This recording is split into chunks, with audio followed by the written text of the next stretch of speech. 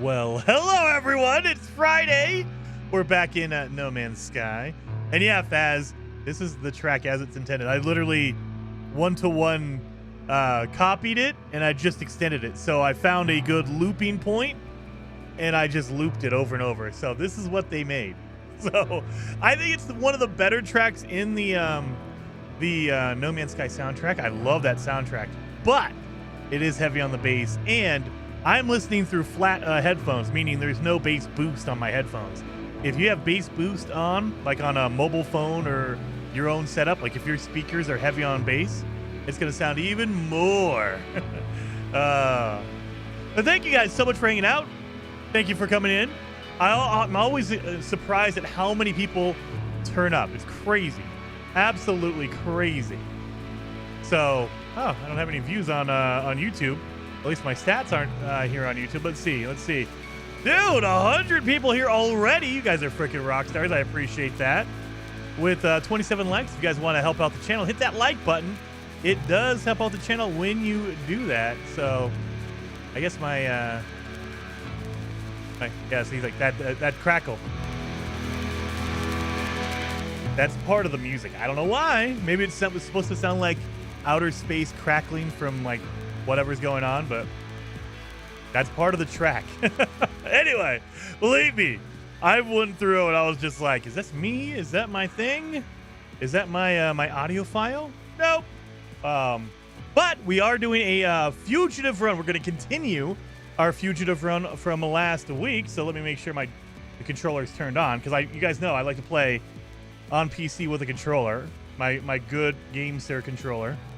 I love these things. These are like amazing. They're really, really good price to performance if you care about that kind of thing. I think the one I have is the Cyclone 2. I think it's like $40, $50. It's cheaper than an official Xbox controller, and it's better because it has the magnetic sticks so they don't drift. It's freaking awesome. And the D-pad, the reason why I got a Cyclone is because that D-pad is so good. This thing's Mad so Hermit good. Underdweller has become a traveler. Mad Hermit, thank you so much for becoming a member on the channel over on YouTube. Very, very much appreciated. 07. I thought it was just my tinnitus. Dude, I have that as well. My left ear. I had my my eardrum blown out on my left ear. So whenever I did radio stuff, I always did this because in general, you want to hear the balance anyway, because someone might be out of studio or not on the mic and you have to hear what they're saying. But also, I didn't hear very well with this ear, so it didn't matter. That was the secret. Whenever I was producing anything, I couldn't hear you anyway because my left ear is all jacked up. Do we get a solar, or can we get to the center of the universe with any ship? It depends on whatever rules you want in tennis. So I am going with you have to have a Sentinel ship to go through the center. So I'm making mine kind of more difficult. You have to get a solar ship to go into a pirate station. So you can't go in and out with any ship. You have to go in with a solar ship. However, to go through the center, you have to have a Sentinel ship. So we're making it more complicated than it needs to be, just because I want to trip myself up and actually cause a mistake. That way I have to pay the penalty. And if you guys don't know, down below in the description on YouTube is all the rules that I'm going by. But again, you can make your own. Like, you could adjust and modify whatever rule you want. Some people prefer, hey, instead of a solar ship or a Sentinel, they force you to get a Corvette or force you to get a shuttle or whatever. You can change whatever you want. Oh, yeah, you guys need to watch the actual game, right? You guys want to see the game? There it is. There it is. All right, well, let's get into the game. You guys can see I have not played it at all since last Friday, which was the 27th right there. Fazical with the 10 gifted members. Very, very much appreciated, Faz. 07 for everyone becoming a member over on YouTube. I appreciate that. 07 indeed. There you are. But yeah, I have not played since last Friday. Just because I'm not cheating or anything like that. Only playing on stream. That way you guys can see what I'm doing or what I'm, failing at. No cheesing or cheating. And again, the rules are down below, but essentially, pretend to be a fugitive on the run. You have to avoid contact with other normal aliens. You can interact with outlaws because they're not going to turn you in. So you go to an outlaw station. You can talk to outlaws that land for you, but you cannot talk to any normal aliens. and you're just trying to get to that center of the galaxy. And we've thrown in some other rules as well. Like I have to have a Sentinel ship before I can go through the center. I need a solar ship before I can go into a pirate system. And so that's what we're going to try to do today. So right now I just have my my shuttle here that we found. We got a shuttle. No, we didn't even find it. We bought it from a pirate. We had to buy ours because I couldn't find one. But we don't have an advanced mining beam. We need that. We need an advanced mining beam before we can get our Sentinel ship. So that's what we're going to try to do. So we can do that, number one, by either finding a monolith and completing the riddle, or if we find a crashed ship at all, they will have a beacon next to them that can give you a blueprint. Now, the problem with that is you have to find that crashed ship. And there's no way for us to really identify where a flash ship is. Where a crashed ship is. That pop-in is so much worse than I remember it. Look at that. You could see it popping in. I really hope they find a way to streamline the load-in, because that is a very, like, obvious pop-in. Like, you could see it just pop, pop, just popping. Like, it was a fade, and it was a pretty long distance to a fade. Fade in. Now it just pops right in. And if you go faster, it's even worse. Look at that. It's trying to load in. It's not loading in fast enough. I'm running into it because I don't see it before it loads in. It's just pop, pop, like that. Boom. Oh, my God. I love No Man's Sky, but they've added so much in that it just layer upon layer. It just takes some time to load in anything. Anyway, we have that. Oh, yeah, we have a frozen planet here. Did we check all the planets in the system? I don't think we did. Nope. We have our purple one, the grassy planet. Oh, I wish. But we're looking for a dead planet because the dead planets are easier to spot stuff on. Like if you're going for a crashed ship, for instance. And if we could find a pirate system that's also has a dead planet, that's even better. Oh, hyperdrive has no fuel in it. Can I make fuel? I cannot because I need chromatic metal.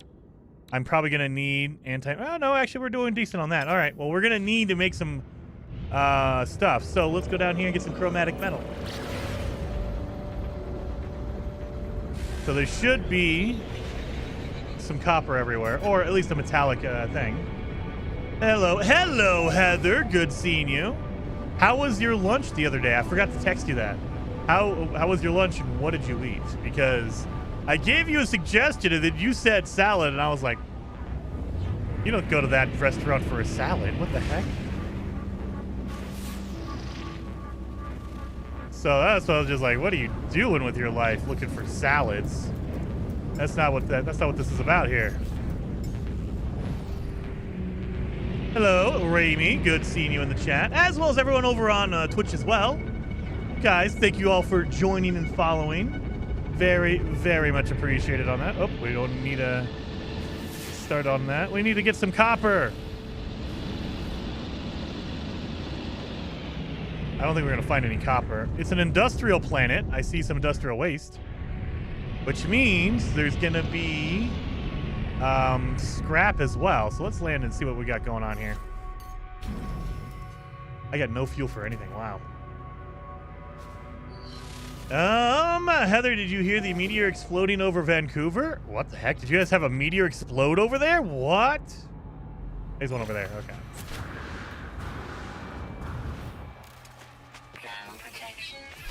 I know. I found a vile brew dissident paradise planet. Wow, that's crazy. What? Castile Joshua says, I started this game 2 weeks ago. I listen to your videos every day at work. First time catching you live. Well, that's awesome. Very, very much appreciated you catching me live and watching all the videos. That's freaking awesome, man. 07. Look it up now. Oh, what? You guys had a an asteroid come through? What the heck? You thought it was an asteroid. It was probably Heather and her miasma. You guys just don't know about Heather's miasma. It's very loud. It is very loud. That was not a lot of copper. That was not a lot of copper. What the hell was that about? I got a dioxite. I got cobalt. Salvage container over there. Dioxite, we don't need that. Copper, what the? Did I miss copper? Oh, no, it's on the other side. Okay, other side. Coldest paradise planet. Dude, that's freaking, yeah, cold paradise planet is pretty awesome. I have not booted the game up for years now. I live vicariously through your content. Pandy? Dude, they've added so much to the game. Like, if you jumped out like 5 years ago, it is almost a brand new game compared to like 5 years ago. It is. There's so much new stuff to do. They overhauled the water with the Worlds update in 2024. Like, they've added so much to this game. It's like a brand new game, honestly. It's crazy. So if you, especially, you don't need to buy any DLC. If you bought the game at 2018 and you said, this game's not for me, I want more stuff or whatever, you can load it up right now. All the content is included. There's no paid DLC, so you can get all this stuff right now. Just download the game and you have it. There's no paid DLC that you have to go download separately or anything like that. It is all in the game, and it is freaking awesome. So, especially if you were thinking like, maybe, you know, there's not enough here, or I'm not really feeling the vibe of the game, download it and try it over the weekend. Try it again and see what's going on. Maybe you'll get sucked in like me. I'm not doing anything, Sentinel. I'm not doing anything. You want to leave me alone? I think I have my my refiner on me. All right. So we just need to refine all this copper now that we've been picking up. Give me all that. What's up, Elon Paul? Paul, good seeing you in the chat, man. Very, very awesome. Let's see what we got here. Okay, I'll take that. Gonna be a little bit limited, but okay, we'll still take it. No. Hostile animal run, Jason. Nah, I'm gonna convince him not to be hostile. Mystery Azir says mystery. Says there were like 3 DLCs in the game, but they are just character accessories and collectible shit. Oh my god! Never mind! I'm not convincing him at all! What the hell was that about? Wow, he almost killed me! We need to get some shield upgrades. My god! Shield upgrades for sure. Oh my goodness! How do you almost murder me, dude? Jeez!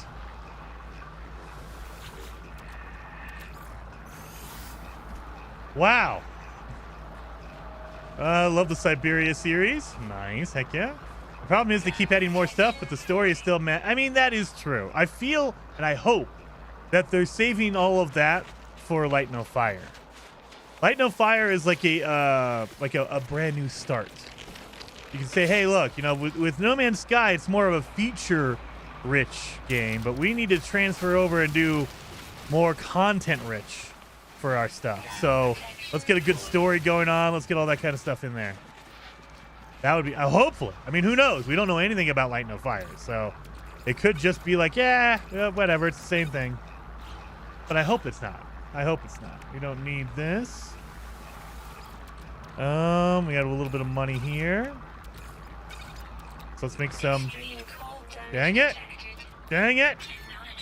Oh yeah, I forgot my toxic protection is not going to help me against that. Busta 9 Capnia. I love at the top of the towers in the settlements you get free daily nav data and free daily organic freaking dude. That's freaking awesome. There's so much in here that if you're not, you don't care about, settlements, you don't care about toxic waste or whatever. Or industrial waste, you can totally miss some of the stuff. I like that they make it additional, not required. They don't need to. If you want to, you could just totally ignore it. But you're losing out on it if you don't pay attention to it. I need 66%. Well, great. I need to manually walk back to my friggin' ship. It's not that far away. It's only 300. That's fine. We'll wait for this to finish up. Make sure that's not empty. Okay, good. Okay. I think we're doing pretty solid here. My ship has some stuff on it. All right, all right. Come on, almost done. Done. Let's go. Grab some oxygen on the way. So you know we're going to need oxygen for the antimatter housings we're going to be making. And for our just general survival. Greetings, handsome gentlemen. Oh, yes, Stalker. Oh, yes. All handsome gentlemen and ladies. Handsome ladies in the chat. Hello, Ducky. Good seeing you over on Twitch. I was skeptical about the space garbage, man, at first, but it really grew on me. Made me slow down and enjoy the planet I was on. I think it's definitely fun. If you're trying to do a speed run, it is the most hair-ripping out experience you'll ever experience, though. My God, I wanted to just rip out. I don't even have that much anyway, and I wanted to rip all the rest of it out. All right. Let's make some, do we have any antimatter housings? We have one. So only 2, 3, 4, 5. I think we need 5 warp cells in order to fill up our thing all the way. Because we're in hardcore mode. Not even! Wow! It only got me to 80. What? Whoa! That's not cool at all. I thought I was going to get at least to 100%. So you need 6 of them? You need 6 hyperdrive warp cores in order to get 100%. My God. My God. All right. Extreme mode is no joke, man. They really punish you. And until we get some upgrades, it's going to be punishment. So let's see if we can find a outlaw system, number 1. But number 2, an outlaw system with a dead planet. That's what we're going to ideally look for. Normal is 5 or 6 for extreme. Yeah. Normal is 4, I believe. I believe you only need 4 because every fuel gives you 25% in normal mode. So you only need 4. 25, 50, 75, 100. But in extreme, it used to be 5. Maybe they changed it because now it's 6. Ooh. I don't remember it being 6. I remember it being 5. But I am old. Maybe I forgot too. Oh! Excuse me. Sorry. All right. Well, let's see what system this is. You're not going to do this to me? I don't want to have to shoot you down, man. Just leave me alone.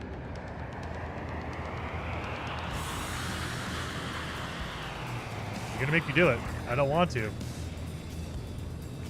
They're pirates. They're my buddies. Leave me alone, pirates.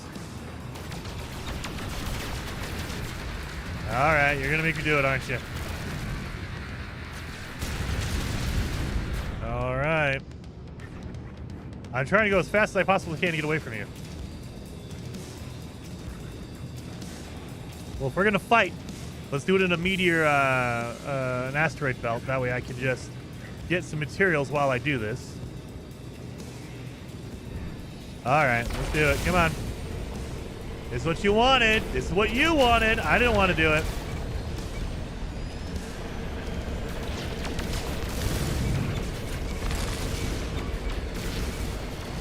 Well, that's good to know. Am I going to die now? Am I going to die right here? Don't tell me. Don't you dare.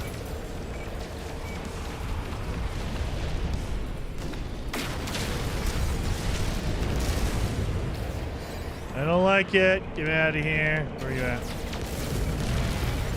I definitely need to get some better stuff. Oh my God.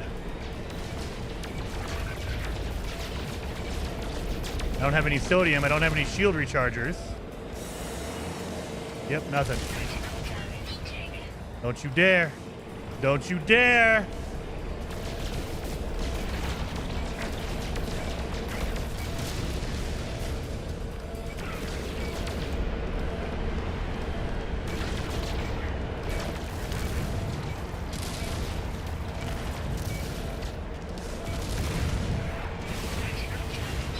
Don't you dare!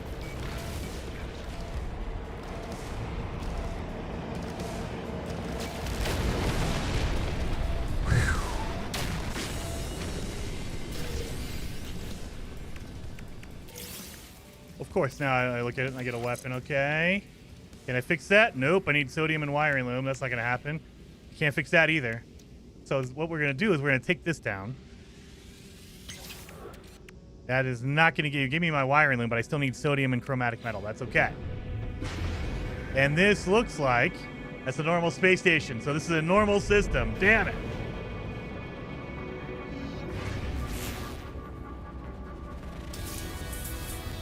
All right. Acrid planet. Woo! Glitching. I almost did, Fastical. I almost did. I stopped myself from glitching that first one. By default, my brain goes, oh, we'll just get rid of it. I was like, oh, God, no, wait, can't do it. Can't do that. I have to actually fight them if I want to, you know. Oh, God, don't do that. No. Oh, come on. Leave me alone. I should have just boosted out of here. I should have just boosted away. I don't have any sodium. Come on, pilots, help me out here. There's a bad pirate. I'm trying to get around him. Oh, there's a couple of them. I'm going to die. I'm going to die right here. Come on! You know what? The other thing is, I believe these good ships, they don't do any damage. They distract, but they don't do damage. So if I get murdered, I get murdered. I should have just boosted out when I had my chance. I know, I'm gonna die. I'm literally gonna die. Come on, I think if I take him out, I'll be able to recharge my shield at least. Don't shoot the good guys, because the good guys are here to help me.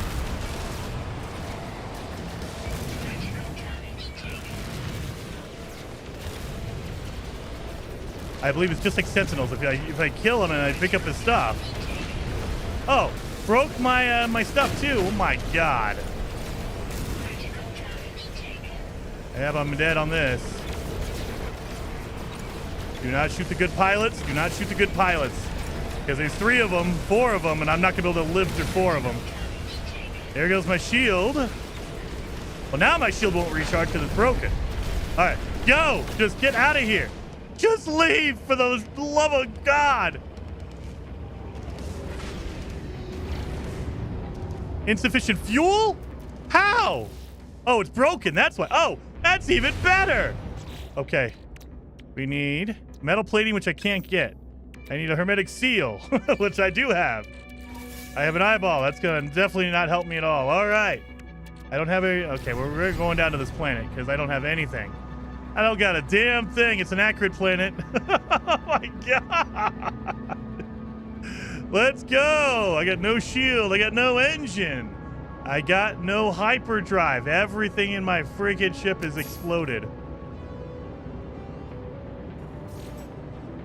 There we go. Let's just get down here. Get down here. We need to collect a whole bunch of materials. Ugh. At least this planet has no aggressive sentinels, thank God. That would just be the cherry on top. Yeah, aggressive sentinels as well. Have fun. Do not hit anything, Jason, because I can't afford to hit anything. Well, at least there's a whole bunch of oxygen down here. You know what? We're just going to land. I'm going to land, and I'm going to get my materials on foot because my ship is just jacked up. All right, we need metal plating. Let's see what we get out of that. A combat overhaul would be so appreciated. Combat's already pretty good, but just a little more. I think if they made it meaningful, and I think that's kind of anti what they're trying to do. So right now, there's a specialty for weapons, but as long as you put upgrades on anything, you can run with a photon cannon the entire time if you want. You don't need to have other weapons. Now, there's bonuses, like if you get a, like for instance, the rockets are really good against the ship, but not good against shields. And so you could use rockets against shields if you want to. And if you upgrade your rockets, get a whole bunch of put a whole bunch of upgrades on it, it'll be fine. But I feel like they really should specialize. Like, rockets do nothing against the shield. So you could use rockets all day and it will do nothing against the shield. That would be cool, but I feel like that's the opposite of what they want to do. They don't want you to have to specialize in anything. They just want to give you, hey, look, if you want to do that, cool. If not, that's fine too. All right. I need 3 microprocessors, of course. I need sodium nitrate, sodium, regular, and chromatic metal. All right. So we can make some chromatic metal. We have our cadmium from our pulse engine upgrade we used. So cadmium should give me more. Nope, still 2 to 1. What the hell?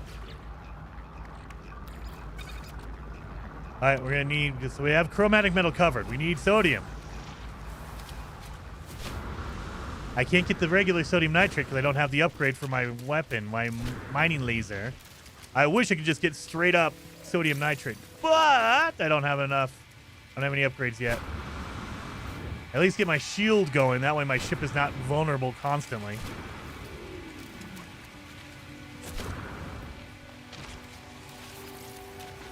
There we go.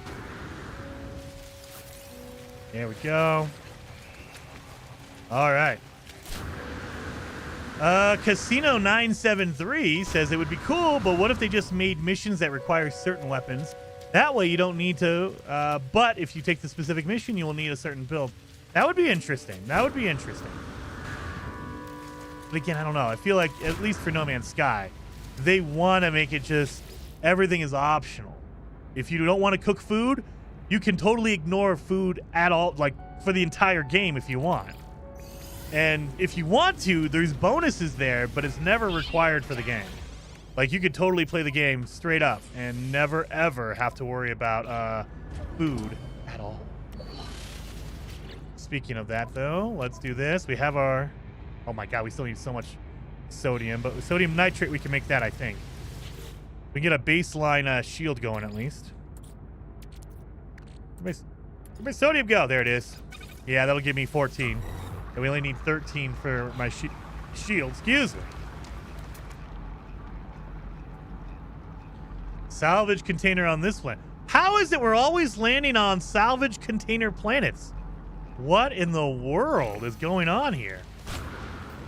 We have salvage planets everywhere. Give me your oxygen. Oh, get out of there. I know. I only eat frozen tubers. I mean, and that could be, maybe that's a series we could do. We could do the Survivor series where you literally have to eat food. You can't use life support gel. You have to eat foods in order to keep your stuff going. That would be an interesting run. All right. So now we need more chromatic metal. We need regular sodium. We're going to need microprocessors. We don't need to keep this. So we need cadmium. We can't get cadmium easy, so I can get rid of that. There we go. That'll give me more chromatic metal out of there. We got a battery, so that's good. All right.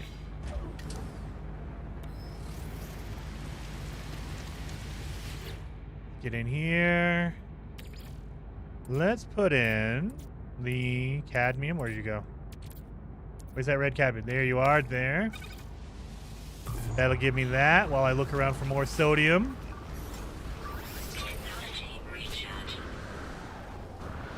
Oh, we got a storm happening, so that'll slow me down a bit. We need some launch fuel, so we're going to need dihydrogen for my launch fuel. Thankfully, it's not an extreme storm, so I don't got to worry about really bad stuff going on here. There we go. Maybe instead of fighting a solar ship this round, it should be staying alive for a while. I was a little confident. I was like, that's fine. I didn't realize I was going to warp into a system and immediately get murdered. Holy cow, I wasn't thinking about that. Yep, advanced mining laser. Need to find a freaking... Let's find a crash ship. Let's get our freaking laser. Maybe that's what we should do. Get our dang crash ship going. All right.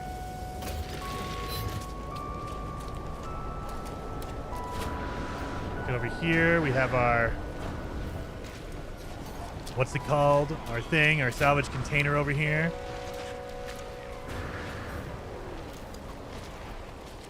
Yeah, we're good. We're good. Scars. So basically, you want a sandbox mode with optional settings so that you can turn on or off. I mean, I think that's a lot of players like that. I mean, it's basically like most survival games now, they literally let you start a world and turn on and off a lot of different stuff. So I could imagine Light No Fire having, because No Man's Sky has a difficulty setting, I have a feeling the Light No Fire will let you just say, hey, if you want to, great, do it. Or you don't want to, that's fine too. Whatever you want or don't want, that's all up to you. And I like that. I do like that, being able to play your own way. But part of that is making things optional. So if you want survival mode where food is like required, you'd have to turn on survival mode or turn off survival mode if you don't care. You know, vice versa, all that kind of stuff. A buried cache. Let's see what we get out of here.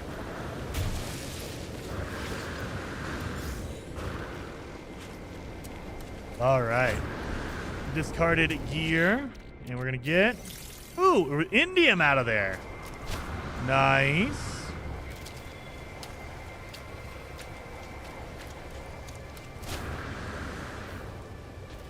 There we go.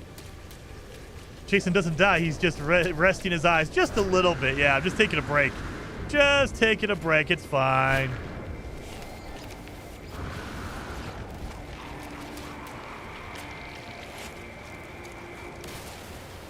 Give me all that. Beautiful. All right. So after that happy, 20, 30 minutes of nightmare fuel of almost dying, I think we're almost back to where we need to be. Let's get in here for a second. Take a rest. So we don't need this. Oh, look at that. I got a cockpit. That's worth a lot. I will take that. Got a little bit of all that. That could go in my refiner.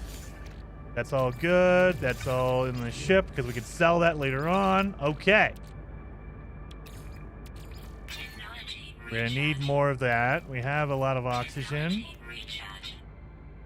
We got a lot of crap to sell. My goodness, we got a lot of crap to sell. We could turn an inverted mirror into... Actually, you know what? Heart inverted mirror. Why am I not... What the heck am I doing here? Why am I not fixing my multi-tool? What a dumb idiot. Okay. I mean, I don't have any upgrades, but when I get upgrades, I should have... Look at this. All these broken pieces that I'm not using. I'm a dummy. All right. Radiant Shard we can't get. Radiant Shard we cannot get. Crystallized Hearts we cannot get. Well, we could get, but I'm not going to because I don't want to have that headache. All right. Let's put the powder in there. Beautiful. All right. We have our good upgrade here. Look at your ship health before you say that. Let's see. Let's see what we got. Oh, my God. Is it not regenerating? It should regenerate your health. Maybe only if you land at a space station. Oh, God. I thought it regened health as long as you had your shield going. I got a shield. What the heck? What else do you want from me? All right, do I have the recipe for a microprocessor? I do not. I do not. All right, all right. I thought it regened as long as you had a shield on. It regened. I guess that's a lie. Light No Fire will hit on that race-specific features. Bunnies can't eat meat, etc. That would be too crazy for me. Like, I love having like RPG elements, but I feel like, especially for like a survival crafting game, that might be a little much. That might be a little too far. Too far.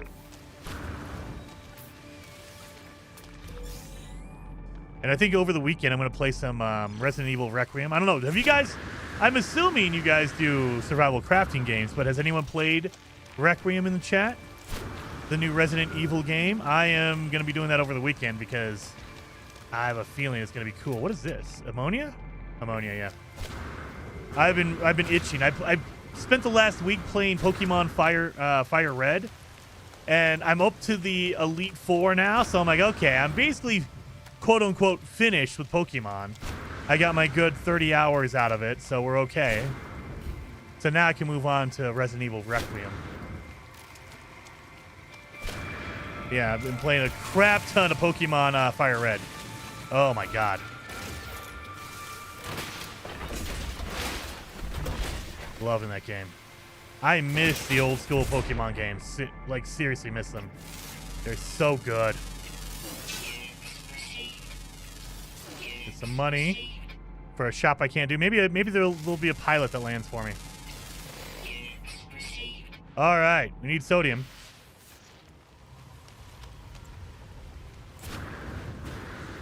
I'm kind of wandering around just because I want to make sure my shield on my health on my ship regenerates, but I have a strong suspicion that it's not going to. And that makes me a little nervous because I have no health on my ship. Tanmay Panada? I'm going to say Panada. Panati? My friend finished RE9. He has been fangirling over the Ada. Dude. I mean, Ada's not. I don't want spoilers because I haven't played it yet. As far as I knew, Ada wasn't in there. Oh my god, I've only seen Leon and oh god, what's her name? The new main protagonist. I haven't seen Ada. Oh god, I haven't. I've been avoiding spoilers. I've gotten the gist of it, that it bounces back and forth between what's her name and Ada, or not Ada, and Leon. But I haven't really dug in because I want to play the game and kind of get surprised by all the stuff going on. As far as I know, I haven't seen any Ada in the promotional stuff. Oh god. No, but I watched the streams with Resident Evil, and the game is brutal. Oh, dude, that's why I want it. It's been a while since I played a good survival game, a survival horror game. The last one was Chronos: The New Dawn, and that thing, oh. Chronos: The New Dawn, if you have not played that, that is throwback to an old school, like, survival horror game. That thing felt like original Resident Evil 4. You know, go back to, like, the PS3 360 days. Oh. The original, like, Dead Space, it really had that old school feel, and I love it. So yeah, if you want a good survival horror game, Chronos: The New Dawn that came out last year, so good, so good.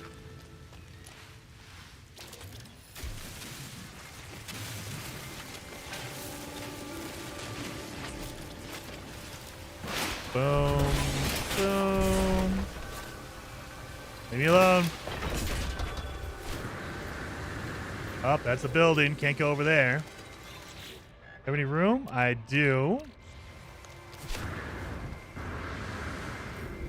Well, let's see if we get an upgrade out of here. Please give me an upgrade for the love of Pete. Give me an upgrade. Try Blossom the Seed of Life on Next Fest. That's a survival factory bug. Oh, really? Okay. I'm down for that. That sounds interesting. I'm so sad Blue Point got sacked by the Sony. Dude, it's been nothing but, like, not great news for the gaming industry. I mean, there's been great news. Resident Evil looks amazing. Requiem. Crimson Desert looks really, really good. I'm excited about all that. But on the flip side, there's been, the Blue Point getting shut down. Like, what the hell, really? But, you know, the big studios are going to do it. The PlayStation saying, hey, look, we're not doing any more PC ports because we don't want you guys to buy our games on PC. And I have a sneaking suspicion Sony found out that Xbox was getting ready, ramping up their marketing for their next generation Xbox, whatever that happens to be. The next gen console for Xbox. I guess, what's her name? The Asha, the new CEO of Xbox, announced the new hardware, at least the name, the code name for it, and said that she's going to be talking about it at GDC next week. So I have a sneaking suspicion we're going to hear a lot about the next generation Xbox next week. And then probably in June, during the Xbox event, showcase, whatever you want to call it, they'll probably show off a little bit more about whatever the next generation Xbox is going to be. But the fact that it's going to be PC, it's going to be capable of playing PC games, I have a big hunch that's why PlayStation's like, nah. We're not putting our games on PC because we don't want you guys playing God of War on an Xbox. We don't want you guys doing that. We can't have that happening, so we're just going to pull back from PC. Screw you guys. That's my hunch. And that makes me sad because I feel like more people should be playing all of these games. But Sony is going to do, that's their plan. They're going with the, we have it exclusive to our console, so you have to buy a PlayStation. I don't know how well that's going to work. I don't know. Depending on how cheap or inexpensive the consoles are, it could be good. But it also, if the next PlayStation's $1,000, I have a feeling that's going to hurt a lot. People aren't going to be buying a PlayStation because it's $1,000, you know, or the Xbox for that matter if it's $1,000. I really do. For me, my own opinion, I think that the way that next generation flows is probably going to be really heavily dependent on the price point. If PlayStation says, hey, look, we're going to make a PlayStation 6 and we're going to sell it for $600. That's still too expensive, but at least it's reasonably too expensive. If they go over $1,000, $1,000 USD, I don't know about that. And especially if the Steam machine is like $700 and then the PlayStation 6 is $1,000, at that point, PC gaming is cheaper than console. I have a feeling people are going to go switch over to PC very quickly, if that's the case. But who knows? We don't know the prices on any of this stuff. We're just all speculating. So no idea what's on the horizon. But I think it's interesting. I think you kind of see everyone positioning themselves now. Xbox is going to go full. We can play anything. Just buy our box. For the love of God, please buy our box. Steam, Valve is saying, hey, look, we want to make sure you have a reasonable option if you want to go PC gaming. You don't need to buy a $10,000 PC. You could buy a Steam machine, and it'll play all your games. And PlayStation is like, we're going to cut off everyone. If you want to play a PlayStation game, you have to buy a PlayStation. That's it. So it's going to be kind of weird. Let's get in here and throw some indium in there. Get some of our good stuff going. Xbox is dead, and I'm an Xbox fanboy. I love Xbox, but I don't know, like, Asha, the new CEO, likes to say a lot of the things people want to hear. Phil said the same thing. So I love Phil. I love Phil Spencer. But what they say and what they do have not always aligned. And I think that's been the problem with Xbox, especially over the last, like, 5 years. Ever since COVID, they've said one thing and then they've done something else. And it's like, I don't want to be involved in it if you guys are going to tell me all my sweet nothings in my ear and then screw me over. You know, I don't want to be part of that. So it depends on what Asha actually... If she's talking all this and she's like, hey, this is what we're doing, this is our plan, we care about you guys, and they follow through on that, absolutely, that'd be awesome. But the other side of that coin is she's the former AI CEO. She was over the AI arm in Microsoft. That doesn't make me feel really good. Like, I don't want AI in all my stuff, buddy. So we'll see. We'll see. Who knows? I'm just clearing out inventory space at this point. That's good, that's good, that's good. That goes over there. Oh, I don't have anything like that. Oh, God. All right, we're okay, we're okay. So, we got our sodium, so we should be able to fix our shield now. I should have did that before I threw in all my stuff here. Where's my sodium? There it is. Sodium nitrate. Let's get in here. That way we don't run out all my hazard protections. So yeah, we just need sodium nitrate. We need 50 of it. I think we're there. And now I just need to find microprocessors. So green boxes, because I don't have the recipe for it. And I can't buy it because I can't go to a store. I can sell that. We do not need salt. Get out of here. We got a whole bunch of pieces. So if we ever have a trader land for us, like an outlaw, we'll be able to make some money at least. We got a little bit of nanites. We can buy some upgrades from them now. Fasical says the future of gaming is PC and Linux. Valve is leading this there, and I want to embrace it. I am very partial to PC gaming. I will say, over the last 5 years, I was a big Xbox gamer forever. I was a PlayStation gamer to begin with, Nintendo technically. Back in the 90s, I was a Nintendo, like the actual NES, Super NES, the Nintendo 64. Then I switched over to PS1, PS2, and then instead of a PS2, I got a 360, and I started playing Xbox games because it felt like, at least in that era, back in like the early 2000s, PlayStation was all about single-player amazing games. Final Fantasy, it was about Metal Gear, that kind of stuff. Xbox was all about multiplayer. If you wanted to play Halo or Gears of War, you wanted to play an Xbox. And so that's kind of how the partition separated, at least for my group of friends. It was play your Metal Gears on your PlayStation, or your single-player stuff on your PlayStation, God of War, play your multiplayer games, Halo 2, Halo 3, Gears of War on your Xbox, and that was it. And then they all kind of wanted to interweave. Everyone wants to be everything now because they want to make all the money.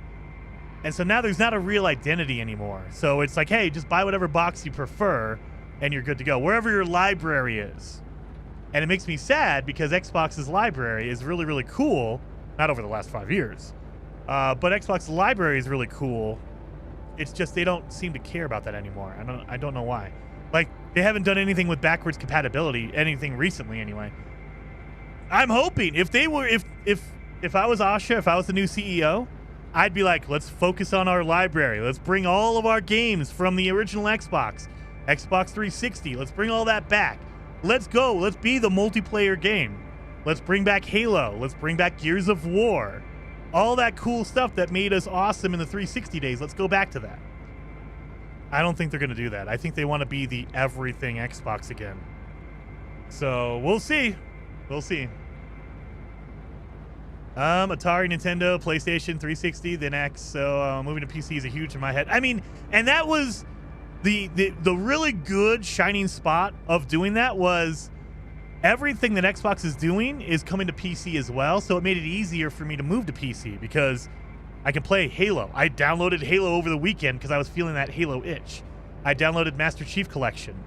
A lot of most of everything is on PC. You can go to Steam and download a majority of Xbox games, or you can go to Windows and download it that way, whatever you want to do. Whereas PlayStation, they dabbled with it, and now that everyone's going to PC, they're like, whoa, we can't have everyone playing our games because then PlayStation is not special anymore. And so they're pulling back, it sounds like. At least that's the early rumor, is PlayStation is pulling back from PC because they know the Steam machine will play PC games, which includes some PlayStation games.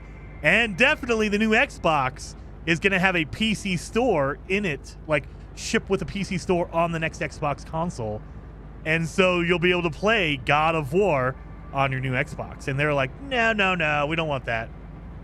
That's what it really feels like. PlayStation is like, nope, we want to make sure if you play a PlayStation game, the only console you can buy it on is a PlayStation. All right. Wait a minute. Did I pick up all my... I don't get enough, did I? Did I get enough? Sodium. Oh, mother... I thought it was sodium nitrate. Well, son of a gun.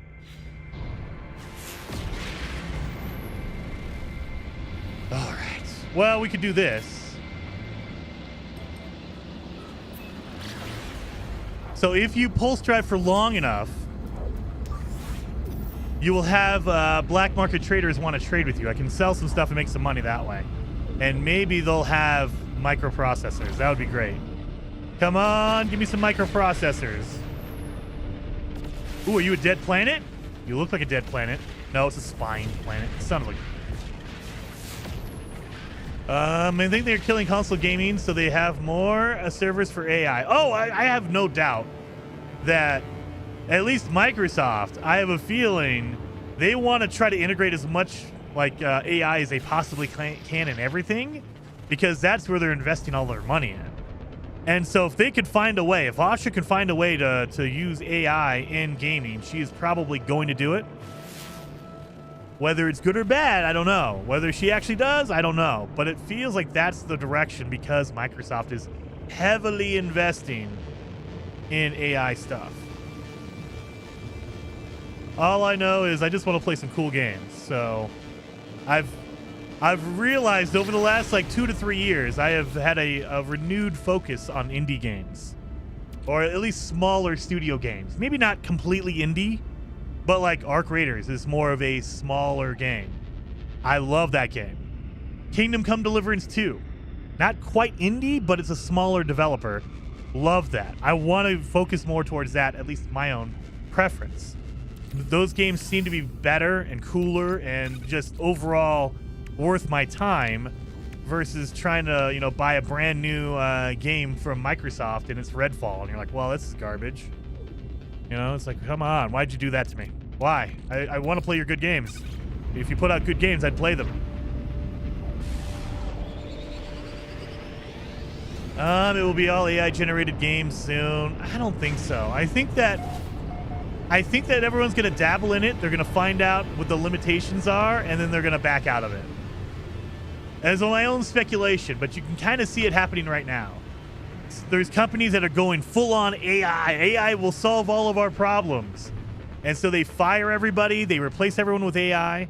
And then like 3 months later, 6 months later, they realize, oh, this thing actually sucks. It's not as good as a human. It costs us less, but there's a reason why it costs less. And it's because we need to have someone double-check the work of an AI. And if we're paying a person to double-check, why are we even paying the AI, or why are we using the AI at all? That feels like that's the route everyone's going to take. So and it's going to take time. It's going to take, you know, a year or two for everyone to kind of fully go into AI and then realize, oh, this sucks. But until then, we're going to be dealing with a lot of weirdness.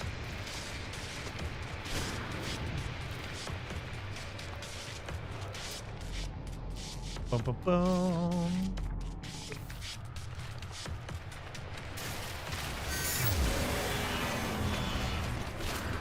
The only thing I don't like about moving to PC is that I feel like I have to be more educated about what's in the box, and I'm a bit behind on computer tech knowledge. With consoles, it's pick up a box. That's true. That is very true, and I think that will be the advantage that consoles have forever. It's just pick up the box and it plays whatever I put in it. I just shove a disc in or I just download a game and I'm good to go. But I feel like a lot more people are going to be receptive to learning if, for instance, we don't know if it's true or not, but the rumor is the next Xbox is going to be over $1,000. Like $1,200. If that is the case, and you can go out and buy a PC, like let's just say this is just the argument, we don't know for sure, but let's just say the Steam machine comes out for $700 and the Xbox comes out for $1,200. That's a $500 difference. I have a feeling a lot of people are going to figure out how to play on PC because $500 is a big difference. And we don't know what the next Xbox, we don't even know what the Steam machine is going to cost. We have no idea. And I have a feeling that is going to be what they're trying to figure out right now. I bet you Xbox is waiting. They want to see what the Steam machine costs so they can be at least around that price. You don't want to be the guy who charges $1,500 for your console because you think that's the normal and everyone else is under $1,000. Then you're screwed. No one's going to buy your thing because it's like double the price. What the hell? So I feel like that's what everyone is kind of, they're all like waiting, like, are you going to go first? We need to make sure Steam, they need to announce their thing real fast. And Steam is like, Xbox, you need to announce your thing right now. That way we know.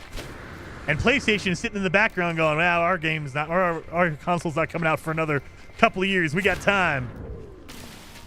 And don't worry, you won't be able to play all your PlayStation games anywhere else. So you need to buy it no matter what we charge for it.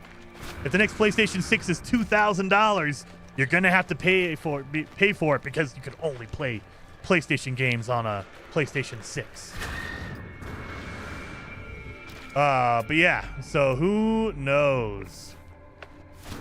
But I do think, I've said it multiple times, I think the biggest advantage that consoles had, not just Xbox, but consoles in general, was that they were the cheaper alternative. They were the less expensive alternative. You could have gotten 10 years ago, 20 years ago. You could go out and get a really good PC for like $2,000 and run everything. Or go out and buy an Xbox 360 for $400, $300. That was the advantage. Like, oh, okay. It's basically an extra, like a little bit more expensive DVD player.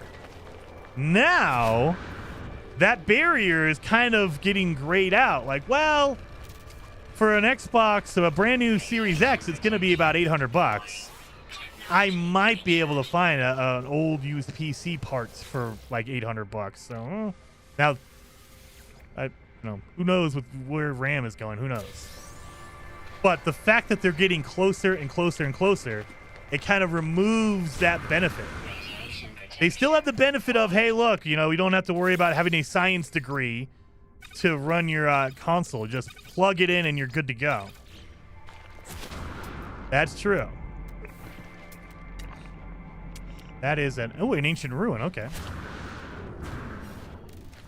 We're looking for green boxes. We're looking for cargo drops. Where are you? We're also looking for upgrades like this. RAM I bought for $75 last year is $400 plus now. And that's the big thing. Like, a lot of people think, oh, consoles are safe. They're going to be the cheaper alternative. Consoles still use RAM. They still use processors. Those you can't get around. So, yeah, PC gaming is expensive right now. We haven't seen the new consoles yet. They still need to put those together. So, unless they want to eat the cost, and it doesn't seem like they want to, consoles are going to be expensive.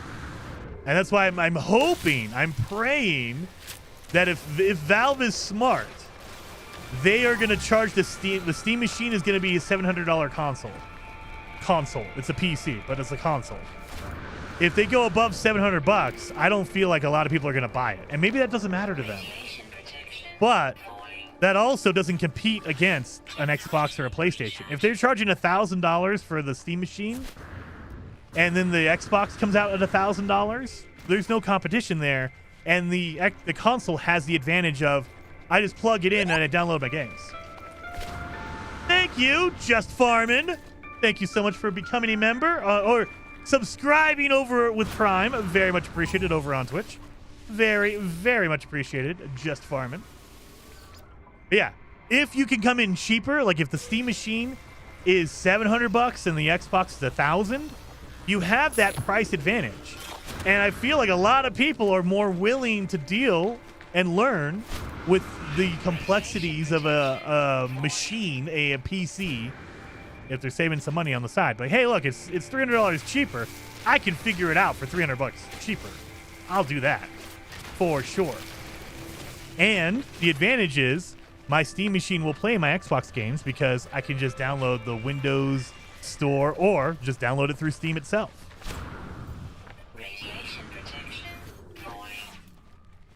Technology recharge. Technology recharge. I'm just burning through all my stuff, aren't I? Yep, I am. Unknown building, unknown building. Whoa! All of a sudden, we got a lot of buildings around here. I haven't found a ship, though. Let's see. What do we got over here?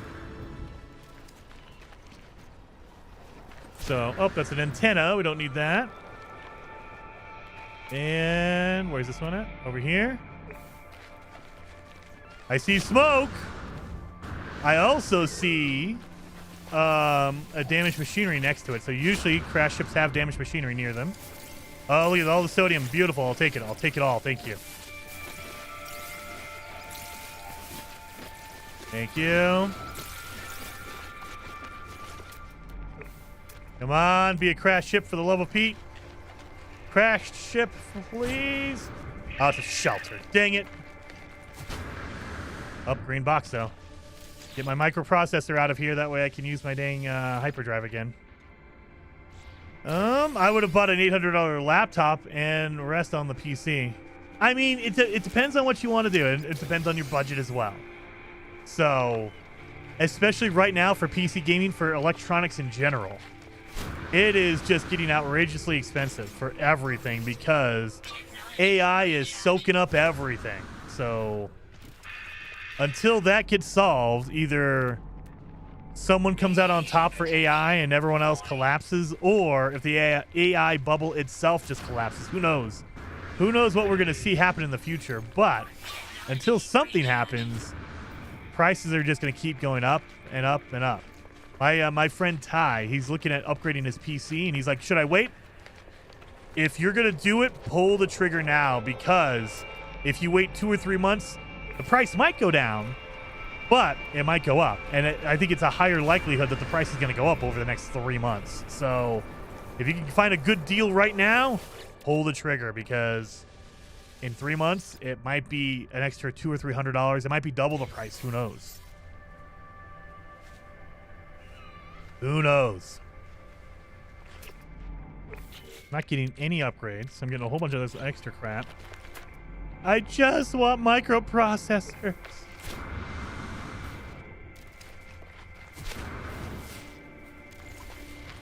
Got some sodium all over the place. Yep, sodium nitrate, except for I can't get it. Damn you.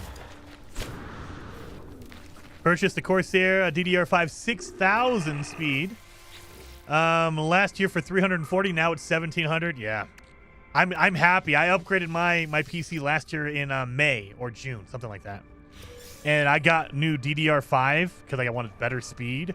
And I think I paid like $200 for my RAM. I got 64 gigs. I got 2 sticks of 32 RAM, 32 gigs each, so 64 total. And I spent like $200, I think. And now you're lucky if you find that under 600 or 800, man. It's crazy. So, yeah. It's one of those deals where most of the time they tell you, oh, just wait, it'll come down in price. Not for the near future. If you're thinking about upgrading now and you want to do it within the next like 2 to 3 months, find a deal and just jump on it, because a month from now, 2 months from now, it's going to be bad. I mean, at least that's what it looks like. Who knows? Next week, all the AI stuff could collapse and everyone just stops doing it. I don't think so. And when it comes to consoles, they still use RAM. So the price of a console is going to go up no matter what, just because that RAM. Like, you're thinking the current gen consoles have 16 gigs of RAM. The rumor is the PlayStation 6 is going to have 30 gigs of RAM, shared RAM. So I'm guessing it's going to be something like 16 gigs VRAM and then another, you know, what is it, 14 for your system or whatever, vice versa. So it's going to be 30 gigs of shared RAM. 30 gigs of RAM is going to be expensive compared to 16 that we're seeing in the systems now. So we'll see. PlayStation 6, Xbox 720 no scope, or whatever the hell they call it. That's the other thing. With the new Xbox, what in the world are they going to call it? We went from Xbox to the Xbox 360 because it was all encompassing. Okay, that's kind of weird, but fine. And then you go from the Xbox 360 to the Xbox One because it was the one place for all of your media. Dumb. And then we went from the Xbox One to the Xbox Series X. And I don't even know what the reasoning behind the Series name was. No idea. And so who knows what the hell they're going to call the next Xbox. It's going to be the 360 no scope.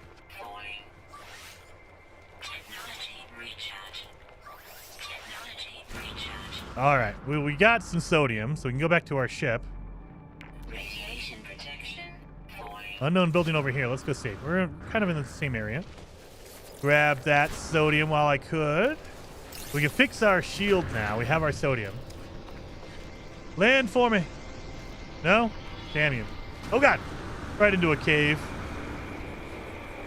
SSD and HDD are sold out until 2027. Oh, yeah. I saw some news on that, too. Manaro X says, no, they're the same in terms of manufacturing capacity. The same way that server RAM is also slightly different, but the demand for AI servers is still affecting laptops. Oh, yeah, yeah. Well, it's...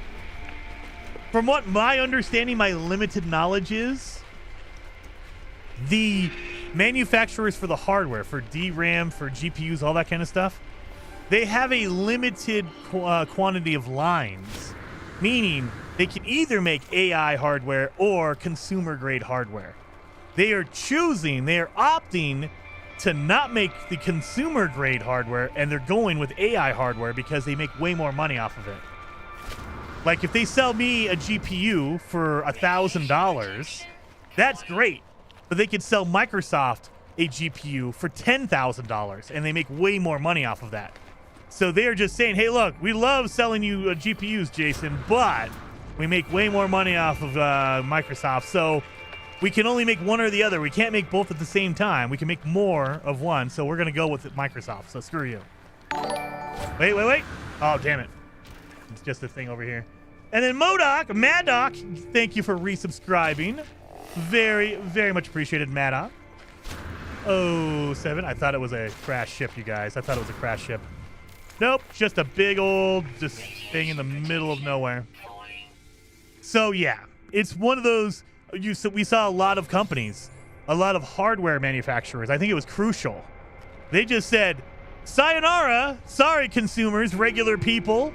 We're not going to make anything for you because we can make so much more money making, AI server RAM, AI industrial server RAM. So we're not going to make any more regular consumer grade stuff because there's no money in that. All you poor people just buying regular hard drives and stuff.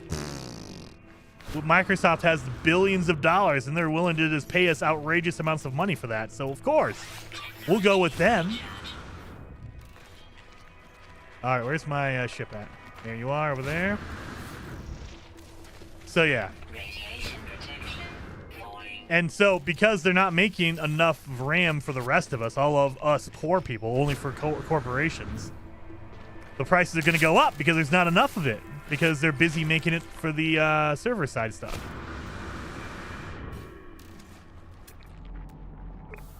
So yeah. Or, just, if you're Microsoft and you're like, we don't care about what kind of RAM we have, we will buy all of your consumer grade DDR5. Let's just buy it all. And I'll buy it for the next 2 years. I'll give you $10 billion for all of the RAM that you ever make. And Jason can't afford $10 billion for RAM, so of course I'm not going to get any. Anyway, but yeah. So, we'll see. We'll see what happens. It just sucks because I love gaming, and gaming's becoming outrageously expensive to do anything. You got to buy whatever you can afford and then just pray to all of the hardware gods that nothing goes wrong. Like, I was pooping my pants when I thought my GPU was dead. Oh, my God. I was like, dude, I cannot afford a GPU right now. This is insane. Thankfully, it was just a wire cord. So I just replaced that, and that was fine. Easy peasy. But, yeah, like, if something breaks down, your processor overheats or whatever, you're just... out of luck. Let's make another one of these. Oh, we need a metal plating for that. Here we go. That goes away. We do not need salt. Get out of here. I can eat some of this. Nope. That's for my hazard protection. Yep, hazard protection, so we'll hold on to that for now. How do I have so much carbon? Look at all this carbon. We're good on carbon, Jason. Quit pulling carbon, for the love of Pete.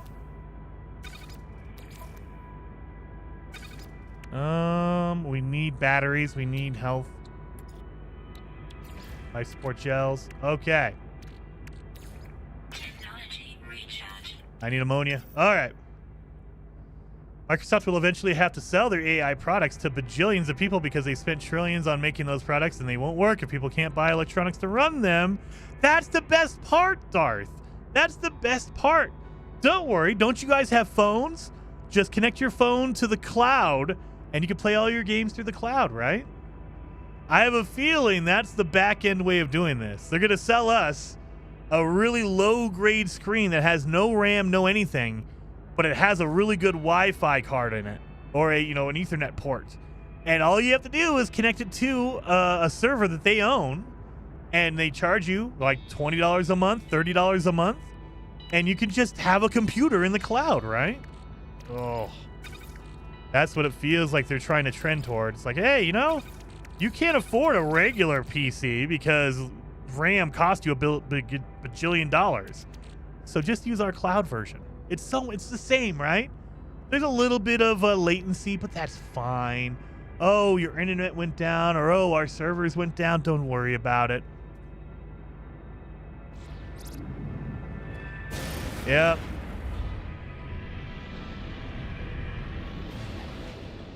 Because they make more money. If they sell you a stick of RAM for $200, they only get to get that $200 one time. But if they tell you, hey, we can't give you a RAM, but you can subscribe to our cloud for $20 a month for the next 5 years, they're going to be making way more money off of that one stick of RAM if they would just basically make it into a subscription RAM. And that's what they all want to do. Everything needs to be a sub now. Everything needs to be subscription. Subscribe to get your... oh, that's a thing right there. Wait a minute. If there's a planetary archive, that means there might be a building nearby that has a ship. Or these guys. Dang it. One of you land. I see a ship over here. Is that a crash ship?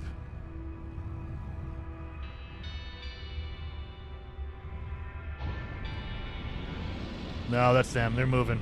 Yeah, that thing's moving. Damn. I thought there was a crash ship over here somewhere.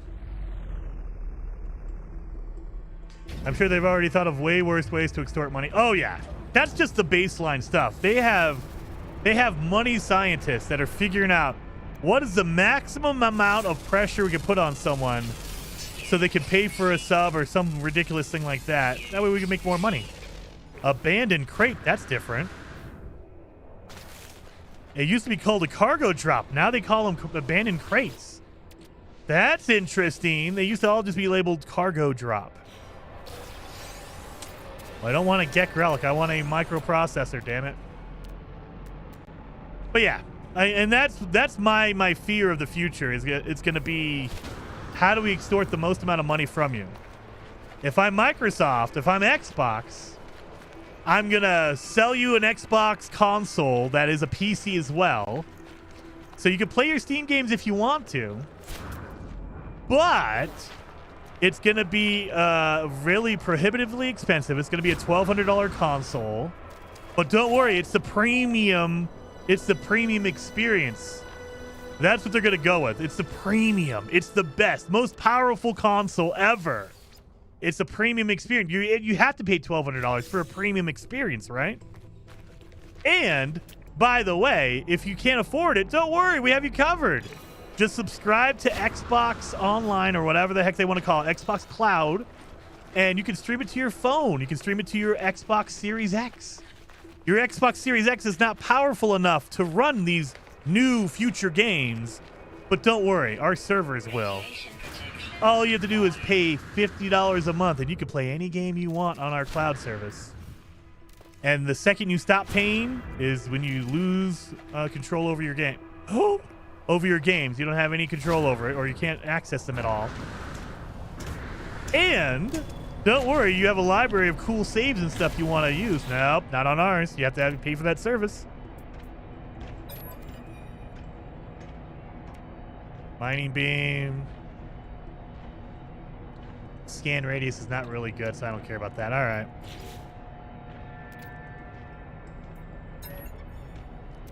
So I was hoping maybe we were going to get an advanced mining laser, but nope, sorry, no advanced mining laser in there. Do the yellow ones have microprocessors? As far as I know, they were usually in the green. Like, I think it's possible to go in the yellows, but it's like a very low chance.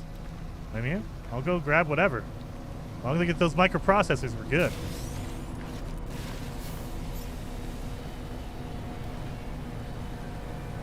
Light no fires, waiting for the next console. I think they were at one point mindless. I think they were. But I mean, who knows? We have no idea.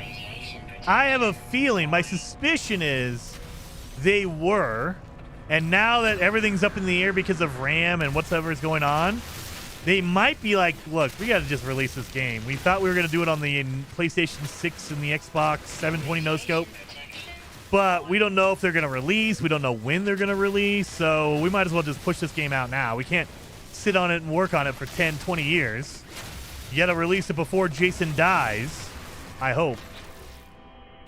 I hope that's the plan. Release it before I die of old age, for the love of Pete. I know I'm 180, but I don't have very much longer. Like, I'm not going to live to be 1,000,000. Radiation protection.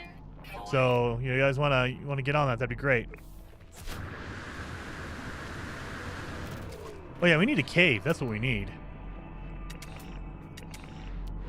Let's see. Yep. Manufacturer or resource depot. We need a cave. Radiation damage detected. That's the cave right there. Beautiful.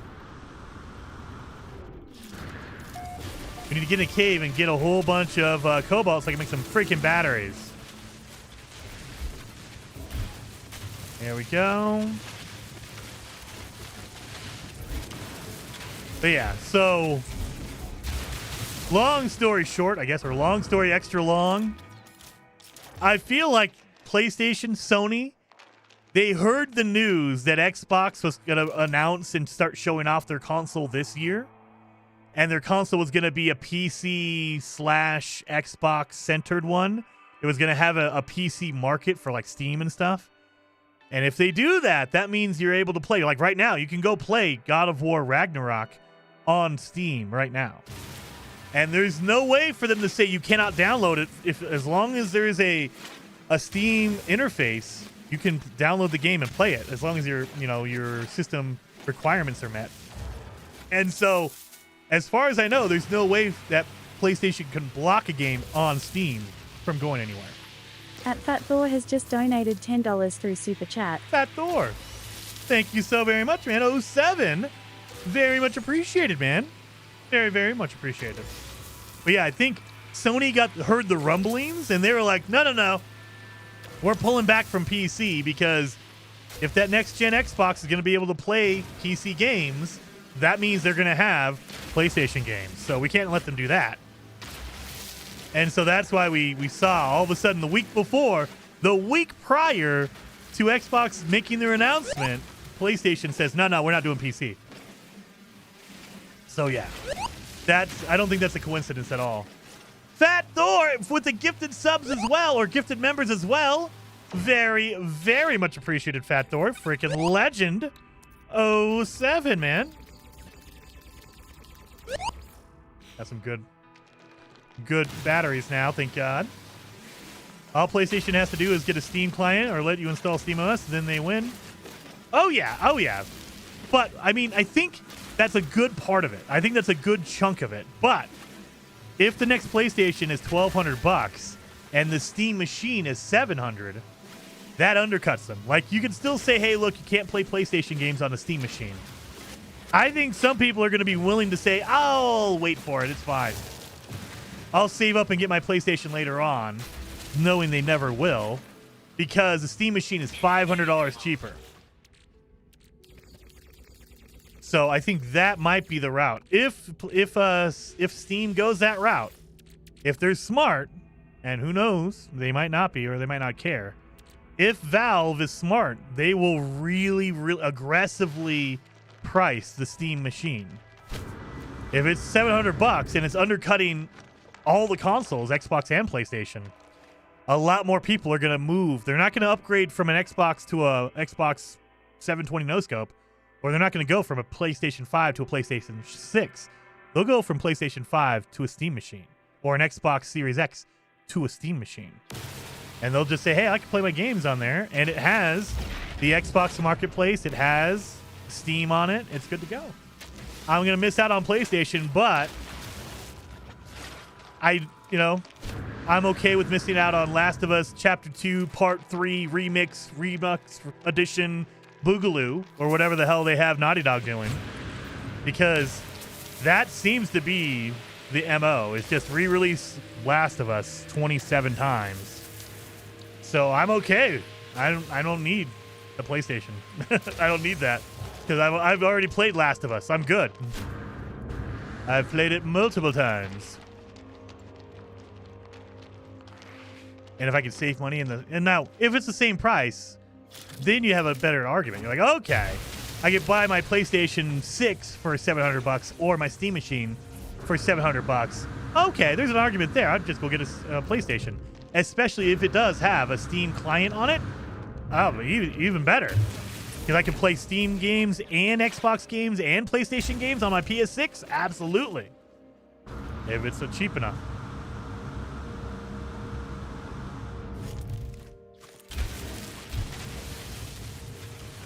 All right, we have a lot of batteries. We're good on that now. That's our thing over there. I'm not seeing any freaking up. Let's see. Give me a microprocessor. I need 3 of them. Nothing found. Even better, nothing found. It might be because I have no room. But even if I didn't have any room, it should tell me, oh yeah, by the way, you just don't have any room. Come back when you have room. All right.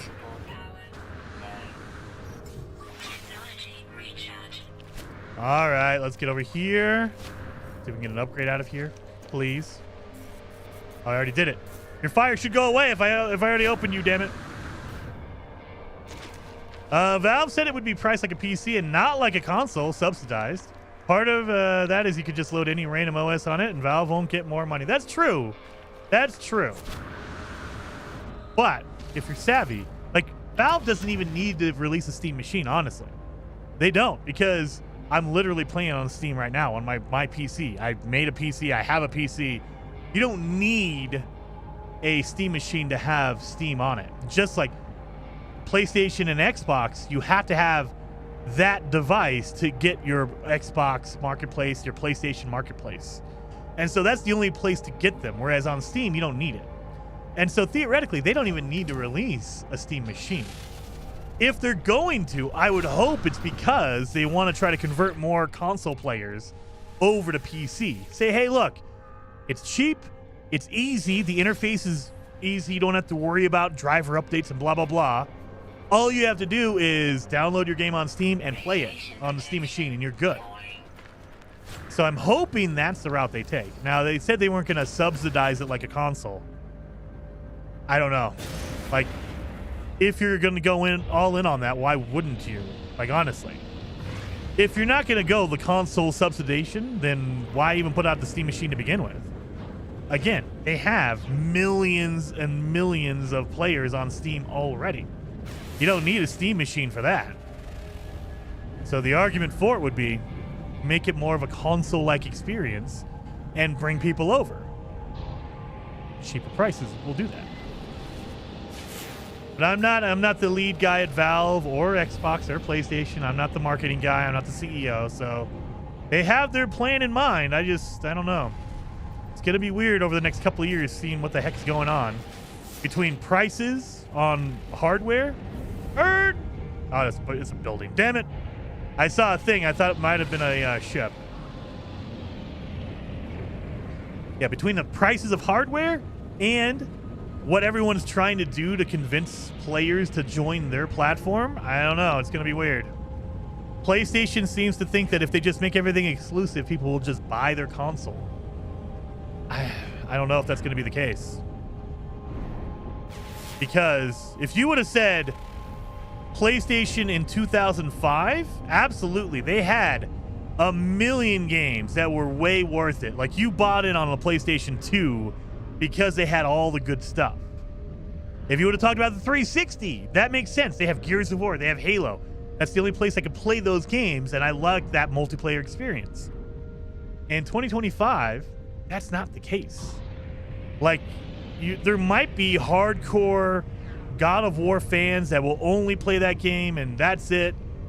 But I don't think that's like, there's no big draw like there was 20 years ago. At least not to me. Maybe I'm wrong. Maybe it is going to be the selling factor. Maybe everyone says, oh, well, now that it's exclusive, I'm definitely buying a PlayStation 6. I don't know.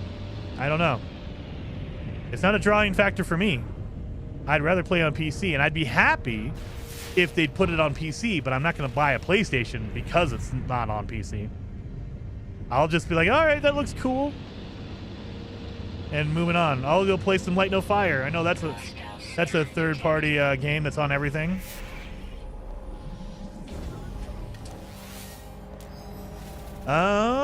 Steam Machine isn't going to get console gamers. I have a feeling, well, let's reverse engineer that, Darkwing. If that was the case... Fazical has just wait. donated £5 through Super Chat. Fazical. The Steam devices are the future of gaming. Xbox, PS, and Nintendo want us to go cloud. Absolutely, I agree with that. And thank you for the super chat, by the way. But Darkwing, let's reverse engineer that. If console gamers weren't going to PC, or never going to, why would the Xbox, why would the PlayStation even consider going to PC at all? That's the thing. It works both ways. People are interested in PC gaming. Whether you can convert them from console to PC gaming, I think depends on a lot of different aspects. If you can make the Steam machine cheap enough and easy enough to use, like an Xbox or a PlayStation, then I think you're going to see a lot of people convert over and go, oh, I don't have to worry about driver updates. I don't have to spend $10,000 to get a good PC. I could just get a Steam machine. Okay. That makes it more tangible. That makes it more enticing. If the Steam machine comes out and it's a $2,000 machine and it's complicated, you still have to use a mouse and keyboard, you still have to update your drivers separately, it's not going to work. People aren't going to care about that. But I don't think that's the idea. To me, it feels like Steam, Valve, they want to make it basically a console that has PC innards in it. It's going to be running on Steam OS, which Xbox OS, PlayStation OS, your PlayStation dashboard is an OS. So make it simple just like that. Make it easy. You don't have to worry about updating your drivers. You just turn on your Steam machine and one day it says, oh, we're updating your Steam machine for you. Don't worry about it. That's awesome. Xbox gets updates. PlayStation gets updates. I just have to turn it on and it instantly downloads all my updates. I don't have to worry about it. Awesome.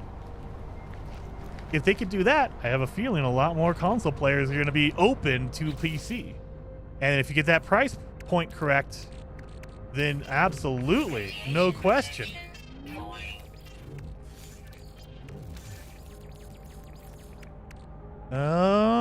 There you go. But I mean, that's just me. That would just be my thoughts on it. I could be completely wrong. It could be that nobody gives a damn about PC gaming. But all indications say otherwise. PlayStation wouldn't care about putting stuff on PC if they didn't think it was the future. Now you can say, oh, they're pulling back now. Now they're pulling back. I don't think it's because they care about PC or don't care about PC. I think they're pulling back now because they're like, whoa, whoa, whoa. If Xbox is going to go the route with PC gaming, we don't want our games to appear on an Xbox because then people might not play a PlayStation.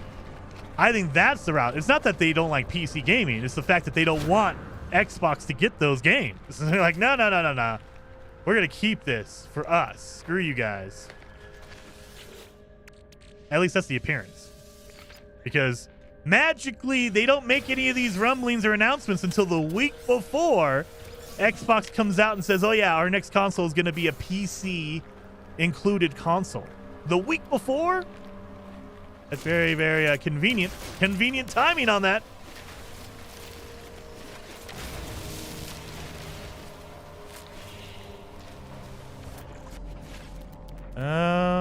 We know that's a building. We don't need that. That's a building. Buried cache. I believe Steam machines repulsing the old Steam TV, the old devs. What? Repulsing? What do you mean? Is he putting them away? Scar says the only problem I have is all the games I want to play are on Xbox. The reason I get a PC is to get the creation kit and start making my own mods for Fallout and Starfield. And I mean, that's another, your library is where it is. Like if you have a whole bunch of, PlayStation games, you went all in on PlayStation 4 and PlayStation 5, those don't transfer over to PC. So that's going to be another factor in that. If you have a huge library of games on PlayStation, it's going to be hard to move over to a PC. However, if it's cheap enough, you can say, hey, look, I'm saving $500 and I can use that $500 to buy all these cool games over on Steam, wait for a Steam summer sale and buy all of them again. For I spent $60 on Halo Master Chief Collection or whatever, and then in the summer fest for Steam, the summer game sale, It's $10. There you go. That's what I did with a lot of my games. I switched over At from Mindless Focus has just Xbox to donated PlayStation. $4.99 through Super Chat. Mindless. Got to think about kids who are on consoles at a younger age and parents who just want a plug-and-play item for it. They all aren't building PCs mostly. That's what that Steam machine is for, though, Mindless. And thank you for the super chat, by the way. Thank you for the super chat. 07. Yeah, I think, for me, I'm not the marketing guy for Valve. I don't know what their plan is, but that is where you come in with a Steam machine. You say, hey, look, this is a PC console. You plug it in and it works. You don't have to download drivers like, oh, I need to update my graphics driver or my processor differently and blah, blah, blah. I have to update Windows as well. Nope. It's just one thing. It updates whatever. That's it. That's where the Steam machine comes into play. And that's the stepping stone. You get a Steam machine and then you quote unquote want to get nerdy about it and then go, you know what? I'm going to get a real PC. So I think that's it. Oh, I hit the Windows button. But yeah, I think that's what, and if I was Steam, if I was Valve, that's what I would be doing. Aggressively price it so it's cheap and make sure you're telling everyone it's a PC, but you don't have to worry about downloading drivers. If you're a console player, if you're a PlayStation player, come on over. You plug this baby in and that's it. You don't got to worry about it. Connected to the internet, just like your Xbox, just like your PlayStation, and you're solid. You're good to go.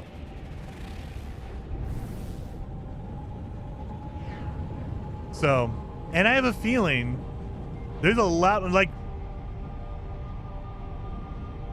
the first step to get there is always the hardest. If you would have talked to me in 2015, if you would have said, Jason, are you ever going to get PC? I would have been like, no. I'm happy enough with my Xbox, my PlayStation, whatever. I don't need a PC. I don't care about PC. That's what would have been my answer in 2015. When I dabbled, when I put one step in there in 2019, now I'm hooked. I like PC better than my Xbox and PlayStation. I love it. But it's that initial get you coming over. And if they can market that Steam machine like that, tell you, hey, look, it's easy. It's not complicated. You can get right in there. Dude, that's the only thing you need. That's the only thing, really, honestly. I really think that's the only thing you really need to do for the normal, everyday person who just wants to come home from school or just come home from work. I don't want to have to deal with driver updates. I don't want to have to deal with setting all my settings. Just let me turn that damn thing on and boot up Resident Evil or Call of Duty or whatever the hell I'm playing. That's it. That's all I care about. And then thank you, Mad Hermit. Thank you for gifting 5 memberships over on YouTube. Very, very much appreciated, Mad Hermit. 07. But yeah, who knows? Who knows? I will say, let's see. Can we look up? I bet you there has to be a stat out there somewhere.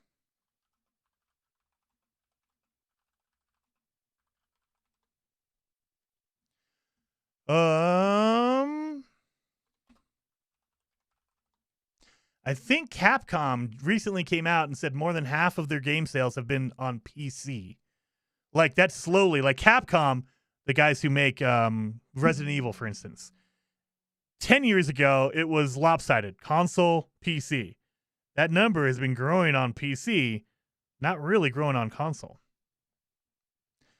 So I would imagine that more and more people are open to it.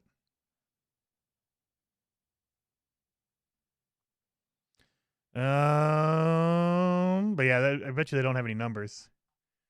We'll just say Steam player numbers. Let's just see where Steam is going. No, not just for games. Steam total player.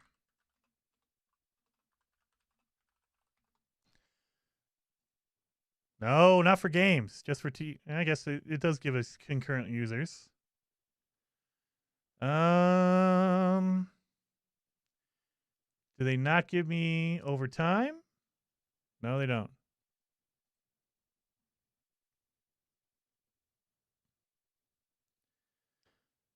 I mean, they don't give me any, but I mean, you can take the number that they have currently. which is gonna be, let me show you this. Boom.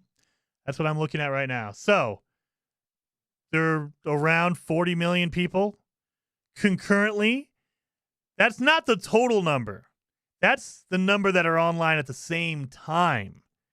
So you're thinking everyone logging in at the same exact time, there's 37 million peak. Thinking maybe double that because not everyone's going to be online at the same time. Somebody only gets on in the evening after they get off of work. Somebody works the overnight shift. They only get on during the day. So maybe double that. So you're talking maybe 80 million players. They don't give us a total. I wish they did. But I mean, they give us like top releases and stuff like that. I wish they gave me Steam numbers. Best of the year. Nope. Don't care about that. Yeah, I wish they gave me player numbers, like, through time. Because I think it's been slowly growing. Like, I think last year they reached 30 million. Now they're up to 37. Next year they'll be up to like 40, 45 million, whatever it is. But I mean, yeah, look at this is last, it would have been 3 days ago. So this is a 3-day period. So this is over 3 days. You can see it peaks at around 8 a.m. my time. So this is early morning my time. It peaks every day about mid-morning. You get like 36 million players online at the same time. Again, that's concurrent, meaning that's only the amount of players online at the same time. There's going to be multiple others that are offline or they're at work or whatever. But that grows all the time. Whereas I don't know what's the peak on Xbox. Let's see. Do they even publish numbers? Concurrent player accounts? No. Yeah, I don't think Xbox doesn't publish their counts like Steam does. Steam does, hey, this is how many people are on Steam right now. Xbox is like, hey, we had 500 million people log in for the entire month of February. It's like, well, was that Jason every single day? So he counts as 30 or 28 users because he logged in every single day? You know what? Let's just do, Xbox Game Pass numbers are not really fair because you have to buy Xbox Game Pass. And so if you're buying stuff, there's going to be a lot of players that just don't sub into Xbox Game Pass, so it's not going to be a fair comparison. I wish they published numbers. Same thing for PlayStation. There's no published numbers. They don't tell you. They give you monthly active users, but they don't tell you if that is individuals, if that it's every day. Like, hey, did I log in like 30 times that month so I count as 30 users? I don't know. They like to pad those numbers because the higher the number, the better they look. Anyway, I would say that when you say that PC doesn't matter or people aren't going to convert over, I think it's more people than you realize. More people than you realize are converting over to PC for multiple different reasons. Maybe they want to have a better experience. Maybe they think it'll look better. Maybe they get a really good job and now I can afford a $2,000 or $3,000 PC and I feel like that's the premium thing. Million different reasons why you should or could or would. But for a Steam Machine scenario, I feel like if they come in at a really good price and they make it just plug in and play just like a console, a lot of people are going to be more willing to just go, hey, it's just like my console. It's just like my Xbox. It's just like my PlayStation. I plug it into my TV and it works. I don't have to worry about anything. And then they get that little bit of taste of, oh, this is what PC is like. I bet you I could build my own, or I can save up my money and I'll start putting together a PC. That's kind of cool. Because I went through that conversion. That was me. It was me. It was me getting a PC because I wanted a video editing PC. And then going, well, I have a powerful enough PC. I can try this and I can try that. And now all of a sudden I'm hooked. I like it. I like it a lot. Jason gets into the game he plays. Oh, yeah. Thank you, Streamlabs. I appreciate that. You know, it would be cool if people moved to PC Steam and could prove they already had enough, bought the game on the console, they could get a discount code. I mean, if Xbox is really smart, well, I shouldn't say that. If Xbox wants to be player first, it's not going to be a smart business move. But if Xbox wants to be player first, if they want to actually care about players, they should have like your library link over to Steam. So like you log into Steam, you make your Steam account, and then they let you connect your Xbox account. And if you own it on Xbox, they say, oh, we saw that you bought my Master Chief Collection on your Xbox. We will unlock it on Steam for you. Don't worry about it. We got you, man. If they did that, they would lose a lot of money. So you know Microsoft isn't going to do it. But how many more people would be willing to say, hey, look, that's awesome. It only benefits Steam, so I don't see Microsoft doing that at all. There's no way. But players, how many more people would be like, dude, my library is now massive because all those games I bought on Xbox are now working on Steam. That's freaking awesome. That, if you, what do they call it on Xbox? They call it a play anywhere. Play anywhere. If that's what that meant, if Xbox said you could play anywhere, buy the game once and you could play it on Steam, you could play it on whatever, you unlock it everywhere. Doesn't matter what platform you go to. They don't want to do that. They want you to keep buying the game over and over again. But that would be an insane value. Like, I would be more than happy to buy an Xbox game, an Xbox published game, because if I bought Fable on my Xbox and I could just log into Steam and connect my account and get Fable on Steam too, I would take that. A million times out of a million, I'd be more happy to buy those games because I know they're going to work no matter where I go. Oh, damn you. I can't use you. Can't use you. Nope. You're still flying too. Damn you. But will that happen? Absolutely not. Microsoft is a greedy business and they're not there to do that. No way, no how. I don't even think anybody would, honestly. Because then you lose out on sales. Instead of forcing you to buy it on PlayStation and then buy it again on Steam, you get double the sales. That would hurt them. They're like, oh no, we're losing money. Radiation protection. I wouldn't mind buying it, even if it was like 70. That, you know what? That could be another way liking it. That would be another awesome way. Maybe if you have like an Xbox account and they say, hey, look, we know that you bought this game on Xbox. We will give you 50% off. You get a discount if you want to buy it on Steam because we know you already have it. That would be pretty cool too. I would take that as well. Knowing that, hey, I have my library connected to my Steam account and they see that, oh, you have this game. You have Gears of War already on your Xbox. We'll give you a 50% discount on the Steam version if you want to buy it there. Okay.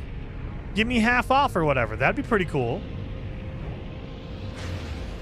I would enjoy that either. That would be another way to do it. At 6 Ironclad 60 has just donated $4.99 through Super Chat. Ironclad. Google says of 2024-25 PC gaming is estimated at 900 to 936 million players versus 600 to 656 million on console. Says Hostile ships. Oh, cut you off. Says PC is growing faster by 1.5% year over year. And I would believe that 100%. 100%. And so I think the barrier is there. And believe me, Mindless, I did the same thing. I'm not trying to pick on you, Mindless, but I did the same thing before when I was just a console player. I only played on Xbox because I could plug it in. I don't have to worry about drivers or anything like that. Once I dipped my toe into PC gaming, you realize, number one, it is not that bad. It is not 20 years ago where you had to go to 15 different websites to update your PC every time you wanted to play a game. That did happen a long time ago. But modern PC gaming is very simple. Michelle Free 2069 has become a traveler. Michelle. Hiya Jason and chat. Hello, and thank you for being a member for 31 months. Very, very much appreciated on that. 07, Michelle. But yeah, but modern gaming, you don't have to go to 10 different websites to download 10 different drivers and make sure they're all synced up for your game. Most of the time, you only need to update your driver, your graphics driver, like once a month, once every couple of months. And even if you don't, your game still plays. You want the secret? I am playing on graphics drivers from October of 2025 right now. It still works. So even if you don't update your drivers, it's not like your PC is going to explode. I would have thought that 5 years ago, before I jumped into PC gaming. I thought for sure, oh, you have to constantly update the drivers or else your PC will just melt down and die, right? You don't. I'm playing on old drivers on purpose because I don't want to have the new drivers. And so once people kind of dip their toe and they see that it's not as bad, not as complicated, they go, I like this. It's pretty cool. And then on top of that, Steam has more sales than I think any other platform. Like, you get sales on Xbox and PlayStation. Don't get me wrong, you do. But Steam, it feels like you're getting sales constantly. There's every other week, it feels like there is a discount on a different game. And so if you don't want to buy it for full price now, wait a couple weeks, wait a month. And I'm willing to bet it might be part of a sale somewhere. It might be on, the Steam Next Fest, or it might be on Humble Bundle or something like that. And so you can get a game super cheap. And so you're saving money overall. Whereas on Xbox and PlayStation and Nintendo, they know that you're locked into their store. You can't go buy a game somewhere else. And so you get a discount whenever they let you have a discount.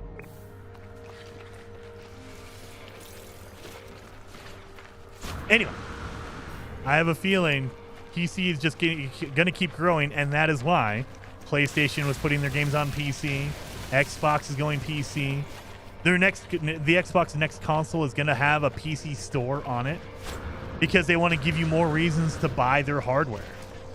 Because right now, there's absolutely no reason to buy an Xbox Series X other than the price, and that price is still kind of iffy. If you go out and buy a PlayStation, you can play Xbox games on it. If you buy a PC, you can play Xbox games on a PC.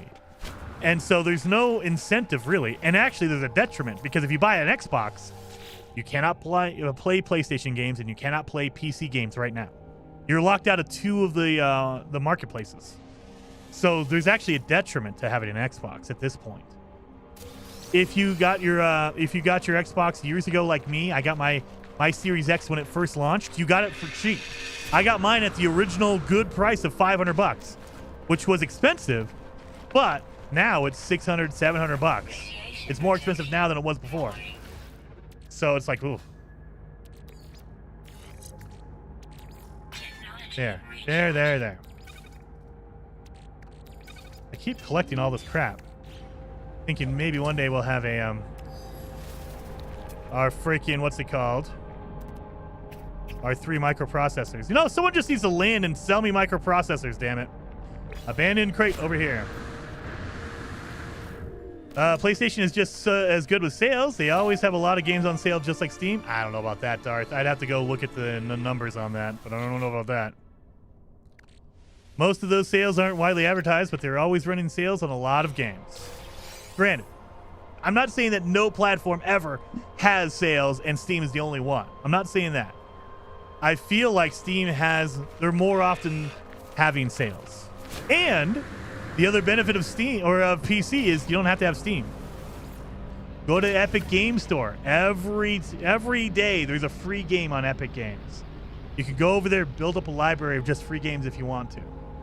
So on a PlayStation, you got the PlayStation Store. That's it. You can't go download Epic Games. You can't download Steam. You can't download the Xbox Marketplace. You can't download the Nintendo Marketplace. So, I don't know.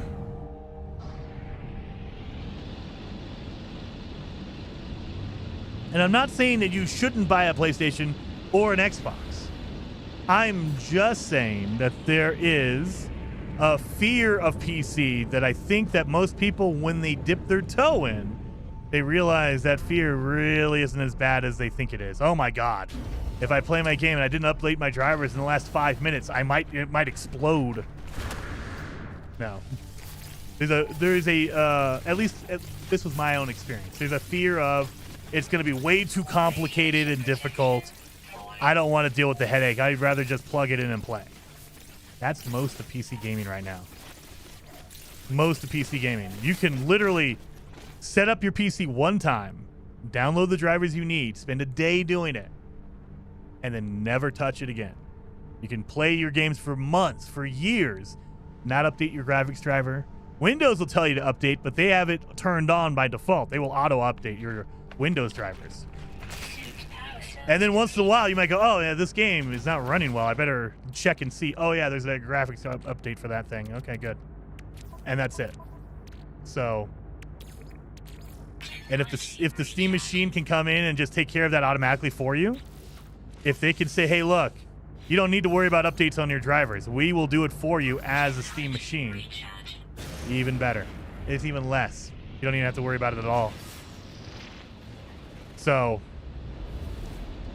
I don't know. We'll see. We'll see. Like, that seems to be everyone's shaping up to do that right now. Xbox is announcing that they have a new console on the way. They haven't shown or described it in detail yet. The only thing we saw was Asha, the CEO. Asha, I can't remember her last name. She just announced that they are happy to talk about Project Helix, which is what the code name for the next Xbox is going to be. It's not going to be called the Helix as far as I know. But Project Helix is on the way. It is a Xbox console that has a PC integration. So it's, everyone is assuming that's PC market. You know, Xbox, PlayStation, not PlayStation, excuse me, Steam. I'm assuming Epic Game Store is going to be on there as well. They're going to integrate a lot more PC options into the next console. And then PlayStation the week before mentions, oh, by the way, we're pulling out a PC, guys. No reason. We just don't want to do PC gaming anymore. And then the following week, Xbox says, oh, yeah, our next Xbox is going to have PC as well. That's a little convenient, but okay. Okay. But yeah, we're seeing... I thought they were going to... Personally, I thought Xbox and PlayStation were going to delay their next consoles until like 2028. I thought for sure they were going to wait for prices to come down, but at least Xbox, they're not waiting. They're obviously ready to go. They're already talking about it, so we might see a new Xbox the end of this year. I doubt it. I think it'll probably be next year if we see it. But we might be seeing a new Xbox, new generation Xbox coming soon. Who knows? I just hope they go back to the traditional subsidizing model, because paying $1,000 for an Xbox or a PlayStation or even a Steam machine, that seems to be a dumb move, at least for me. Like, you don't want it to be more expensive. You want it to be less expensive so people come in and start playing games, buying games. That was the whole point back in the day. You bought a 360 and they lost money on every 360 they sold. But they didn't care, because you weren't just buying a 360. You were buying a 360 and then you were buying games, and they were making money off the games. They were a loss leader on purpose. And then something flipped in the PlayStation 5, Xbox Series X era, and now they're like, nah, we don't do that anymore. We want to make money everywhere. We're too greedy. We're a greedy corporation. And I'm hoping that switches back. I hope that goes back and say, yeah, you know what? We'll lose a little bit of money here on the console, but don't you worry. We'll make it back on the games. Because we know you're going to buy a console and then you're going to want to play games on it, right? So we can sell you a whole bunch of games, and we're crazy, we're greedy, we're selling games at $80 a pop now instead of $50 like they should be, or $60 if they're really worth it. Chasing Funds Gaming, the B580 came out last year, and it's in your parts PC. Rich boy. What is the 580? I don't even know what the 580 is. You still build a better PC for under $1,000. I mean, yeah, but it's getting more and more difficult, John. So you're going to be using more and more used parts, and at that point, I get nervous, because if you're buying used parts, hopefully, fingers crossed, the person who had it before you was cool and took care of it. They didn't just like have it sitting in a dirty house with roaches all over it, or God forbid, they overclocked the crap out of it and burned it up. And now they're selling it, and you think it might work, but it might not. But yeah, the $1,000 PC is doable, but it's harder and harder. And as prices keep going up and up, it's going to be more and more difficult to keep saying, yeah, there's a $1,000 PC. Maybe.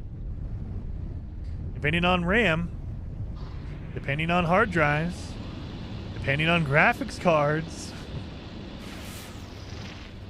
But yeah, even today, I would say, if you're thinking about getting into gaming or updating or upgrading, look at the Steam machine and keep your eye on it, because it could, depending on what the price is, it could be a very, very good value proposition. Get into Steam gaming, even if you have only a PlayStation library.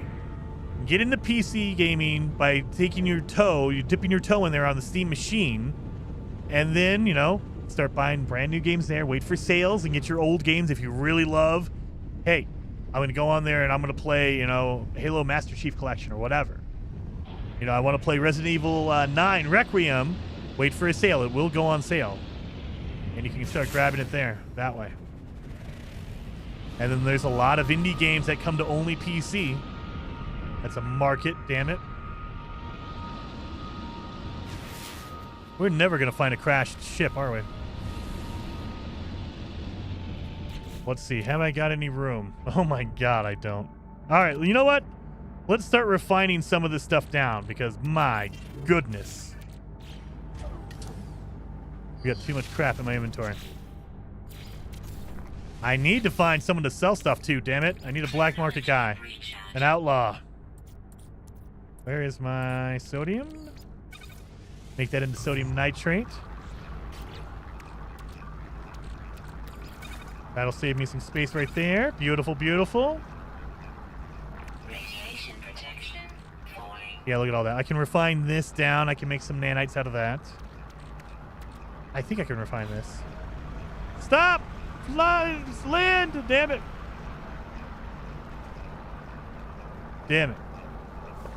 But while that's cooking, I'm going to make my inventory even more constricted by coming over here and seeing if I can get an upgrade out of here. For the love of Pete. Come on. My Ryzen 7 5700 X3D came with 32 gigs memory, so I have a 16 gig DDR4 to spare. Nice. That's awesome. I need to sleep. Night all. Fazical, thank you so much for coming in and hanging out while you could. Very, very much appreciated, Faz. But yeah, seriously. If you're thinking about gaming, just give it a second. Or you're thinking about jumping gens or whatever you want to do. Look at the Steam machine. That's a good way to get your toes wet in PC gaming. Go look at a Steam machine. It's going to be basically a PC version of a console. It's what they call a small form factor. So it's basically a PC, but it's Steam OS. They are going to be pushing out updates, just like the Steam Deck, the handheld. You don't have to worry about your drivers, blah, blah, blah. If you want to, you can dig in and do all that if you want. But if you want to just be generic, hey, I just want to plug it in and play, that's totally doable. And it'll get you in there, and you can kind of see what it's all about. Let's do that. We have... Oh. Buried cache. Let's see what we got here.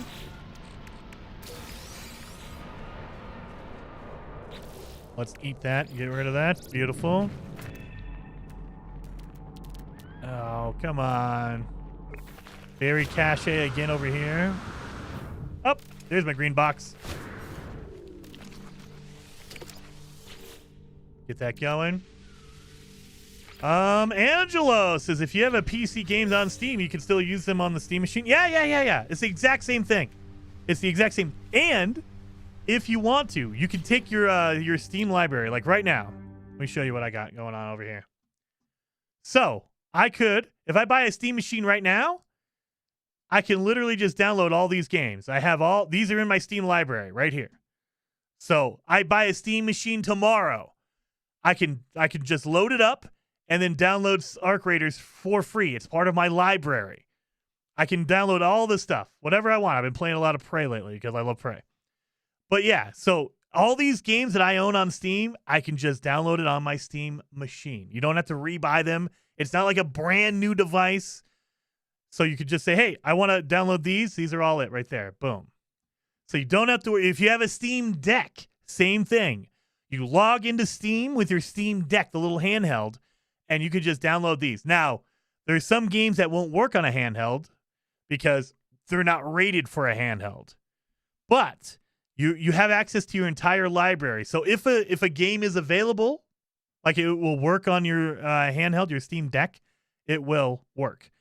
As far as I know, with the Steam machine, it has the graphics card, it has RAM, it has all that stuff.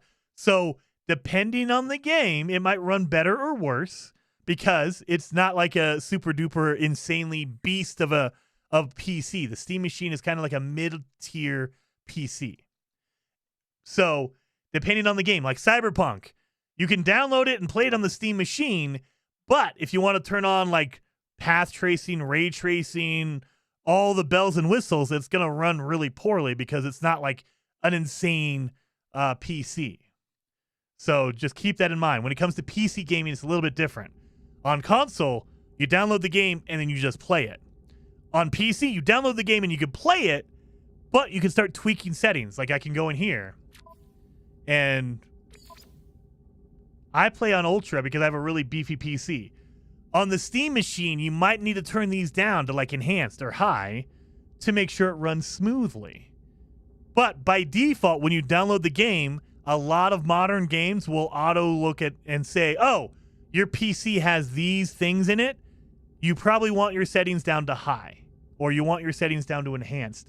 Most modern games will check your system settings and go, oh, you're playing on a Steam machine? You probably want to play it on high. And that's it. And it does it for you. You're good to go. You don't have to worry about, oh, I need to manually go in here and tinker and do that. You can. They always give you the option to do it, but you're not required to do it. You don't have to. It's not like, oh my God, I got to spend a half an hour changing settings because my PC's not working now. You can if you want to.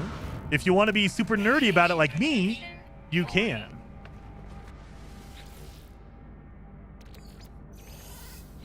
Fun's Gaming says, I was about to say, Jason, I expected your library to be more. Oh, Fun's Gaming. Let me show you my library because I'm a crazy person. So if I uninstall a game, I hide it because I have a lot of games. So anytime I uninstall a game, I just hide it so it's not on my list. Because yeah, I got a lot. So I wish 13 was really good. Oh yeah, you guys can't see down there at the bottom of the list. So yeah, I got a ton of games on here. I got a ton of games that you don't see them because if I kept them out like this, my list would be insanely long. So that's why I hide them and I just go, oh, okay, these are just the games I currently have installed. Those are the games I have ready to go. I can just play them from my machine. So that's why my gaming list looks very small on Steam and that's awesome. I love being able to hide it and say, hey, if I ever want to download the game again, I have the option. I can go back in and I can download Assassin's Creed or whatever. But I don't have to keep staring at it and go, oh, I don't have that game installed. I don't have this. I don't have to scroll down 500 times to get to No Man's Sky because it's N. So that's awesome. But yeah, and 90% of those games I got on Steam sales. They were, they do a summer sale and they sell a game for $5. That's when I'm getting it. I will wait for a Steam sale and I will buff out my library full of awesome games just because I know I can buy them for $5. I can buy them for $10, whatever, So that's generally what I do. 90% of those were bought on a sale. And now, there's games like No Man's Sky bought full price. Resident Evil Requiem, I'm going to grab that at full price because it's not on sale right now. And I want to buy it right now. I want to play it right now. But ultimately, most of my games I get on sale. And a lot of games I don't even have time in. Like, for instance, my Assassin's Creed. I went through. Let me see if I can do that again. I went through and I grabbed Assassin's Creed. So if I go and look at it, like if I pick Assassin's Creed Black Flag right here, it says I have 9 minutes in there.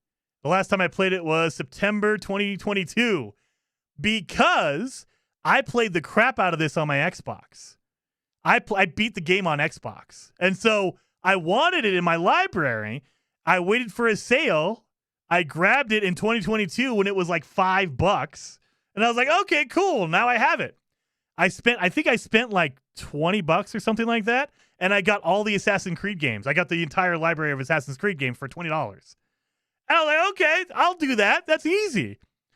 But sadly, I haven't played it on Steam because I played it on Xbox. I played the crap out of it on Xbox when it first released. When did Assassin's Creed come out? Like years and years ago. But I now have it on my Steam library. So if I wanted to, I can go back and play it right now on Steam. I don't have to worry about grabbing my Xbox and plugging it in and downloading the game again and playing it on Xbox. I have it right here. I'm good to go. So yeah. Oh God! Get it in there. Liking it so I can buy it on sale now, even if I won't have a PC for 6 months. If you want to do that, you can sign up for a Steam account right now if you'd like to buy it in preparation for it. But I would say you don't worry about buying it right now because it's on sale, because there's constantly every 3 to 6 months you will see a game go on sale. So if you want to log in, make your Steam account right now. Make your library if you'd like. If you have the money now, you got your tax return or whatever, you could do that. You don't have to, though, because, again, games are constantly on sale. Like, I guarantee you, for the Steam summer sale that usually comes around like May, June, July-ish time, Assassin's Creed will go on sale again. I bought it years ago, but it'll go on sale again, and it'll go on sale in the fall for Black Friday, for Christmas. So there's constantly sales. Don't feel like you have to buy it right now because you need to make it on sale. No Man's Sky, it goes on sale every time there's an update. You can get it half price every time there's an update. So every 2 months, Steam puts a sale on, or Hello Games, technically, they put No Man's Sky on sale every couple of months. So you don't need to buy the game right now. You can wait for a sale a month, 2 months, 3 months from now. So don't worry about that. For me, it was mostly, I had extra money at the time in 2022. I saw that the Assassin's Creed entire collection was on sale. I think it was like $20 at the time. It was $20 for everything. I was like, I got $20. I'll buy all of them. I'm not going to play them all because I already played the crap out of it on Xbox. But I have it now on PC as well for $20. And then they just said that they're remastering Black Flag. So now I'm going to go back. I'm going to play the original before the new remaster comes out because I want to see the difference. Because it's been a few years since I played Assassin's Creed Black Flag. But I have the opportunity to do it. And it's all backwards compatible. Assassin's Creed Black Flag, what? It came out... When did Black Flag come out? When did it release? It had to be like 2015, I think? 2014?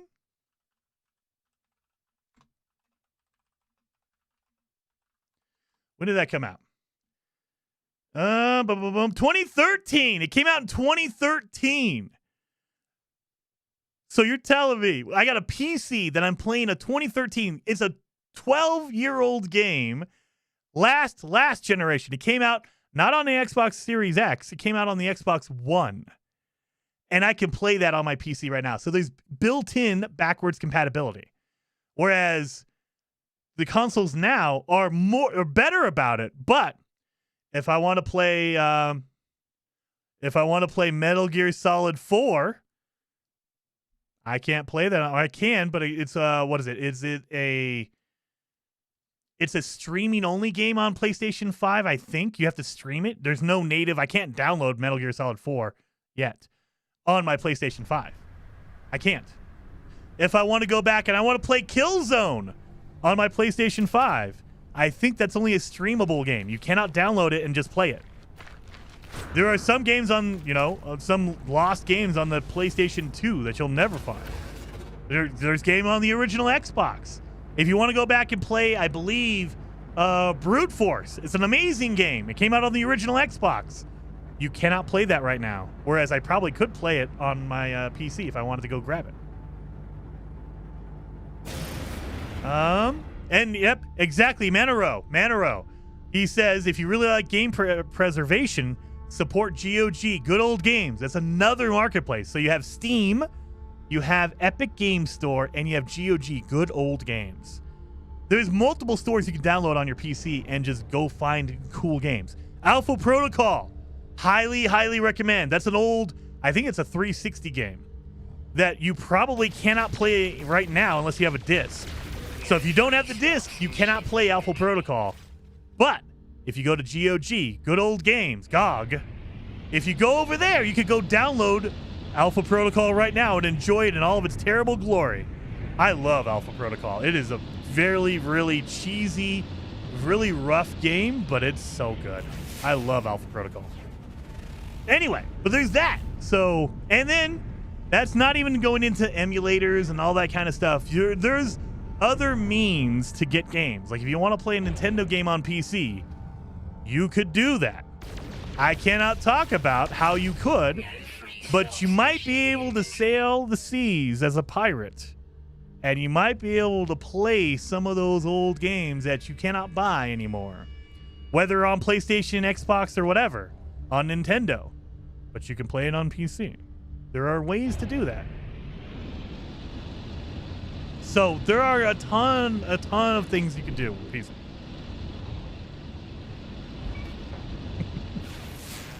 But Metal Gear 4 is coming. I will say I use that example purposely because for a long time you could not play Metal Gear. You can't download Metal Gear 4 and play it natively. You could stream it. I think you have to stream it on PlayStation, I think. Let me look. Metal Gear Solid 4.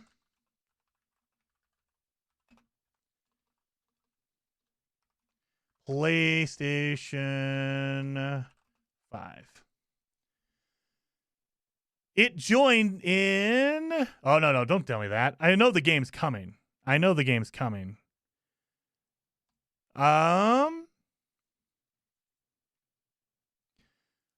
It's designed and coded for PlayStation 3, so it's not compatible with anything else. You need to stream it. Okay, yeah. So it's only streamable right now. They are coming out with a new version, a remastered version in August. But as of right now, and if I have a PlayStation or if I have an Xbox, I'm not going to be able to play Metal Gear Solid 4 at all right now until they re-release it. But on PlayStation or on PC, there are other means you can use to play Metal Gear Solid 4. I think that the emulator is very rough. Like you need a lot of power to run it because PlayStation 3 was like that thing was a monster. That's why that's why PlayStation has not put an emulator on the PlayStation 5 for the 3. Anything that released on PlayStation 3, they have to stream it because they literally have a PlayStation 3 that's running the game for you. They cannot put an emulator on there. I mean, I think that they found some ways to do it, but again, it's just like, no, let's stream it. Just like Bloodborne, I believe you have to stream Bloodborne. I don't think you can download Bloodborne, but on PC you can. Anyway, that's why I really enjoy Steam, but PC in general. I love the fact that I can just basically grab any game for the last like 10, 15 years. There's games that released 15, 20 years ago that you can play right now. And it's like, I can't play that on my Xbox. I can't play that on my PlayStation. What was one of those? Kane and Lynch. You guys have never played Kane and Lynch. Let me see. Do I have that? I probably do. Let me see. Kane and Lynch Deadman. Where's that at? ABCD. See, this is why I get rid of them because I have to like go through and scroll. JK. There we go. Kane and Lynch Deadman. This is the one right here. This game. If you guys have not played Kane and Lynch Deadman, that is an amazing game that came out on the 360. And I think the PlayStation 3. This got a lot of flack. Not a lot of people liked it. I love Kane and Lynch. That game, made by IO Interactive, the same people who did Hitman, I believe. This game, so good. So good. But yeah, mostly playable with your controller. I have it in my library. I could play that right now on my Steam, my Steam account right now. So there's games that are like, I go back and it goes on sale. You see it on Steam for like $1. You're like, whoa, I'll buy that for $1. I got that. That's awesome. These old school games that came out 20 years ago, I'll buy the hell out of that thing.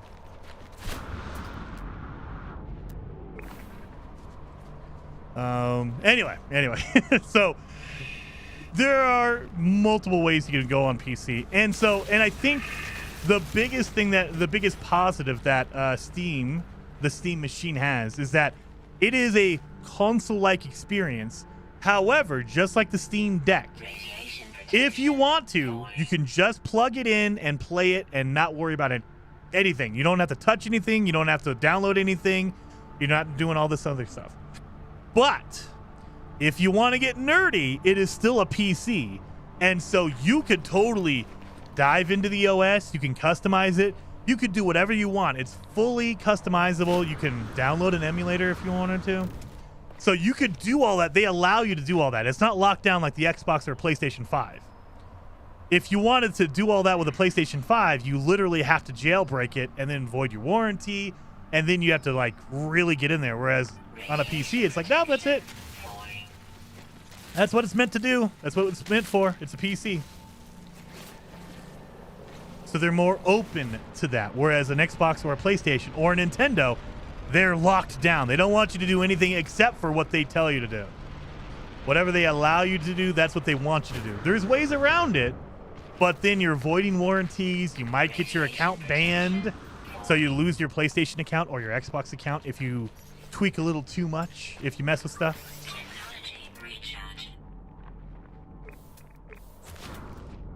Please tell me you're a green box. You are! Give me a microprocessor for the love of Pete. What about Kane and Lynch 2? Kane and Lynch 2 was good. They were trying to do too much of a like found footage. Like it was at that time where found footage was like the in thing to do, or everything was like a handheld shaky cam. I didn't appreciate Kane and Lynch. I didn't like Kane and Lynch 2 for that. I was like, I like the original. The original one was like, it felt like a Hitman crossover with Max Payne, at least to me. I love the original Kane and Lynch. Kane and Lynch 2 was a little too much on the found footage, like shaky cam nonsense I didn't like. I was like, all right, I get what you're trying to do, but nah, not really. I didn't like that. It wasn't my jam.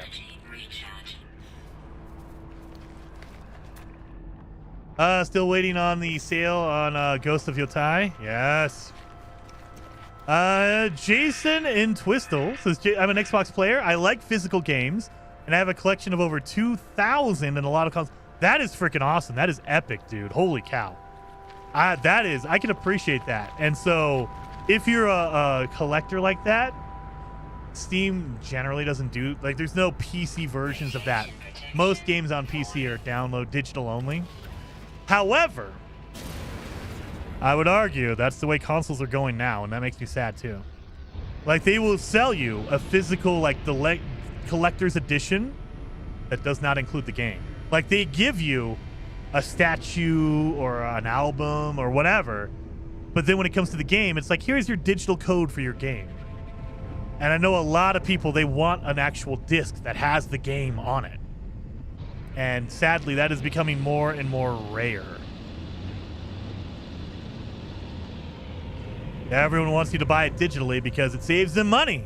They don't have to worry about a disc. They don't have to worry about any kind of manufacturing or shipping. You can just download that damn thing to your console and you're good. Or in the case of Xbox, they'll sell you a disc that has like 64 megabytes of data. It's just literally an unlock key, and the disc is useless. It has no information for the game other than an unlock key, which is so stupid. Like, really?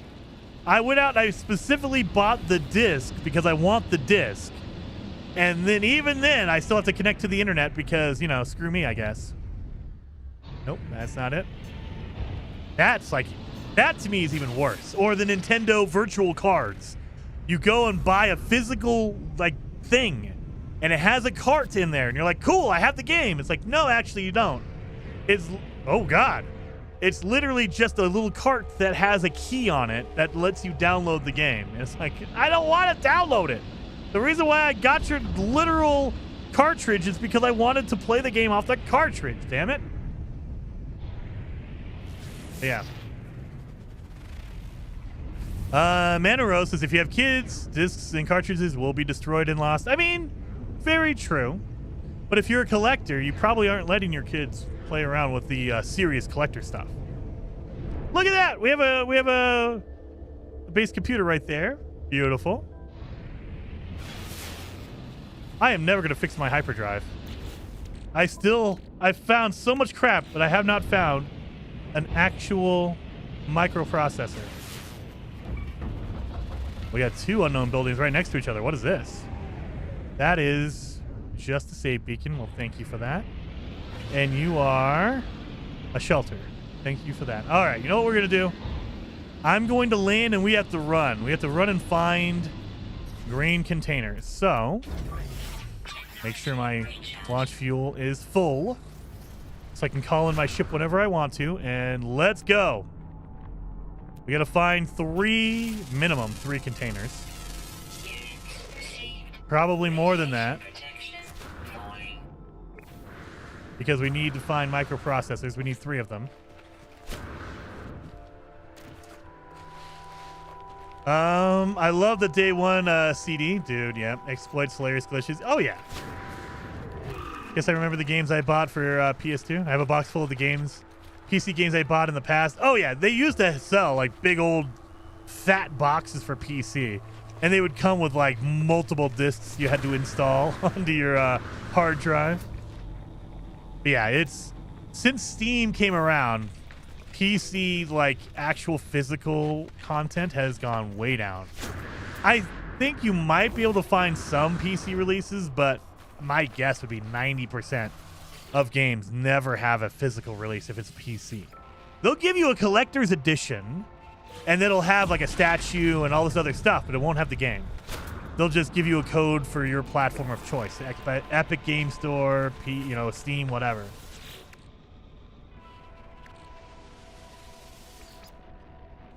You have games on your shelf with a 51, 5.25-inch floppy. Okay, 5, yeah. I was going to say a 51-inch floppy? I've never heard of such a thing. Yeah, 5.25-inch, yeah. I think the one game I have is, I remember my friend Nathan when I was younger. My friend Nathan, he had a PC in his house back in the 90s. And they had, I can't remember the game, like the name of the game, but it was a game that was essentially Independence Day, the old aliens taking over the world. They had a game on a floppy disk, and I remember having that floppy disk for a long time. And then they released it on CD, but it wasn't even a CD. It was like a card that looked like a CD. It had a CD in the back, but it was a square CD. And that was really, really cool. You put that in your CD drive, and you're like, oh my God, we're playing this game now.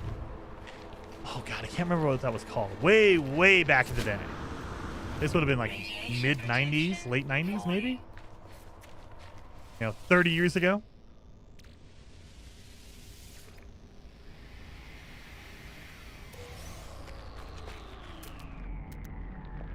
I'm not going to get any freaking cargo drops anywhere. Oh, there's one right there. All right, come on. Give me a microprocessor for the love of Pete. Yeah, we got one. Beautiful. We got one. We just need 2 more now. 2 more. You're going to have a microprocessor in you, aren't you? I remember a friend had a Commodore 64 that loaded games from audio tapes. Yes. And every time you died, the Ghostbusters, you had to reload. Dude. That was the thing. If you guys... I love Metal Gear Solid. So, if you played Metal Gear Solid 5, The Phantom Pain, spoiler alert for an 8-year-old game. I think it was 2018 when it came out. Spoiler alert for Metal Gear Solid 5. But at the end, when you find out Big Boss and the big secret behind Big Boss, and then he puts the tape in the freaking I don't think it was a Commodore 64. It was like a Mega Drive or something like that. And it was playing the first game, and you're like, holy. Kojima literally connected Metal Gear Solid 5 to the original Metal Gear release. That was freaking epic. He was starting up the first game at the end of Metal Gear 5. That was so good. So good. But, there we go. I think we have 3. Yes, we do. Oh, good. That wasn't that hard. I thought it was going to take way longer than that. Thank God. Make sure I have a lot of sodium. I do have a lot of sodium, so we're good on that. Let's get a whole bunch of condensed carbon because we're going to need to make a whole bunch of fuel. We have sodium, so if I get attacked, my shields are going to be okay. Let's look at my health for my ship. I should have regen health, I'm hoping. Really? What's going to be in my inventory? Huh? Oh, it's out of range. Of course it is. Yeah, we're good. We're good. Get in here. My God, look at how much I don't have any room for anything, dude. All right, well, let's fix our hyperdrive. It works! Yay! We spent all that time! I definitely need to sell some stuff. My goodness. We don't need this. Let's get rid of that. We don't need deuterium. Let's get rid of that. We have all of this. We don't need any of that. It's only worth 22, so let's get rid of that 1 stack. That's fine. Look at all the crap I have in here. All right, we're making room because let's start making a little bit more fuel. Okay.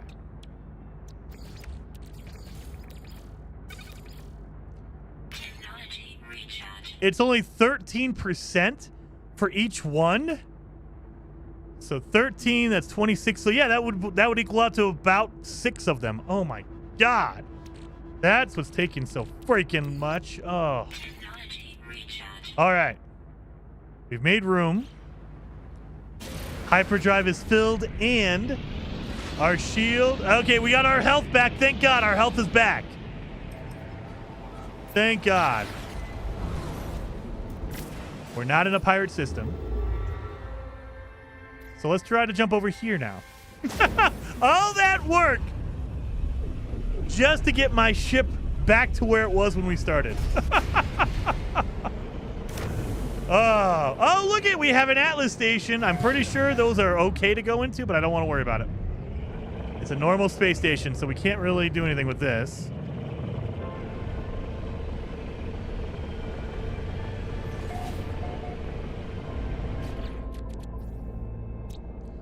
So it's a salvageable scrap and a supercritical. So this is not a good system. So let's try to see if we can jump to another one, like this one over here. Yep. All right. We're just trying to find an outlaw system because an outlaw system has a higher chance of getting a solar ship. And a solar ship is what we need to go into a pirate system or a pirate space station. So that was the whole idea of this playthrough of this stream today, until I almost got murdered. And then not so much. Hot planet. Space station, damn. Ever done a Permadeath no start ship challenge to purple system speedrun? I've never done that. Never, actually. That's a good idea, actually. Maybe we should do that. Are you doing a bounty run? Man, I wish. Yeah, Tennis says this is the one. No, not yet. Paul says found it on Beeble's channel. Yes. Fugitive Run was made by Beeblebum. Yes. Beeblebum was the first one to do a Fugitive Run as far as I know. As far as I know, it was Beeblebum who did it first on a stream. And we have all kind of taken it and modified it to our own playthroughs. Like, you can change the rules however you want to make it more fun and interesting for you. The rules I'm using are down below in the description on YouTube. Head over there and grab the rules over there if you want to see what my rules are. So no dead planet, which kind of sucks. Is it at least a pirate system? Nope, it's not. You can tell by looking at the space station. All the pirate systems have the generic old school space stations. All the regular systems have the new, awesome, fancy looking space stations. It's fun, 12 to 14 hours. Nice. Maybe I can go faster. Undiscovered. Ash-shrouded planet. And then there's one behind it. Let's see what it is. Ooh, unknown. We don't know what that is. I mean, maybe it's a dead planet. Let's see. Is it a pirate system? It is not. It's a regular space station. So if it's a dead planet, we might be able to find another crashed ship and get our advanced mining tool, mining beam out of it. It is a... Oh, come on. Let's see. What are you? Abandoned planet, but it has cactus flesh. That means it's not abandoned. That means it's a relic planet, not a totally abandoned one. I got so much garbage in my inventory here. My goodness. So this is not an officially abandoned one as far as I know. Because if it has cactus flesh, that means there is actual plants on it, which means it's not dead. It's not abandoned. Well, it is abandoned technically. So I bet you it has all of the cool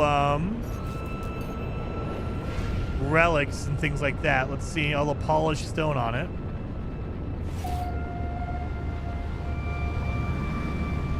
Let's see. Oh, we have an asteroid meteor shower coming on. I'm not seeing anything.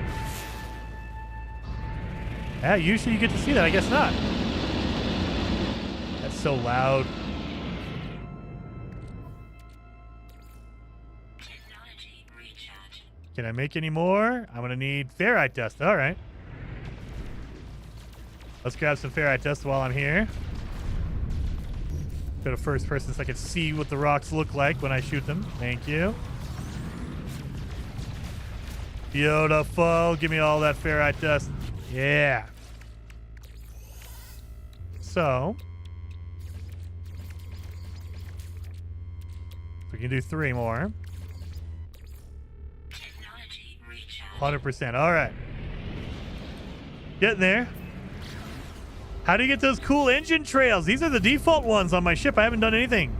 So that's it. That's my default setting. So I didn't change anything. So I just have purple ones by default, which is kind of nice.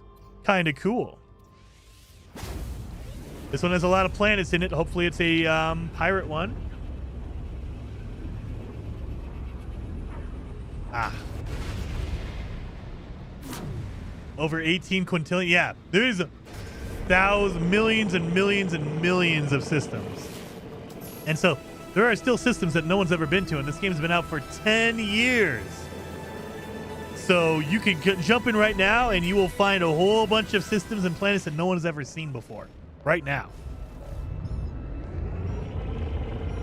Okay, get out of here. What is it? What is this? We don't care about them. I answered it so I can get off my calm channel, but we're not doing a distress signal. Get out of here, because we're a fugitive. We're just trying to get out of here. It looks like an icy planet. Oh, abandoned! Abandoned planet. I will take an abandoned planet. At Sadrian_MXX has become a traveler. Thank you, What the Adrian. hell kind of pimp cup is that, lol? Adrian, thank you for being a member for 23 months. It is just one I found off of Amazon. It's the biggest one I can get. So it's insulated, so it keeps my drinks really, really cool. So if I do a 4-hour stream, I have a cold drink the entire time. But yeah, it's the biggest cup I could find. It is just basically a huge steel insulated mug so I can drink my water. Or other drinks. If my wife asks you, it's because I'm putting water in here.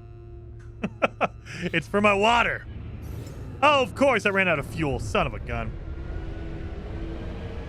I need a asteroid of some kind. Really? That's an asteroid. Let's see if we get some tritium out of that. But yeah, so I literally just went on Amazon and grabbed the biggest, largest cup that could hold a whole bunch of liquid, so I can just drink a lot while I'm on stream and not have to worry about having I would drink 2 or 3 of these little bottles of Propel, but instead I have this gigantic cup. If one planet was discovered by every second, it would still take over 500 billion years to find them all. Yeah. Yeah. And so we are starting to run into, like we saw earlier, I was going into systems that already were found by someone else. So we're starting to kind of get that, but again, there are still millions and millions of systems that people have not seen yet. It's just that there happens to be a lot of people in the Euclid, the starting galaxy, and there are 255 official galaxies that you can go to. So everyone starts out in the same one, Euclid, but there is 255 other systems, or other galaxies, excuse me, that you can go find and go search and get a whole bunch of stuff. I don't want silver. I don't want gold. I just want tritium. You don't want to give me tritium, please? Please, please. That's my... Unknown? Dead? Contoured. Oh, there we go. Boom, right there. Give me that. Where is my dead planet? There it is. The one that looks like it's a frozen planet. There's probably one right there.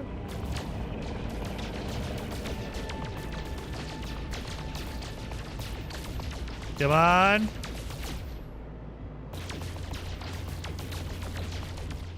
There we go. Tritium out of that. Thank you. All right, we need to stop at an asteroid field, so we'll do this for a little bit, and then we'll stop and see if we get an asteroid field around somewhere. Nope. All right. It used to be you could kind of see the asteroids coming in, but now they made it load so fast that you can't see them load in, because they're always just able to just populate them immediately.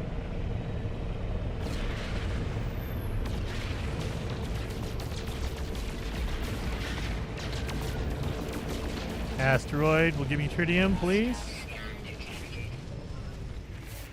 I don't want to deal with this right now. Why can't you guys just leave me alone? I am not paying you $2 million. Screw that. All right, I'm about to die probably. Let's see. Just give me one. I can do one. You give me like 3, I'm gonna die. Oh, I only see one. Only one. Well, that's good. Thank you. I can take on one at a time. That's doable.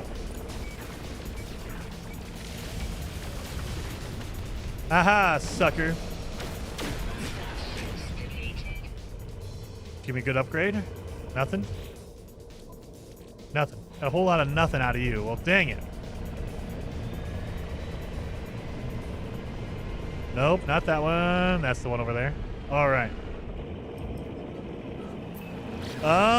In the lower left corner, it will say pirate control if it's an outlawed system. Oh yeah, or you could go to your you can literally go back to your menu here, and it'll tell you. Under combat, it'll say outlaw, or it'll have a skull on it. Under manufacturing, under the economy, it'll say black market. So once you're in a system, you can see what it is just from doing that. But also, yeah, you can kind of either look around and see if it's a Viking-controlled system, if it's like what the level is right here. You could do that as well. So there's lots of ways to find it out after you get here. The only way to know about it beforehand is if you install an economy scanner or a combat scanner. It will scan ahead of time so you know where you're going. But unless you have those things, you can't really tell until you get there.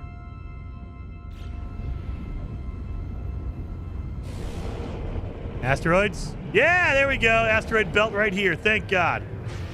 Let's save up a whole bunch of tritium. That way I can refuel my my engine. Getting a lot of silver. I don't like that. Don't give me silver. I need tritium, dang it. There we go.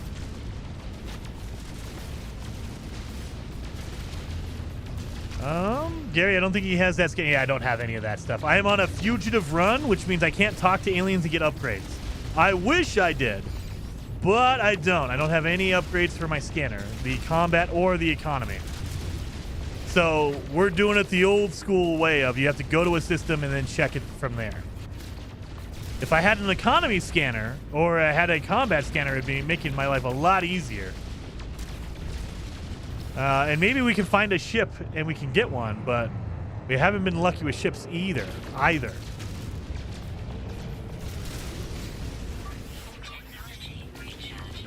There we go. Now we're doing good. Oh God. Okay. Yeah, we're getting filled up. All right. I think we're okay now. We should be okay for a little while. So now we can go to our planet over here. So we have buried technology. We just need to make our, oh yeah, we have that. We're good. So we need to make a construction terminal and we need to unlock the signal booster, because with a signal booster, we can find anything nearby, and on a dead planet, on an abandoned lifeless planet that has copper and rusted metal and stuff on it, it will not have very many buildings. It will still have buildings and ancient ruins, but not very many. But it will also have crashed ships, and you have a higher chance of finding crashed ships. So that's why we were kind of looking for a dead planet. It just makes it easier. It narrows down the amount of buildings that you can find. Again, it's not a guarantee. It doesn't mean only crash ships, but it makes it easier to find them. So let's do it. I think we just need a, what's it called? A carbon nanotube in order to make our thing. Well, let's see.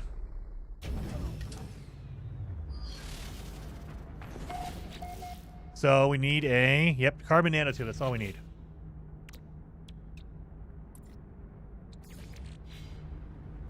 I don't have a, oh, I do have a signal booster. Never mind, I already have it. So I need a metal plating. Never mind, I already have the signal booster. I didn't realize I already had one. Well, we don't even need to make a construction terminal. We could just have our signal booster right now.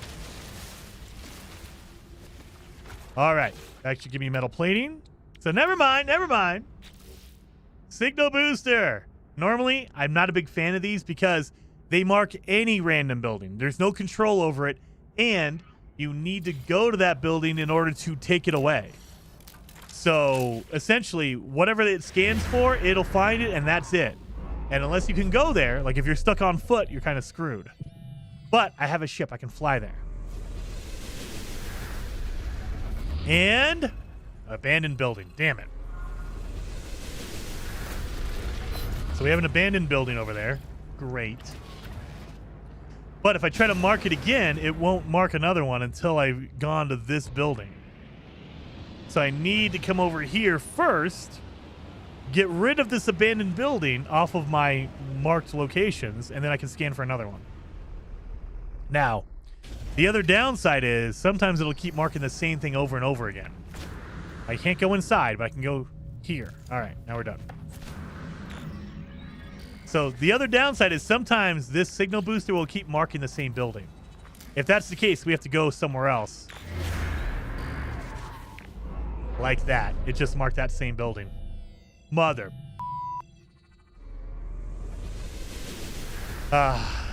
So yeah, we have to just move somewhere else. Damn it. There. Done and done. All right. Let's go somewhere else real fast. You didn't clear it yet? I did. You know how I know? It's not marked anywhere. That's how I know I cleared it. It's not marked. You need some uranium for all this jumping. I know. Well, I mean, I have a whole bunch of dihydrogen, so I need to make some metal plating. That way I can make the launch fuel, but yeah. Fly a good amount. I mean, we can also just fly low and slow and just do some scans, and we might be able to run into a crash ship like that. Let's see.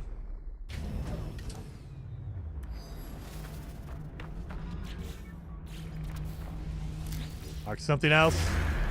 Do not mark that abandoned building again. I didn't fly that far away. So if you don't fly far enough away, it'll keep marking that same building.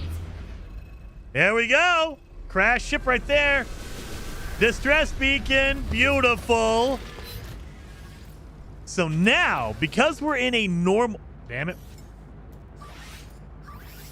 Because we're in a normal playthrough, we're not abandoned. This distress beacon could be a crash ship or a crash ship with a pilot. So we don't know what it's going to be. The way you can tell is if you fly close to it, there's an emergency beacon that's next to a regular crash ship that has no pilot. If there's a pilot, there is no beacon. So let's go see. Let's go see. So again, we're looking, there's a round emergency beacon when it's a abandoned crash ship. It does not have a pilot at it at all. So that's what we're looking for now. They give me my good camera angles, that way I can kind of see below me.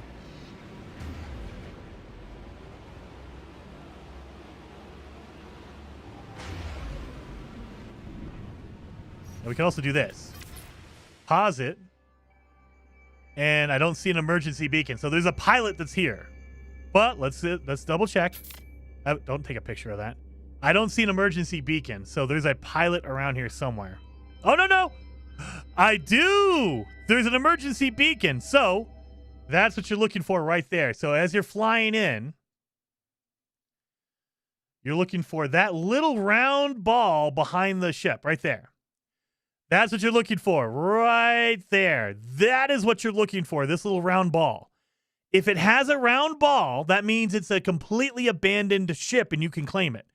If there's no ball, that means that there's a person or an alien walking around and you need to help them. And in our case, we would murder them. But that's what you're looking for. You're looking for that little tiny round beacon. And technically, we're only looking for that round beacon because I need my advanced mining beam. Every time you open this thing up, it will give you a recipe. So, because we have not opened one up yet, it's going to give me my teleport receiver. That's the first one you get. It's locked in progression. So, you will always get teleport receiver first. The second thing you get is the advanced mining beam. So, that's why we need to do this first. Get our teleport receiver, and then we will get our advanced mining beam on the next one we find.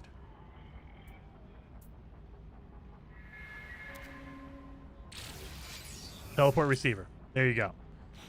So you will always get it. There's an order. There's a specific order that they go in. Let's get an upgrade out of here. Come on, give me. And we can claim the ship too. We can scrap it when we get to a pirate system. We can scrap it. So we could totally claim this thing and be good. We're going to need to fix it, though. It's a fighter. Let's see what it is. It's a C-class fighter. It's fine. I'm going to get rid of that. We're just going to scrap it, and we're going to sell it. So you don't need to fix your shield. You just need to fix your launch thruster and your pulse engine. Really? Well, I got that, I guess. I need that. Launch thruster will be fixed. I need a little bit more ferrite dust. There we go. There we go. Metal plating. So now I can call in this ship wherever I want to because I fixed the engine and the launch thruster. We don't need to fix anything else unless you want to keep it. You don't need to fix it. Can I get rid of the photon cannon? I can. Thank you. I'm going to scrap that thing out. Beautiful. I don't think you can get rid of anything else. Like, you can't get rid of your shield. That's a requirement. You can't get rid of the hyperdrive. It's a requirement. Okay. So there you go. And that's what you do. That's why you come to an abandoned planet or an empty or dead or whatever you want to call it planet.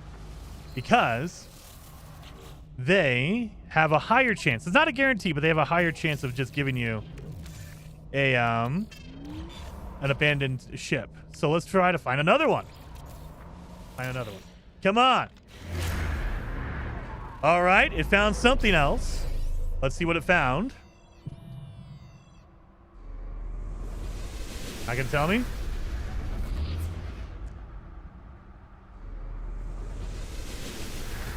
Distress me. 5 minutes away? 5 minutes away?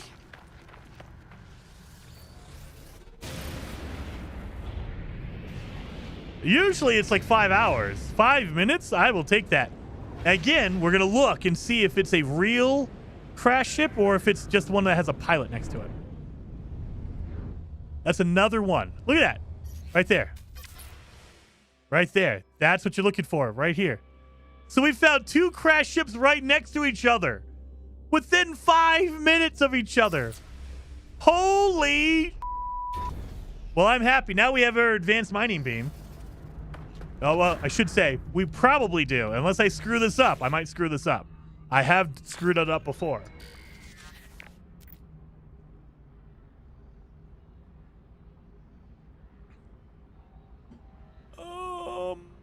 Do we look for... Oh, God. I think if we search for loot, it'll give me an upgrade. If I open the box, it'll give me a blueprint, I think.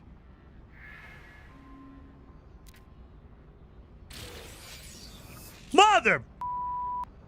Thanks. I ruined that. All right, well, I didn't get my beam.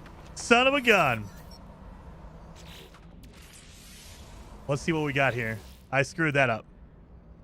Oh, we only need to fix our pulse engine, which means a hermetic seal and a metal plating. Oh, wait a minute. I need to actually claim it. Duh. I'm already, like, claiming it in my head. I already had it. Metal plating, hermetic seal. All right, so that one's done. We can get rid of this shield again. I mean, we could just take it. It's only a 7% shield, so it's not good. That's why I'm going to get rid of it. Get rid of that as well, because we don't need it. Here we go. I screwed up. I screwed up. That's all right. We'll find another one. Let me move some stuff out of my inventory. We will find another one, dang it. Okay, I hate when they do that. When they pin a recipe when you learn a new recipe. I don't need to know my hazmat gauntlet. Thank you. All right. Try it again. Nothing. Okay, so we need to move now. Now it's not finding anything nearby. So now we need to go somewhere else. That's okay. Oh yeah, let's go check and see what upgrade we have, or if we have an upgrade. Please give me an upgrade. Just reload the save. Can't do that, Crazy Cam. No save exploits. We can't do any of that. So we have to live with our decisions. There's none of that kind of stuff on this run. I got a hot protection. That's pretty good.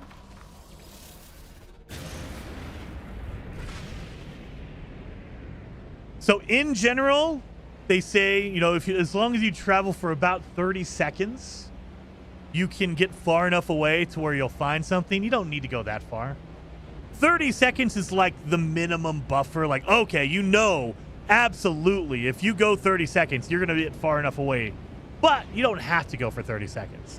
If you want to go 10 or 20 seconds away, it should be far enough as well. So, like, we just went, what, 10, 20 seconds, maybe? You don't need to go 30. You can, and that's almost a guarantee that you're far enough away, but you go like 10 seconds. Oh my God, maybe not. Didn't go far enough, obviously.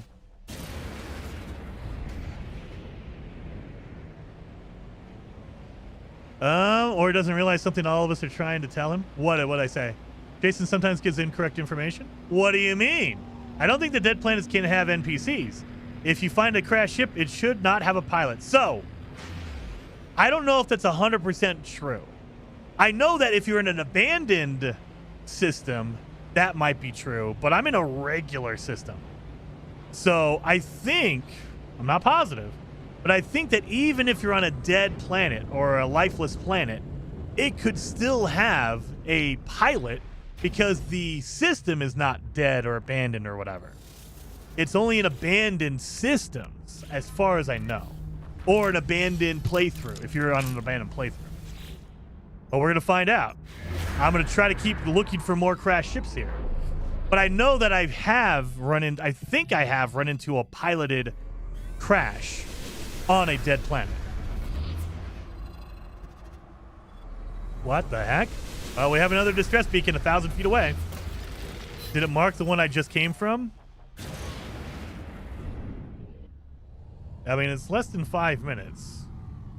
I think this is where I just came from, but we're going to find out. I just claimed it, right? I claimed that ship. It should be gone. All right, no, it's gone. Okay. Here's another one. And it's abandoned too. So maybe you guys are right. You might be right.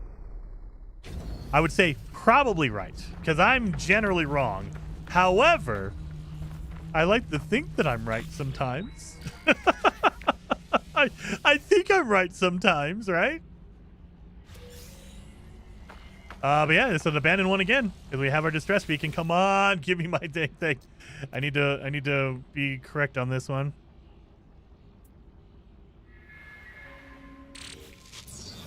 Thank you. Oh God, that's what I was looking for. Thank God. All right. Oh, and I also got plasma launch. Whoa, whoa, whoa!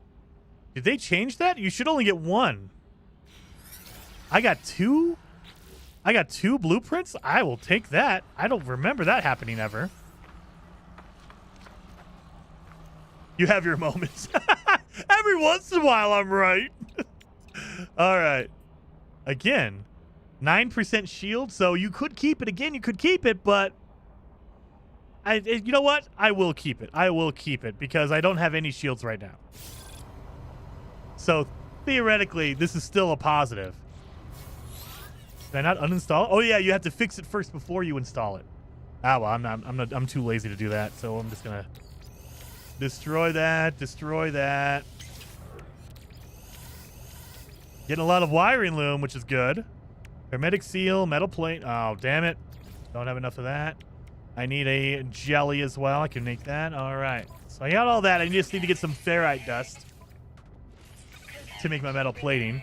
I'm gonna have a lot of ships to turn in as soon as I can get into a space station, an outlaw station. I'm gonna have a lot of them to turn in.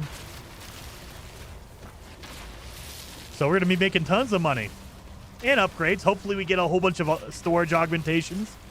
That would be pretty cool. But usually those are for like a higher class and bigger inventory ships anyway. All right. There we go. That one's fixed. We're all good. Get back into my ship. So theoretically now we are done.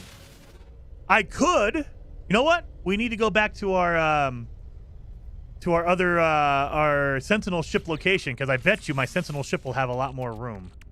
So that's what we need to do. Let's go back to our Sentinel ship location. Now that I need to put in my advanced mining beam. So we need 1 hermetic seal and 1 carbon nanotube. We could probably do that, right? Hermetic seal, nanotube. And now we're done. We have an advanced mining beam. Yay, finally! So now I can go get my radiant shards. I can go get my ship. Oh, yeah. All right. Well, now, yeah, we just need to head back. Let's head back to our Corvette assembly. What the heck? Repair the irregular bionic armor? No. Get out of here with that. So let's go back to our Corvette. Not our Corvette. Our Sentinel ship, dang it. So we might have to jump twice. I think we do. Yeah, we jumped a little bit. So a couple of jumps and we should be there. So are we skipping the solar ship tennis? I'm going to look for a pirate system. I feel like if I have a Sentinel ship, it will actually have a better chance of finding. I could possibly find one that has a scanner on it, which means I'll be able to find an outlaw station. So the reason why I want to go to a pirate system is that they have a higher percentage chance of getting a solar ship. That's why I want to try to find a pirate system, an outlaw system. And in order to find an outlaw system, I'm going to need to jump around a lot. So either I need a better hyperdrive, which could be in my Sentinel ship, or I need a scanner. Again, it could be in my Sentinel ship. So that's most of the reason why I'm doing it this way. Wow, okay.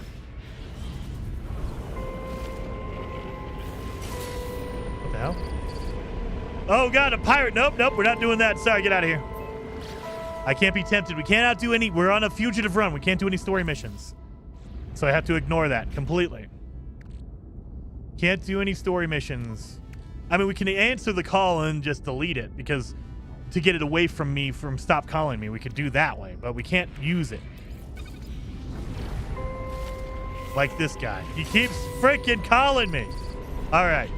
We're going to accept it and we're going to get rid of it. We don't care. Thank you, but we're not doing that. Nope. Can I abandon? Oh, I can't even abandon. I cannot abandon a... Okay, well, we're ignoring it. We're not going to use it. Let's go right there. There we go. Got rid of it. All right. Sentinel ship will fix your jumping problem. I mean, yeah, that's why. You just grab a bunch of shards for fuel. Yeah, that's essentially my thought process. And it might have a better jump drive, so I can jump farther. And it could even potentially have a scanner. It could have a combat or an economy scanner. In that case, it will really help me find a pirate system. So that's why I'm trying to do it that way. That, at least that's my argument, my process behind it. That's what I'm thinking. What the heck? No, quit changing my mission. It really wants me to do the Rebel Star. All right. Now we have our advanced mining beam. We can get our radiant shards. And that's all we need. We have 3. Where are they at? I got rid of all of my things. Oh, you dumb idiot. I used up all of my inverted mirrors to fix my multi-tool like a dummy. I should have kept one of them. What a fool. Well, we need to get an inverted mirror as well. Inverted mirror, please. Damn it. All right. Well, now we can get all of our radiant shards.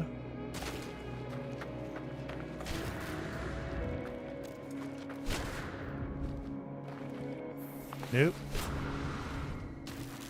Gotta look for another resonator. Oh, there's a resonator up there. Up there. So we know there's one right there. And there's some radiant shards next to it as well. Under a Rebel Star will lead you to a pirate system. I can't use it, though. Can't use those storyline missions. That's why I was ignoring that. So because we're a fugitive, we're not allowed to use that as a way to contact or anything like that. We're a fugitive on the run. And I know it's weird because technically they're part of a Outlaws anyway. So it would make sense. You can go contact the Outlaws. But it's more about making the run more difficult. That's why we do it that way. We're just trying to make the run way more difficult.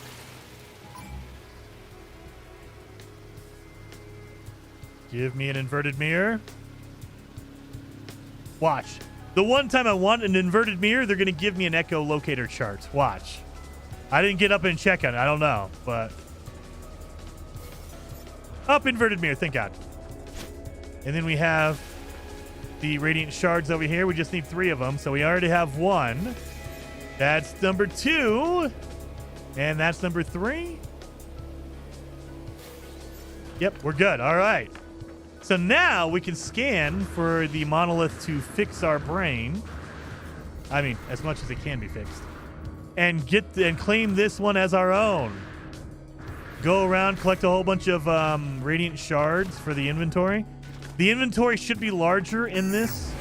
It's better than my my shuttle. So we should be all good to go all around. So let's get in here. Let's use the harmonic brain or the highline brain to go find the harmonics. Where are we at? You gonna mark it for me? Oh, of course. Over here. There it is. So now we can soothe the brain and claim it. Jason really needs to fix his brain. I mean, yeah. I've been told that a lot by people, multiple people in my family and friends. Tennis says Jason is on the run from Interstellar and alimony payments. No, no way. Never. It's because they accused me of eating a pineapple pizza. I've been falsely accused. I would never eat pineapple pizza, but they think I have. And so I'm on the run.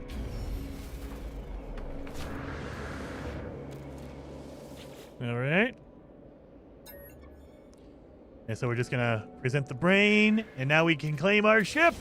Thank God, we did all that work. There should be a lot of, I saw some radiant shards around here. There they are. So the other thing is, with a Sentinel ship, it uses different fuel. So we can use radiant shards to refill our hyperdrive. That's why you want to do it. It makes it so much easier. We can also use our radiant shards to repair our multi-tool as well.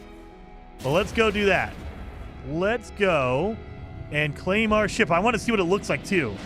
So we have not, this thing looks like it's going to be cool, but we have not seen it in action, so we don't know for sure if it's going to be a cool ship or if it's going to look stupid. It looks cool, but we don't know. You're on Team Pineapple Pizza? Grudge? No. Pineapple Pizza's terrible. Terrible. All right. Do we have all of our stuff? I think it's a C class, so it's not like a major one anyway. It's not super amazing, but a C class Sentinel ship is still better than my shuttle. Let's do it. We have all my stuff. And it does not have a sensor on it. Damn, I was hoping. It has a supercharged slot. How do you have a supercharged slot? I have no idea. And the inventory looks okay. So let's move everything over.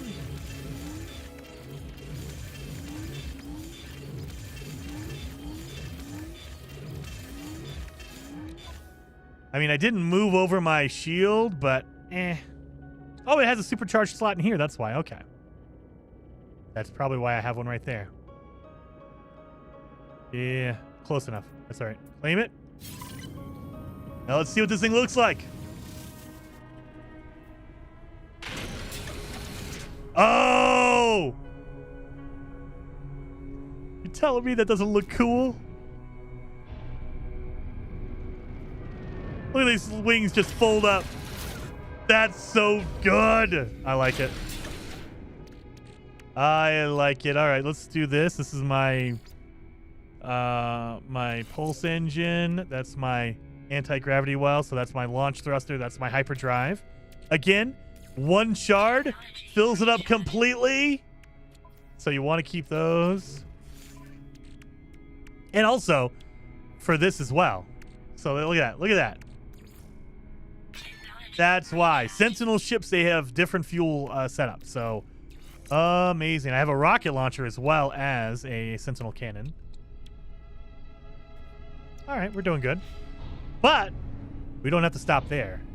We could, if we wanted to. Why am I doing this? No, get out of here.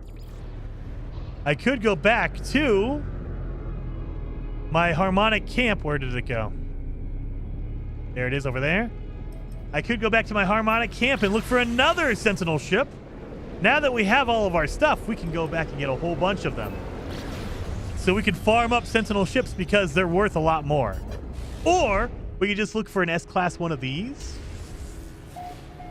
So let's see. We'll go for one more Sentinel ship. All the ships are going to look exactly the same. So it's not like we're looking for a totally different one.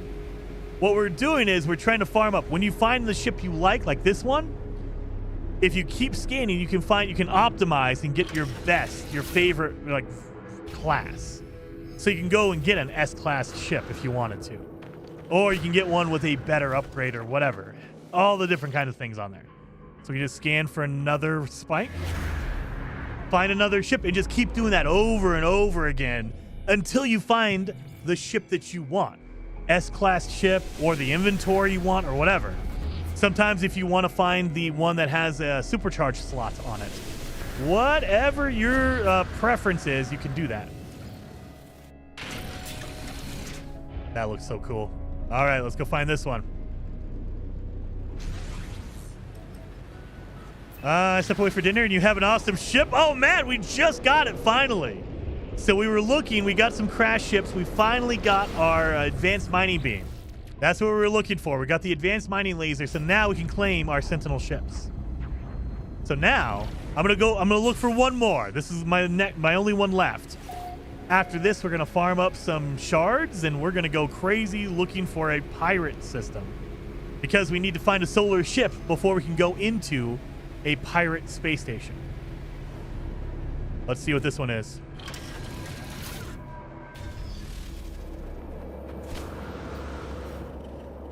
You're gonna be good, right? It's another C class, so it's not great. Not great. But it's okay. So now we need to get our inverted mirror. We also need to get our radiant shards if we want to collect it. And it's a good idea to do this anyway, simply because if you scrap a Sentinel ship, you can get some really good stuff out of it. You can get a lot of money, all that kind of stuff. You can get some good upgrades out of it, depending on what class it is. Like a C class will only give you C class upgrades, so that's not going to be great. But we got this. Where's my Sentinel? There it is right there. So we need that.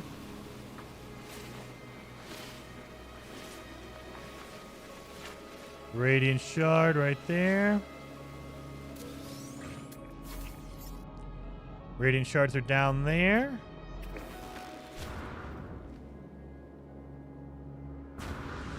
Look at this wreckage. I got an anomaly detector. Awesome.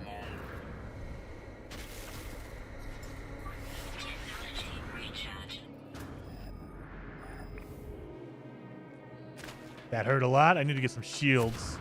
So we definitely need to get to a pirate system. That way I can buy some dang shield upgrades and stuff for my character. For my pirate. My fugitive. Don't come over here. There are no resonators around. There's a building that way. What? Oh, there we go. Right there. Let's see. Maybe we find a crashed ship again. C-class upgrades are still better than no upgrades. That is true. That is very true. Nope, that's a building or a shelter. We don't need that. Do you have to find a solar ship, or can you buy one from a port? We cannot talk to any regular aliens. Because we're a fugitive, if we interact with a regular alien, they will turn us in. So, if a pirate lands and he has a solar ship, we can buy it from him. But we cannot go to a trading outpost. We can't go to a planetary archive. We cannot go to a regular space station. We have to either find it, or maybe if an outlaw lands for us, we can buy his. But again, he has to land, and that's very, very hard to like count on. Like, that's not a normal occurrence. So a way to increase your odds is to go to a pirate system, an outlaw system, because the outlaw systems have a higher chance of finding a crash ship or a solar ship. So that's why we're kind of doing it that way. You're really not going to do this for me? All right. Let's go find a resonator. Jason, do you ever play with viewers? Oh yes, Snarf. Yeah, we do. We don't do it as much as I used to. But yeah, every once in a while we'll do like a we'll jump in and we'll just do like a building stream, or we did the 250,000 subscribers stream where everyone was just hanging out. We were just seeing all the cool bases everyone was building. So, but generally, not as much as I used to, simply because it's hard to kind of set it up without people feeling excluded, like, oh, you prefer that person or this person, or it just being a big mess of trying to connect on multiplayer and it's just not working, like especially No Man's Sky. Multiplayer is very finicky in No Man's Sky. Sometimes it just doesn't work, and it's like, well, great. Like when we were trying to look at bases weren't loading in. people weren't loading in. Like we would have people join up and then they just didn't show up. Unknown building.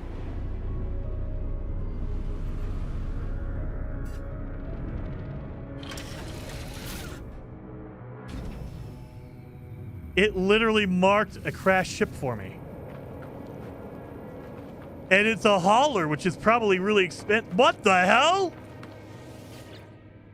That never happens. That never happens. What the crap?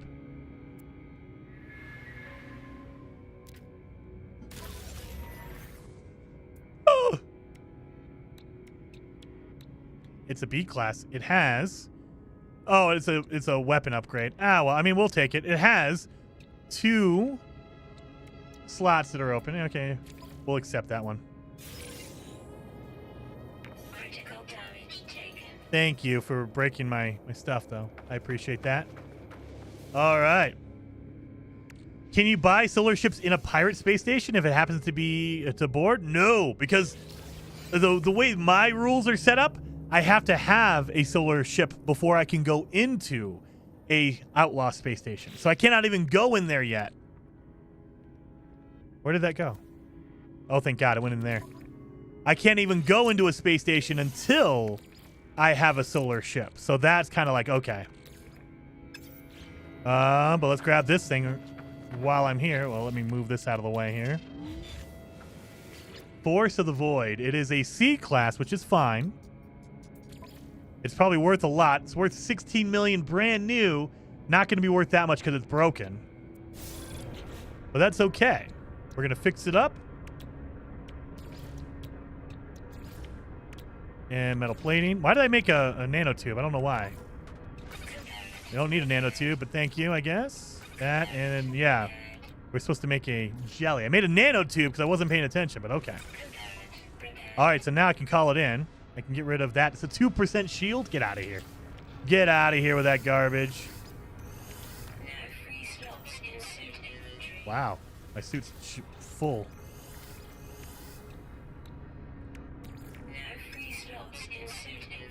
Oh, well. We don't need a nanotube. We're fine. All right.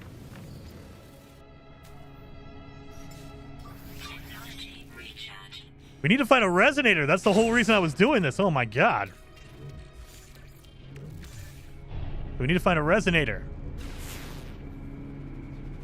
That's what I was looking for.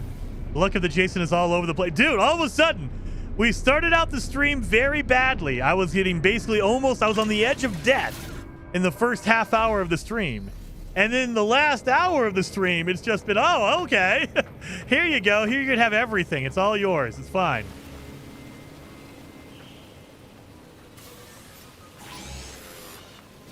Don't pay attention to me. I'm just getting fuel for my ship. You can leave me alone. That's fine. We have a resonator around here somewhere? Why are there no resonators on this freaking planet?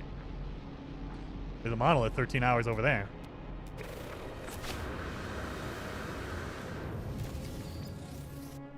How did you get a Sentinel ship? So we found one in the last stream. But we did not have the upgrade we needed for our multi-tool, the advanced mining beam. So now we took this stream to find one. We have one. And so now I'm unlocking all the good stuff. But we had to go find a whole bunch of crashed ships. That way we can unlock the advanced mining beam laser.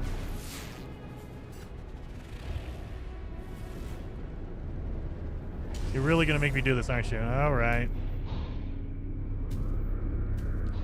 Land right here. There's a radiant shard. I want to take that. Give me that radiant shard. So that's what we were doing today. This stream. There we go. Okay, now they're good. Oh, really? I didn't even see that one right there.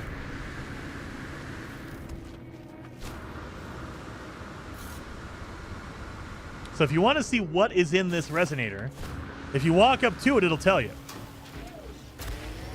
Right there. You see it says inverted mirror? That's what I want. Sometimes it'll tell you echo chart or echo locator. And so you kind of know before you attack it what you're going to get. So if that said echo locator, I would ignore it. But because it has my thing in there. Oh. I'm going to try to get far enough away so the Sentinels don't see me, but I don't think that's going to happen. Nope. All right, we might have to fight the Sentinels because this thing is in a weird spot. I can't get far enough away to not be seen by the Sentinels, I don't think. So we're just going to have to do this and pray to God that they don't find me yet.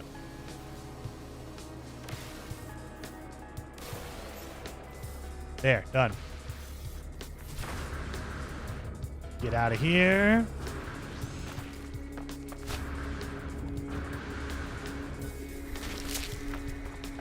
There we go.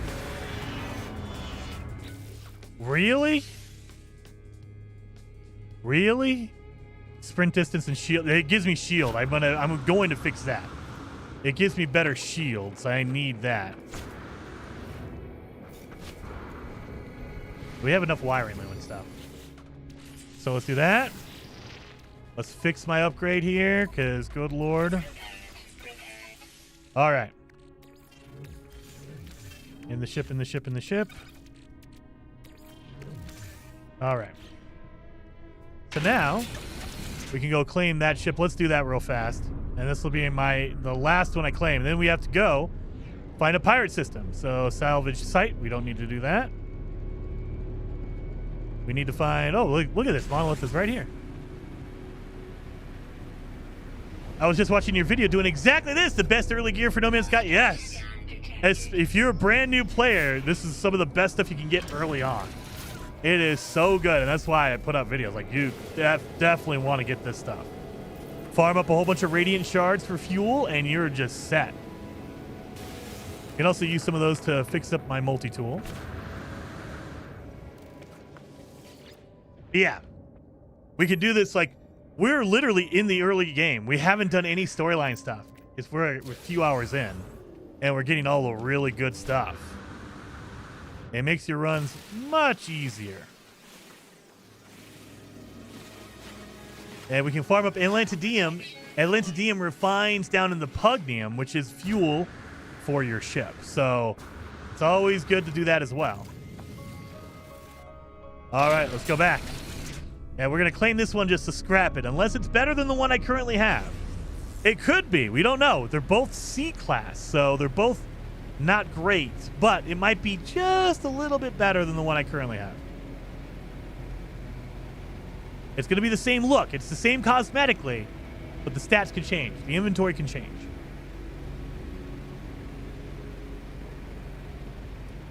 Even in Permadeath, this is super easy. You get loads of money and nanites and upgrades. Absolutely. You can farm up a whole bunch of these ships and scrap them and make a ton of money, a ton of upgrades, a ton of nanites. A lot.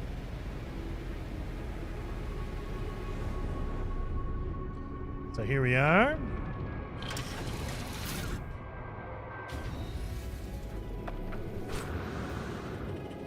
So let's claim it. Let's see what we got. It has nothing really. It looks exactly the same as my other one. I mean, the technology is actually worse, I think. Yeah, maybe. It has a supercharged slot. The cargo is good. Yeah, you see, I like the technology set up on my current one. But it does have a little bit more. It has, what, one extra? It has one extra inventory slot right there. It has one more, but my stats are a little bit better on my current ship. Maneuverability is a little bit better. Maneuverability is a little bit worse. Yeah, so it's not, nah. Trade-in price is 33 million. This one is 52 because it has one extra slot. It jumps up another 20 million. I don't know if that's right. We're going to keep it. I don't know if that's right. Where's my other ship? There you are right there. So we're going to keep our current one. This thing is so packed full of stuff. But that's okay. We're good now. Let's go to our multi-tool. Let's see what we can fix here. No. Yes. No. And yes. All right. So we just have 3 more we can fix when we get our upgrades from our pirate system. We have a combat scope. I like it. All right. So I think we're good here. Yeah, we're good. Technology recharge. Oh, no, they're both supercharged. Oh, my God. I got double supercharge on my laser? I didn't realize I had both of them. Oh, my God. Angus. Where did Angus say? In the early game, you normally don't know any glyphs. How did you get to the Sentinel multi-tool without the glyphs? Okay, so go to a dissonant system. So if you're just traveling around, you can go to a dissonant system from the beginning. The first hour of the game, you can do that. So make sure you go into your galaxy map, look for any system that says dissonant. So let's see, what system I haven't been to yet. Water, water, water. Water, water. Nothing. Water, water, water. So they're hard to find, but you don't need any glyphs or anything to get them. You can literally find them anywhere. Oh my God, except for if you're me and you're bad luck. I'm trying to find a fresh one so you can see what it looks like.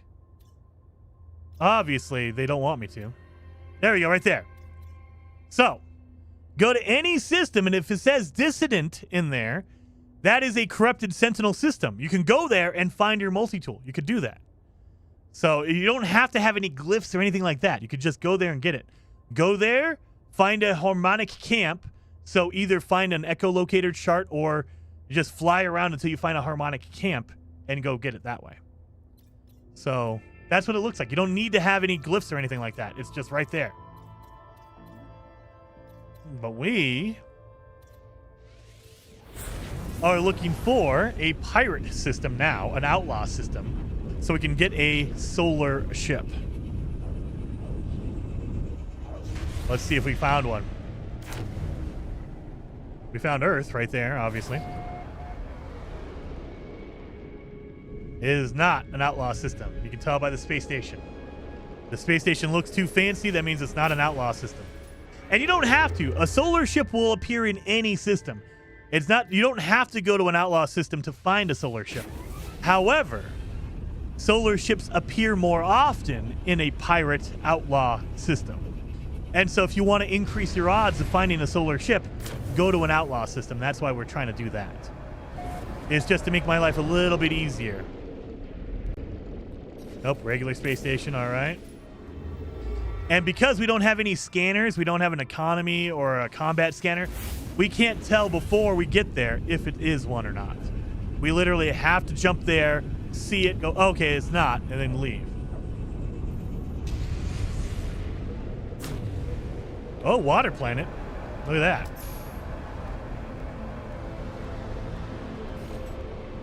And nope. It is not. Regular one. Let's see. Whoa. Whoa. We can jump far. 590. What is my stats on this thing? I could jump 600. What buff do I have? There's no upgrades. I don't have any upgrades. Technology recharge. What upgrade? Usually the white line is your general stats and the yellow line is an upgrade. What the hell? There's no upgrade. I have no upgrades in here. I don't understand it, but I'm not going to question it. Sentinel ships have long... I know, but usually it's like 200, 300. Because for like a basic ship, it's going to be maybe 100 at the most if you have like an Explorer. 500 distance? And it's a C-class. It's not even a good one. That's throwing me off. Oh, someone labeled that one Earth? So obviously this is a normal system. Yep, normal system. All right, well, let's do it. That's just the awesome bonus. I mean, it looks like it for sure. But good Lord, I'm not used to seeing that much of it. Like, usually they do have a long distance, but that much? I don't remember him being that high. Especially with no upgrades. So I'll take it. I'm not going to argue with them, but dang, that's kind of nice. Nope. All right. Well, let's go up. We're gonna go up. Come on, pirate system. Interceptor hyperdrive is base 600. Really? Holy crap. Normal hyperdrive is 100 light years only. My God.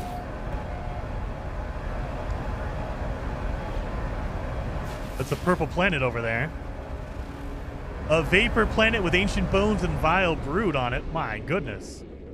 And it's a normal system. Damn it.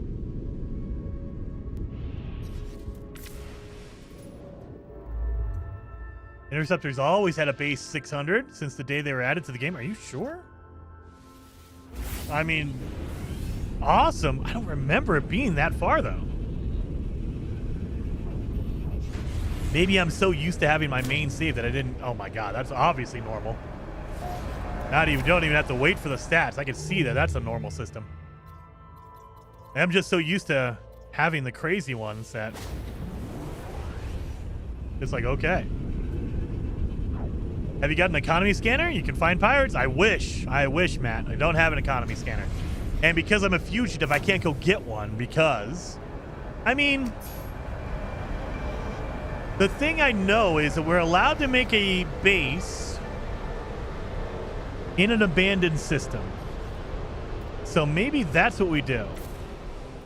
Maybe we find an abandoned system. That way we can build a base, and I know we can get upgrades in a base. So let's do that. You know what? No, we can't. We're not in abandoned. Oh, damn it. We don't have abandoned mode on, so we can't get our upgrades there. We have to go to the space anomaly. Son of a bitch. And I'm not allowed to go to the space anomaly because I'm a pirate.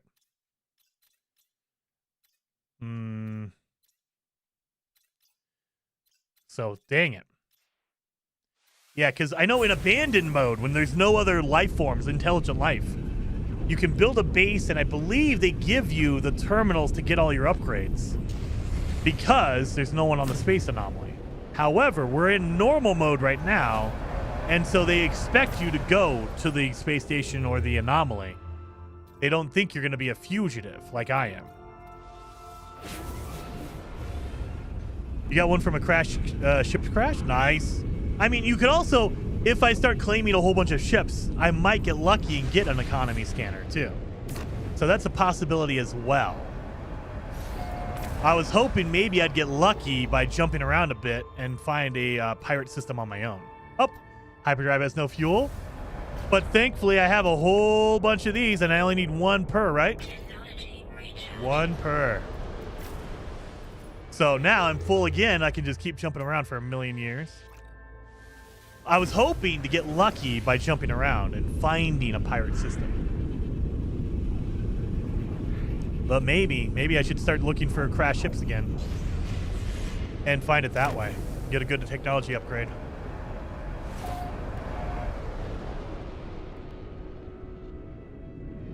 Oh.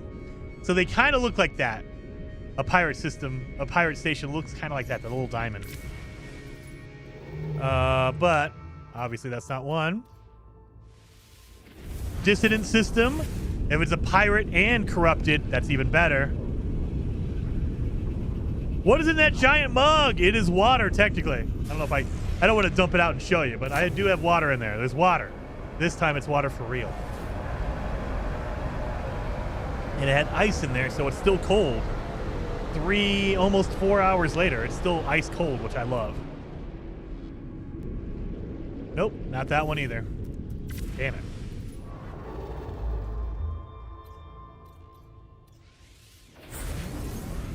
I believe pirate systems appear more often in red star systems, but again, I don't have a red star. I don't have a cadmium drive. So I can't do that. This is a normal system, you can tell by the space station. I got lucky with my ships. I got all this stuff, and now I can't find a single pirate system. So yeah, they happen a lot more in the red systems, but again, I don't have a cadmium drive, so I can't really see them. Can't you change the filter on the galaxy map? It would make it easier. I mean, you could, but I think the problem is I don't have the combat scanner. We could try. Let's do that. Combat. Yeah, see, I don't have the combat scanner, so it won't let me do it. If you had the combat scanner or if you had the economy scanner, yes. But because I don't have those, I can't filter between them because I don't have it. It doesn't know what the economy or the combat level is because I don't have the scanner to be able to find that. So yeah, there's a lot of limitations when you try to role play with like fugitive runs. You start seeing the oh crap, you can't do that. You can't do that. Yep, that's a normal one.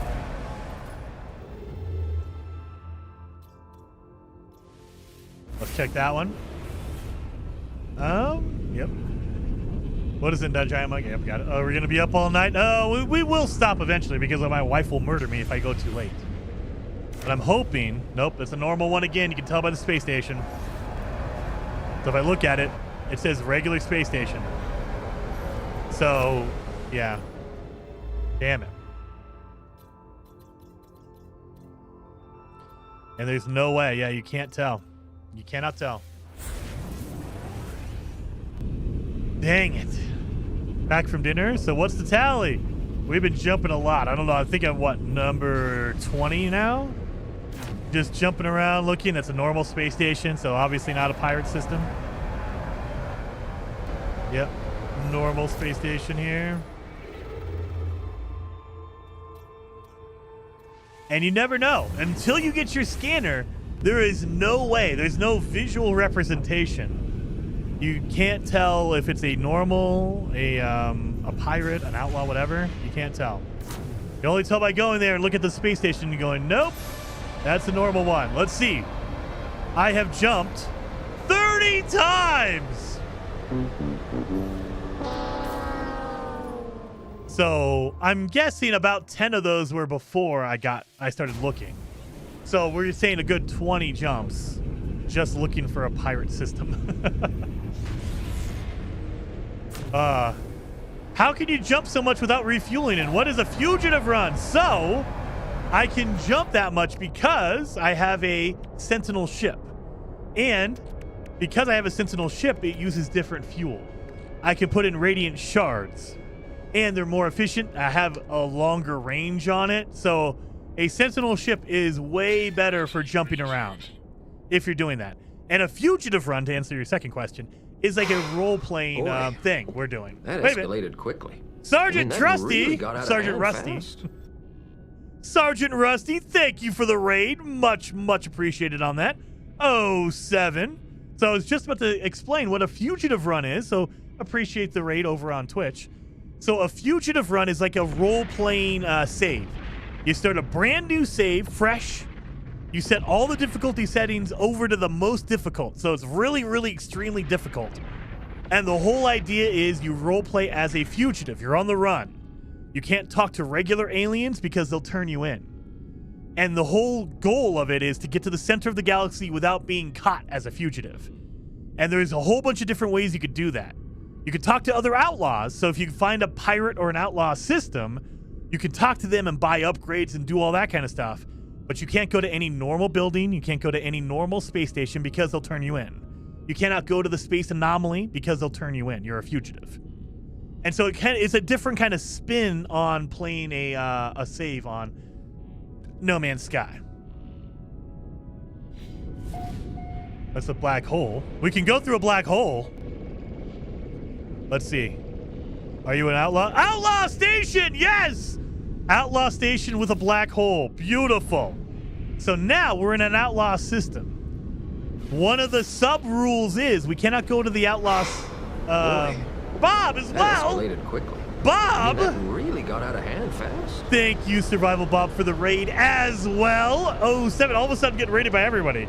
That makes me feel like it's time to get out of here because everyone else is ending their stream. But 07, thank you, Bob. We just got to an outlaw system, so now I could go look for a freaking, what's it called? A solar ship. Because one of my sub-rules is we can go into an outlaw station only if you have a solar ship. Does this only have 2 planets in this entire system? Of course, I jumped to the system that only has 2 planets on it. All right. Well, that means we're looking for a ship over here. So we need to find a solar ship.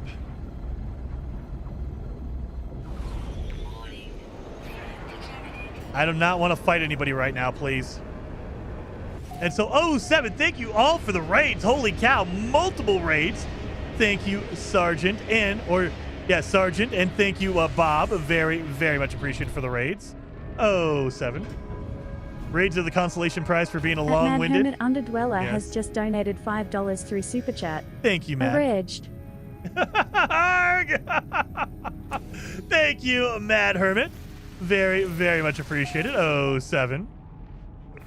So we can look for it this way, but the signal booster on a regular planet is not very useful for finding crashed ships like we were doing earlier on a dead planet. On a dead planet, there's a lot of crashed ships.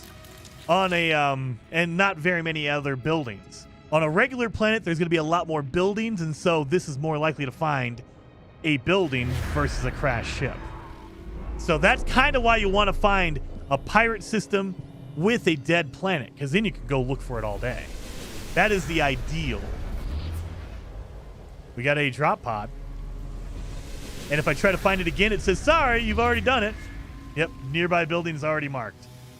So I need to go over there and basically unmark it. Or if I fly far enough away, it'll basically be far enough away for me to mark another one. But yeah. 07. Wait a minute. Tennis with the gifted members. Very, very much appreciated. 07 Tennis. Drop pod score. Yeah, Royal. Yes. I mean, I'm not looking for a drop pod now. I'm looking for a ship, I'm hoping. But let's find out. Let's see.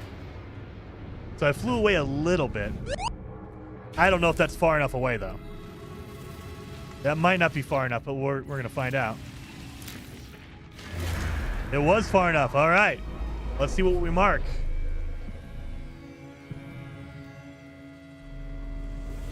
Do not mark another drop pod.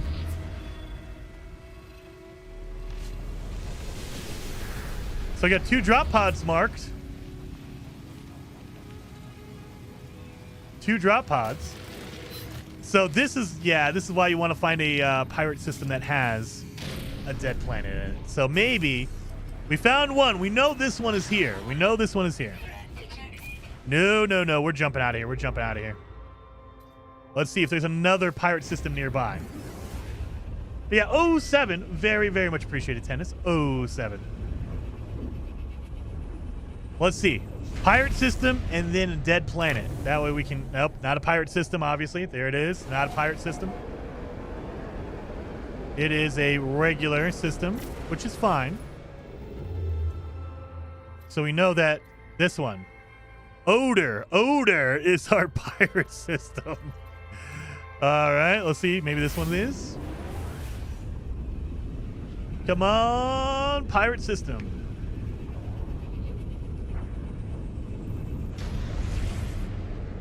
Come on. Nope, not. You can see from the space station. That's not a pirate space station. Damn it. Come on. Right there. Odor? Odor. Ooh, it's getting close to ending time for my stream. Oh my god. Normal system. We're going to have our warp milestone done. Hello, Dragon Man. Good seeing you in the chat over on Twitch. As well as you, OE. Good seeing you in the chat. I know I usually ignore you, but I want to call you out right at the end. Hello, OE, over on Twitch. Oh, this is a good one. It looks good. Look at that. That's a really cool looking planet right there. Nope, not a pirate system. Great. Come on. Give me a cool pirate system right here.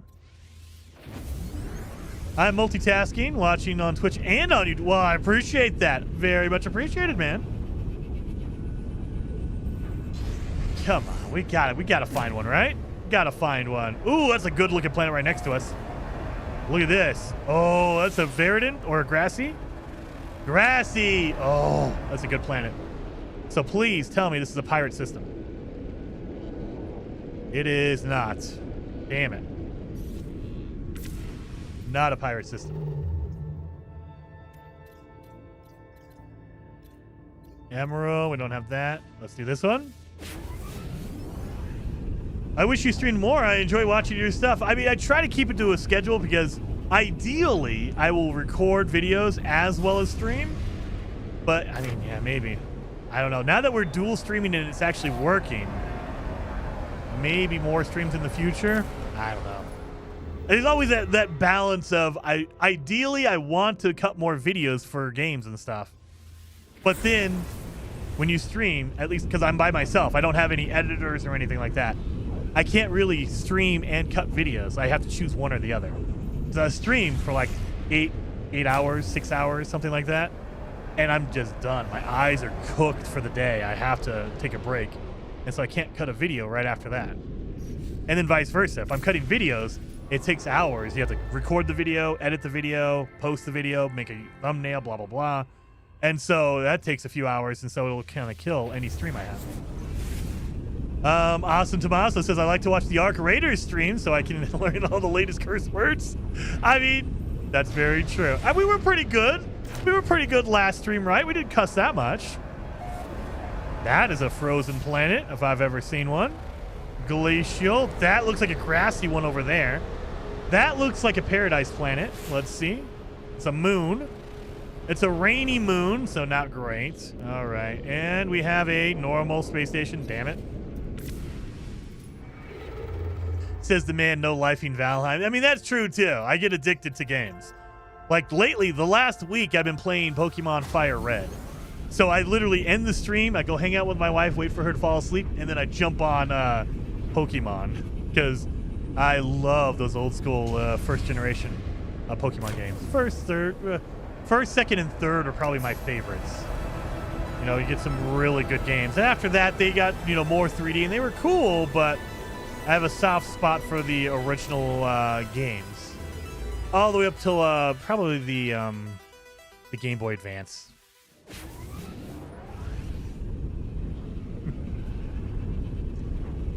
Come on! Again, if I had a scanner, I'd be able to tell immediately and just go right to a system that is a freaking pirate system, but nope.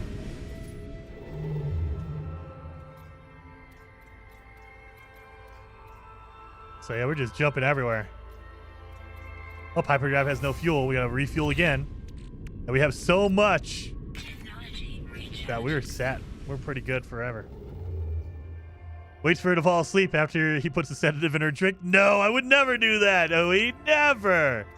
It's always, I don't know if your guys' wife is like this, but we'll always sit down, we'll have dinner, we'll talk, and then we'll watch a movie. And watch a movie means one of two things. Either adult time or my wife is going to sleep. So usually we'll click on a movie, and if I know she's sleepy, 27 minutes, 25 minutes, she's out like a light. And so let the movie keep going, and I crawl back up to my office, and I play some games while she's sleeping.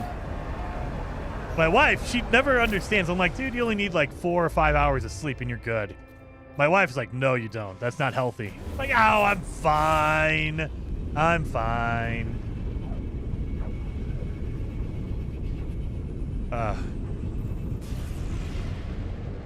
Vroom. Vroom says, so what exactly is Light No Fire? I thought it was a DLC or something. No, it is the next game that Hello Games is making. So we're still waiting on it. We've only had one trailer for it. It came out in 2023. So we've only seen that one trailer that was almost 3 years ago at this point. We've been waiting for any other news. We've been waiting for anything about the new game they're making. But yeah, it is a brand new game that they're making. What is for dinner tonight? I have no idea. I have to go down there. I think it's fish sticks and French fries, I think.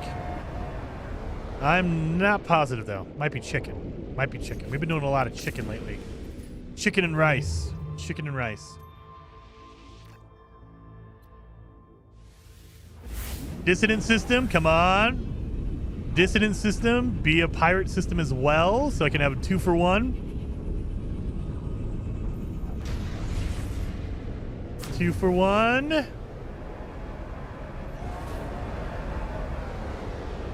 Nope, not it. Damn.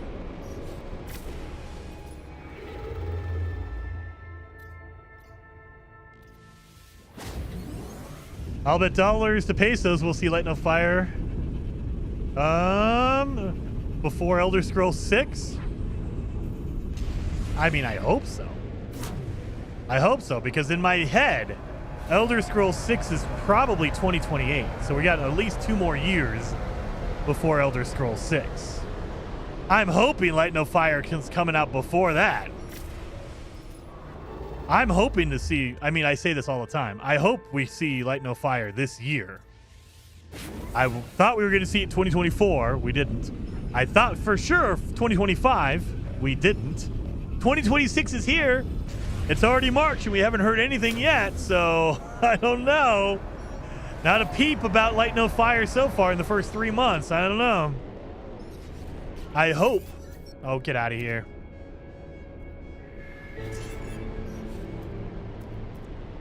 I'm hoping we see Light No Fire this year. Yeah, we don't know. Don't know. Nothing better than waiting 10 years for a new game. Dude, it's going to be more than that. I think they announced, like, our first trailer, quote-unquote trailer for Elder Scrolls was it 2017? So we're almost at 10 years, and it's not even, like, they haven't even announced if it's coming or not. It could be more than that. Nope. So it could be 2028. I'm guessing, like, at the earliest, we probably see it 2028. I mean, who knows? Maybe Todd comes out next week and he says Elder Scrolls is coming November 2026. I don't know. I don't think so, though. I think that we still have a few years to wait for Elder Scrolls. Few more years. Unruly? Nope.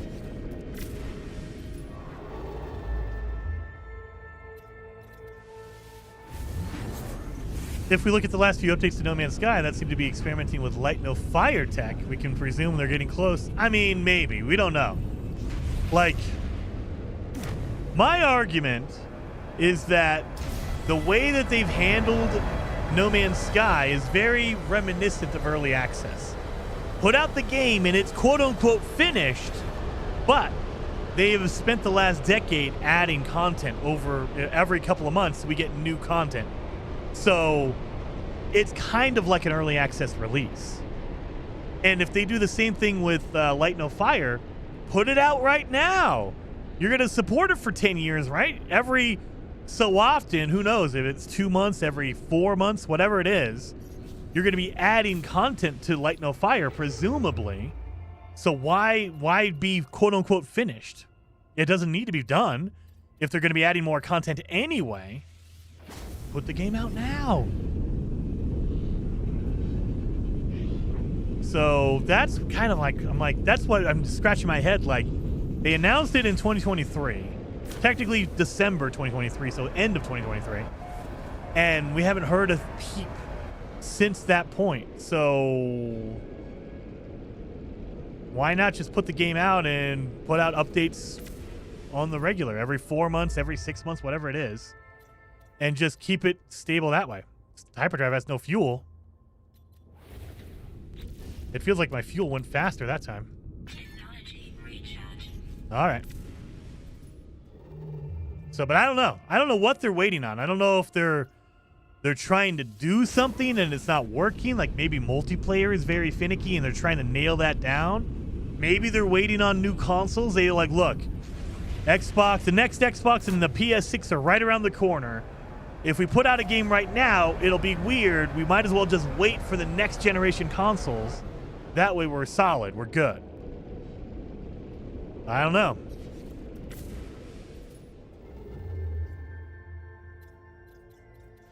Because I do feel like there is a portion of No Man's Sky that is probably being held back because they have to, whenever they update No Man's Sky, they have to update the Xbox One version, the Xbox Series X version, the Xbox Series S version, the PS4 version, the PS4 Pro, the PS5 version, the PC version, the Nintendo Switch version, the Nintendo Switch 2 version.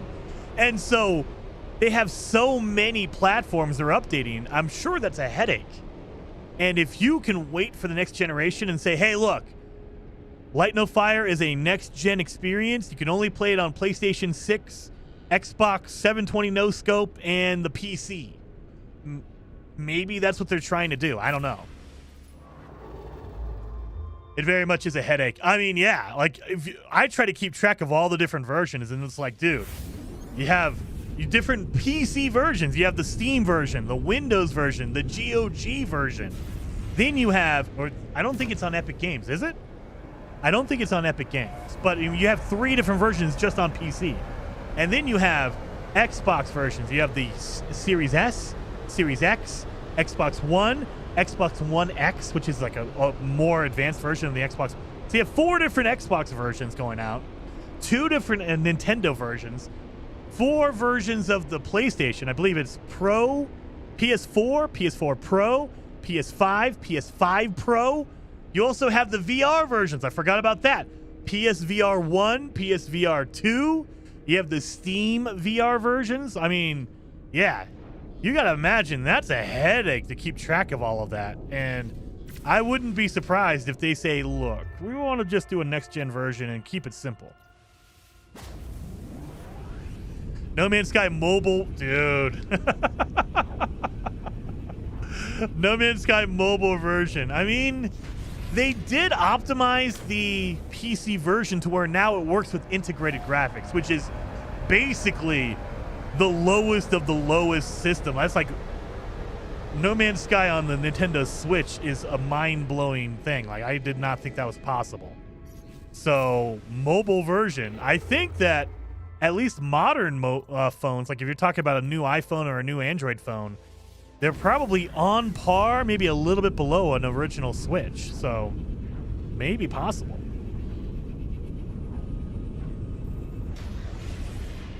That might be a little excessive. Maybe. I don't know. I would compare. For sure, I would compare the mobile version to a Nintendo Switch version.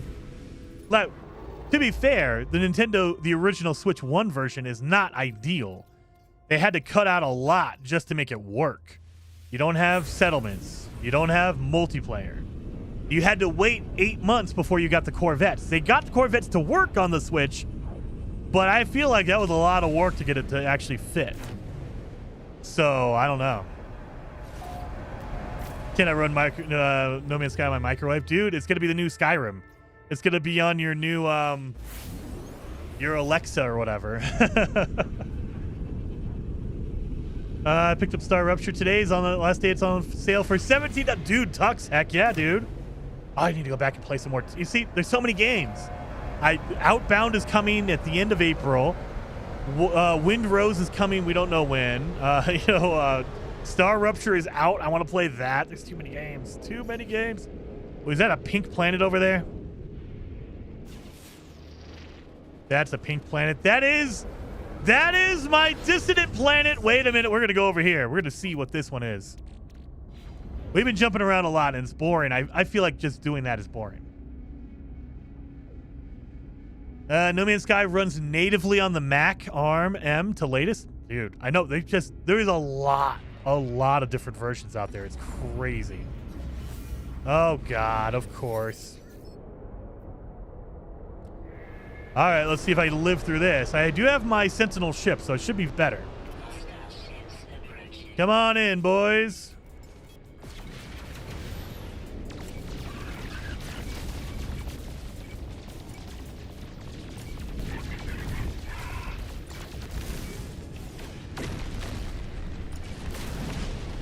That was it? That's all you had? Well, that was disappointing. We have a beautiful planet that has dissidents on it. I bet you it's going to have some really good, what's it called? some really good Sentinel ships on it. But let's go see. Technology recharge. Let's see. Wait a minute. Oh, yes, trader. Oh, thank God. We're allowed to trade with these guys. These are black market traders. Thank God. I can sell some stuff now.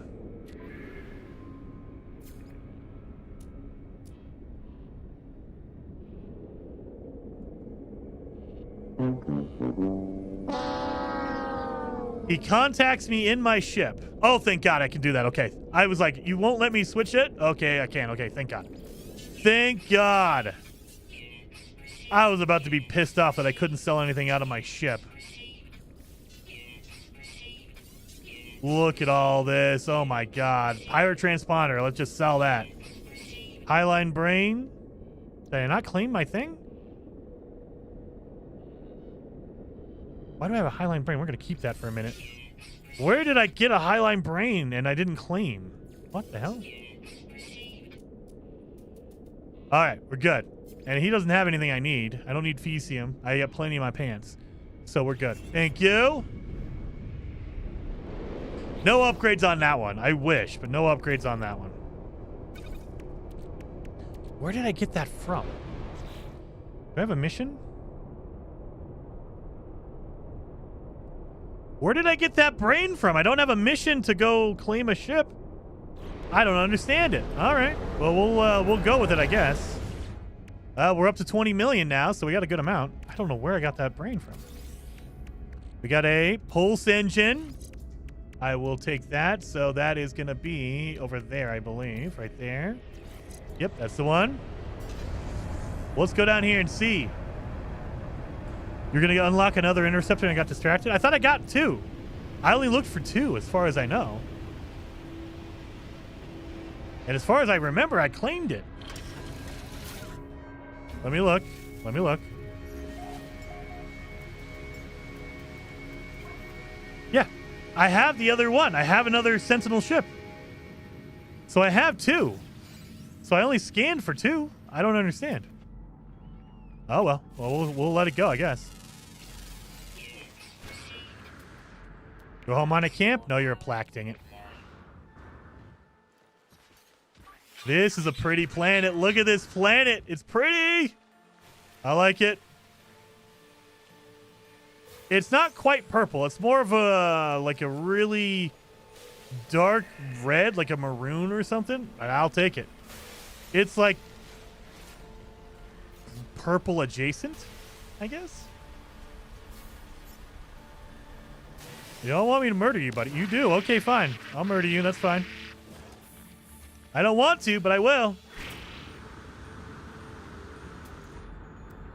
So, we have a resonator up here.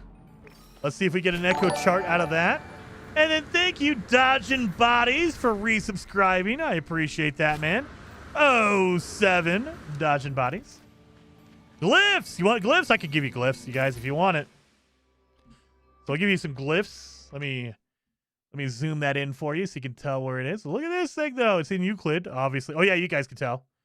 There you go. If you want the glyphs for this planet, there you are. It is a really pretty and we haven't even seen the Sentinel ship. It's a corrupted planet, so we will get a Sentinel ship out of here. But there you are. Let's zoom back out. Boom. Take a screenshot or whatever. But yeah, let's go get. Let's see if I can get an echolocator so I can go find a. Oh, it glows purple at night. Oh, this is a good planet. This is a good planet. Look at that. How long does a sub last? 1 month. 1 month. If you get a gifted one or if you sub up yourself, it's 1 month. As far as I know, on Twitch, you're allowed to get multiple months at a time, but the gifted are just 1 month at a time. I don't think you can gift more than 1 month. Maybe I'm wrong, though. But as far as I'm aware, the gifted are only 1 month at a time. You get the entire month. 30 days or 28 days or whatever it is. Look at this. This is a beautiful planet. I am loving this. Echo chart, get out of here. Inverted mirror again. Damn it. Oh, my God. All the animals are pissed off on this planet. I don't know if I like that. The animals are angry. My God. This is a really good planet. I like this. You can gift multiple in a row, but not at once. Oh, got you. Okay. No, you can select tier 1 through 3 when you gift your subs. But I think that's just the price of it, right? As far as I know, Train, the gifted sub, like the tier 1, tier 2, and tier 3, are just levels, right? I don't know if it's is a tier 3 months? I'm not up on your Twitch lingo, so I don't know. But as far as I knew, it was just basically the value of the sub. It wasn't the actual month. Inverted mirror, damn it. You ate their pineapple pizza? Never! I would never do that. And Nagy, thank you for subscribing with Prime. I appreciate that. 07. Look at that. There's 2 resonators right next to each other. I might just attack them just because there's 2 of them. And you never know if one of them is going to be a harmonic camp or echo chart. Oh, they're not right next to... Ooh, that's a spider. We don't want to do that. We do not want to piss off a spider. Inverted mirror? Yeah, we'll skip that one. I do not want to mess with the big quad. I do not. One has to be a locator. I'm hoping, Dragon. I'm hoping. I want to see which Sentinel ship is on this planet, because this is a good planet. It better be a cool one. Inverted mirror again. Dang it. And then Train gifted a sub. Thank you. I appreciate that. 07. We're going to find out what the tier 2 sub does. I mean, I probably could. I need to go dig into my... I need to dig in my back end, Train. It'll tell me. That'll tell me what it is. But 07, I appreciate that. Train, I appreciate that. Oh my God, yeah, the animals are pissed off on this planet. My God. One of these has to be a freaking echo chart. Come on.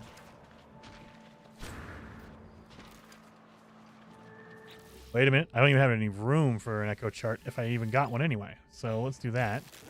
Get out of here. Echo chart. Inverted mirror again. What the heck? What's going on here? All of a sudden, everything's an echo or an inverted mirror.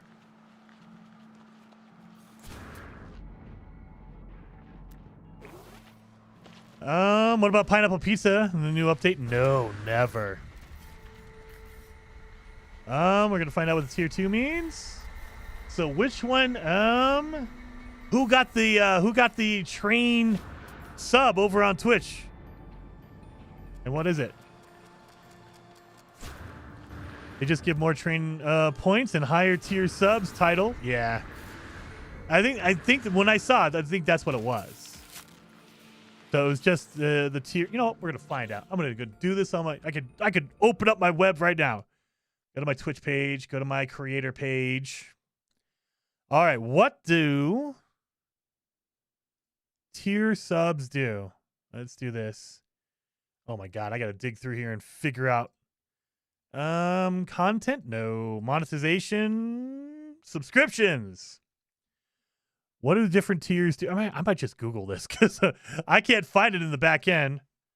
What are Twitch sub tiers for? Allow viewers to financially support creators at different levels, unlocking at minimum exclusive emotes, ad-free viewing, and special badges. Higher tiers offer more emotes and higher channel point multipliers. Okay. Higher channel point multipliers and dodging bodies. Thank you for the 5 gifted subs. I appreciate that. 07. Very, very much appreciated. So basically it just gives you more emotes that you can unlock on the channel and you get a multiplier for your channel points. But it's not giving you extra months. Like, I think you have to literally buy months in advance. Like, you have to get multiple months. But the tiers are just for emotes and stuff. Okay. Let me go back to my page here. Beautiful. Thank you. And thank you. Wait a minute. Was that a hype train? Dude, hype train. But you missed my sub. Boo. Did I miss your sub? Did I? Well, I apologize. I didn't see that one come up. Let me go see. Train gave out a sub. Thank you. And Axel Subscribed with Prime. I appreciate that. 07. I did miss that one. As well as Neggy. I think I got you, Neggy. But I missed you, Axel. I appreciate that. Even though I missed it, I'm sorry about that. I did miss that. Thank you so very much. 07. All right. All right.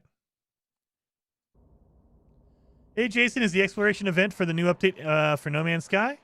Oh, no. We're playing basically a role-playing stream, basically. We're playing as if we are a fugitive that's breaking my stuff all the time. So this is like more of a role-playing playthrough, if you will. I'm playing like I'm a fugitive, and I'm trying to stay ahead of all the authorities trying to murder me. We need to basically do this. Wait a minute. Excuse me. Hey, Rake, thank you for subscribing with Prime. Oh, my God. Do I have hiccups? Make the hiccups go away. Thank you, Hey, Rake, for subscribing with Prime. Much appreciated. 07. We're trying to force the hiccups to go away. Friggin' rock star. I appreciate you. 07. Shadowless says, hey, Jason, is the exploration event for the new... Oh, yeah. So the expedition is still on. It is still on for, I think, a couple more weeks. I think it ends at the end of March. Rabbit One has just donated $4.99 through Super Chat. Thank you, Wesley. I can't gift subs on Thai because I'm on mobile, but I can do this. So, just because. Smiley face emoji. Thank you so very much, Wesley Wabbit. I appreciate you. 07. Very, very much appreciated for that. But yeah, so yeah, the expedition is still going. I think it goes until the last I checked, it was March 25th, I believe. Don't quote me on that. It's around the end of March, so I'm going to say end of March. So you still got a few more weeks left. Don't you worry about that. And I mean, we could go in and check. Oh my God, another freaking guy! What are you doing? Get out of here! Oh my God, you're fast. What the hell? Why are you going around in circles? Whoa! Look how quick this guy is. Dude. Why are you so fast and why are you so angry? Okay. Let's put some of the stuff in my ship. That way I can get my inventory cleaned up. So that goes away, that goes away, that goes away. I can eat some of that and then put that away. Put that away. Oh my God. How much sodium do you need, Jason? My God. Let's put that away. We don't need all of this condensed carbon and regular carbon. So let's put those away. All right. So now I'm feeling... Oh my God. How much freaking silica powder as well? I got all this crap just chilling. You go in there. Thank you. We don't need silica powder. So I'm going to get rid of that. All right. Inventory's cleaned up. Thank God. Jason gets killed by a little bunny rabbit. Dude, it was looking like that for a minute. Like, oh God, don't do it. Where's my resonator? I just saw one and now I lost it. They called in my ship because I was running out of room. Where's my resonator? There it is. Come on, Echo Chart. I just want to find out what the ship looks like on this planet. And A-Train 5442 has just donated $5 through Super Chat. A-Train. At Wascally Wabbit One, this is how it's done.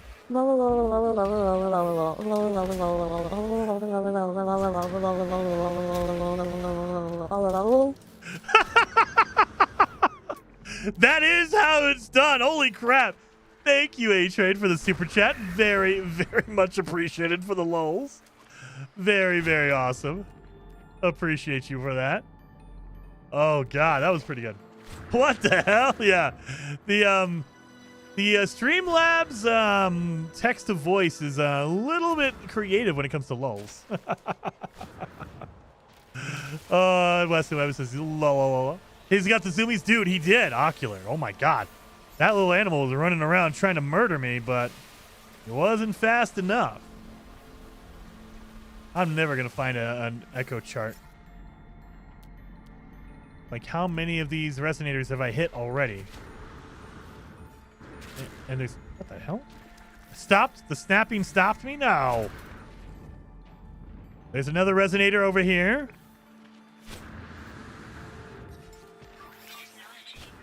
All right. Right next to the water. Come on. Literally right next to the water.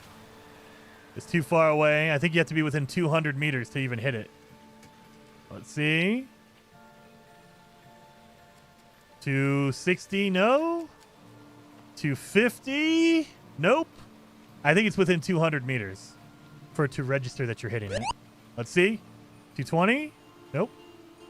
200, wait a minute. Stealth, gifted out 5 gifted members. Very, very much appreciated. 07, Stealth. Thank you guys. Dude, all the support. You guys are freaking rock stars. I appreciate that. 07, you guys. Very, very much appreciated. All right, so now we're doing a little bit of damage. Get it? Heck yeah. Nanite search. Yes. Doing all the... Oh, yeah. I have all the emotes, but I can't see them in my group chat. Dang it. Come on. I don't even know what it is. I'm hoping it's an echo chart. Oh, thank God it is. I didn't even know what it was, but thank God that's an echo chart right there. Beautiful. Oh, yeah, I need to fix my freaking suit now. We can do that. There we go. All right, we have an echo chart. Let's go find a harmonic camp, and then we're going to see what kind of ships are here. So let's see. Where is it at? Harmonic echo located. And it's over here. A minute away? I bet you I walked right by this damn thing. Because it was not that far away. If it was like an hour away, okay. But a minute? I bet I walked right by this damn thing. M1 key says, do the visuals of the salvage ship change with planets? Yes. It changes with, well, I should say, it changes with planets and it changes with systems as well. However, Boy, the Diet Elf, I mean, that really thank you got for the out of hand raid. fast. Very, very much appreciated. 07. Very much appreciated. However, it's very rare to find 2 planets that are dissident in the same system. Usually you go to a corrupted system and you only have 1 planet. Sometimes you'll find 2, but 1 planet will have them, 1 planet will not. Usually it's like an anomaly planet that does not have ships on it. So, for all intents and purposes, every system has its own Sentinel ship. So it's very rare. It can happen that you find multiple planets that have corruption on them in the same system, but it's very rare, and it's even more rare that they both have ships on them. So usually you find 2 ships or 2 planets that are corrupted. One has ships, the other one is an anomaly planet, which means it does not have anything on it. But 07, thank you. Very, very much appreciated for the raid. 07. Long fan of your YouTube channel. I appreciate that, Diet Elf. I should have remembered you would be on Twitch too. I just started cross-streaming on Twitch and YouTube. So my internet, I've got my settings kind of dialed in, I think. And so I can stream on both. But my internet sucks. If you watched on YouTube, you know. My internet sucks. And so streaming on both YouTube and Twitch is kind of iffy. It's been solid so far. So I think I have my settings matched to where it needs to be. So 07. Thank you for hanging out here and for the raid. I appreciate that, Diet Elf. 4 plus 8 is 12. 1. 10, 9, 8, 7. So 12, 1, 7, I think. That's American math, so I might be wrong. 1, 12, and 7. It was right. Oh, thank God it was right. Let's see the multi-tool. And then let's go locate a spike. That way we can see what the frickin' ship is. Jason, you suck. I know. Thank you, Train. I was just recommending your channel to some new players who ended up in my stream. That's awesome. I appreciate that. 07, Elf. That's awesome. So definitely appreciated for you pointing people my way. Ooh, it's a B class. It has 2 that are next to each other. I think mine, I mean, the only thing that has is a bolt caster, but I think I already have that.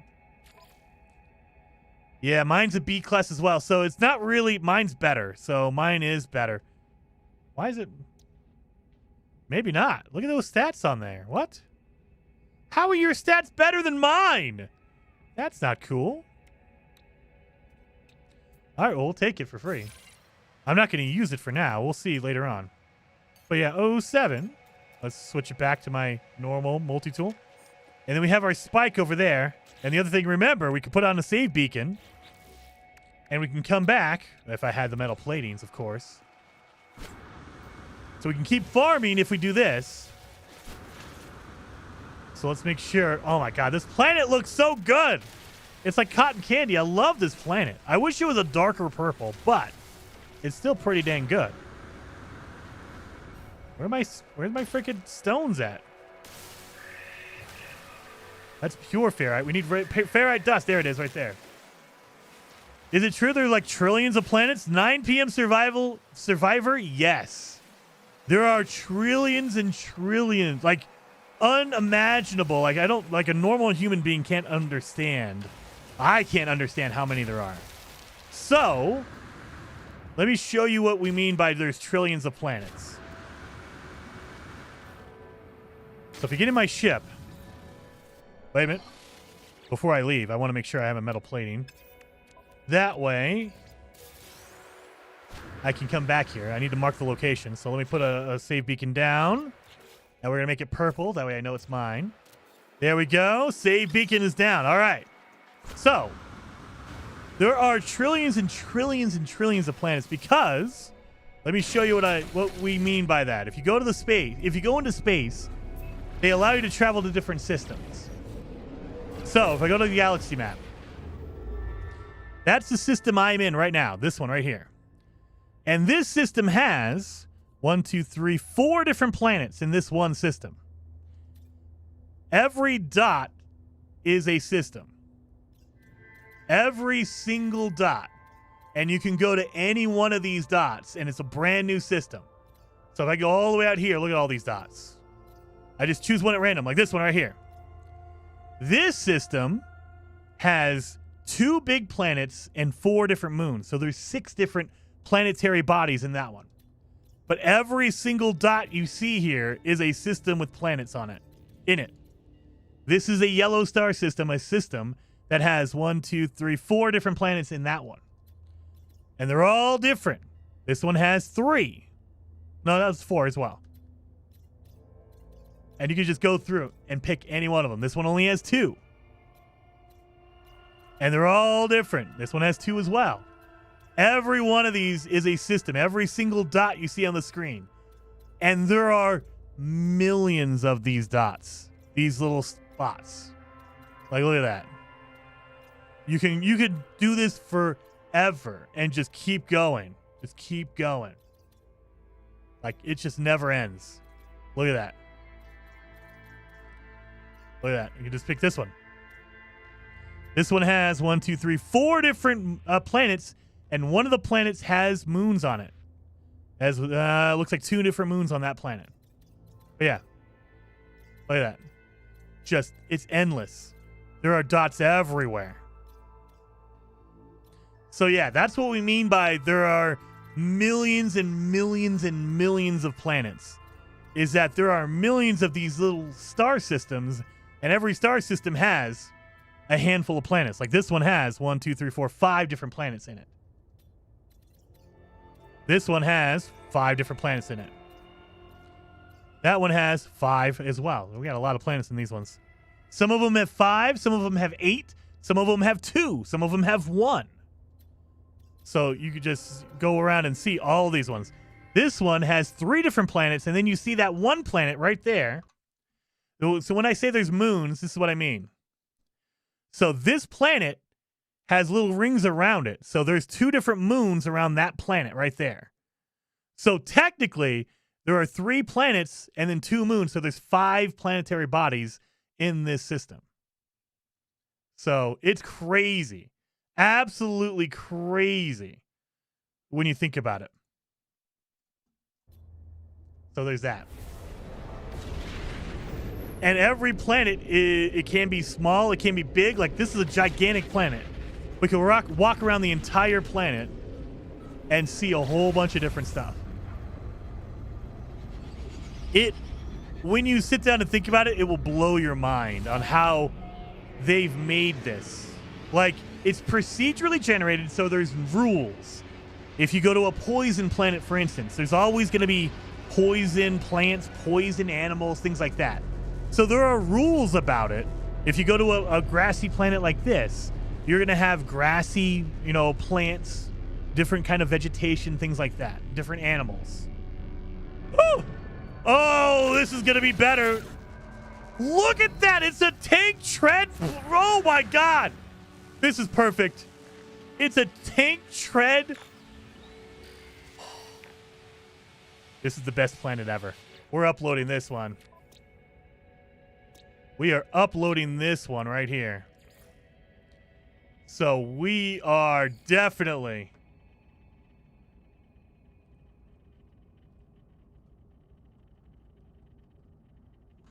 That's my planet right there. Oh, my God.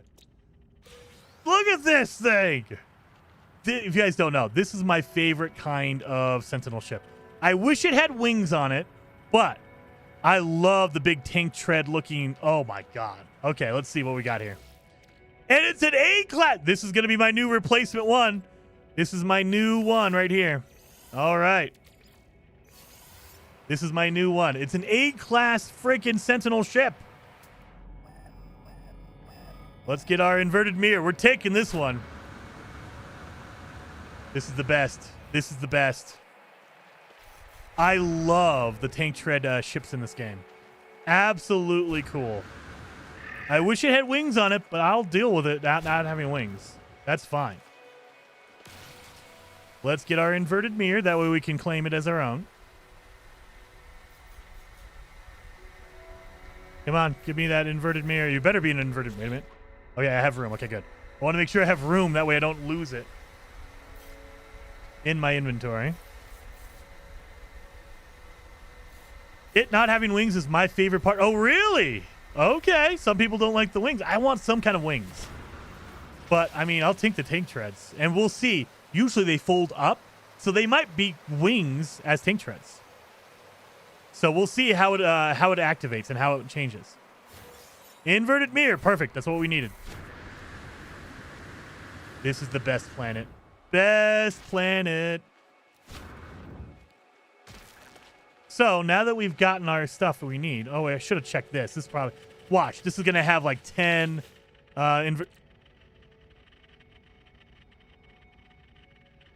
That's why you check the salvage behind your ship.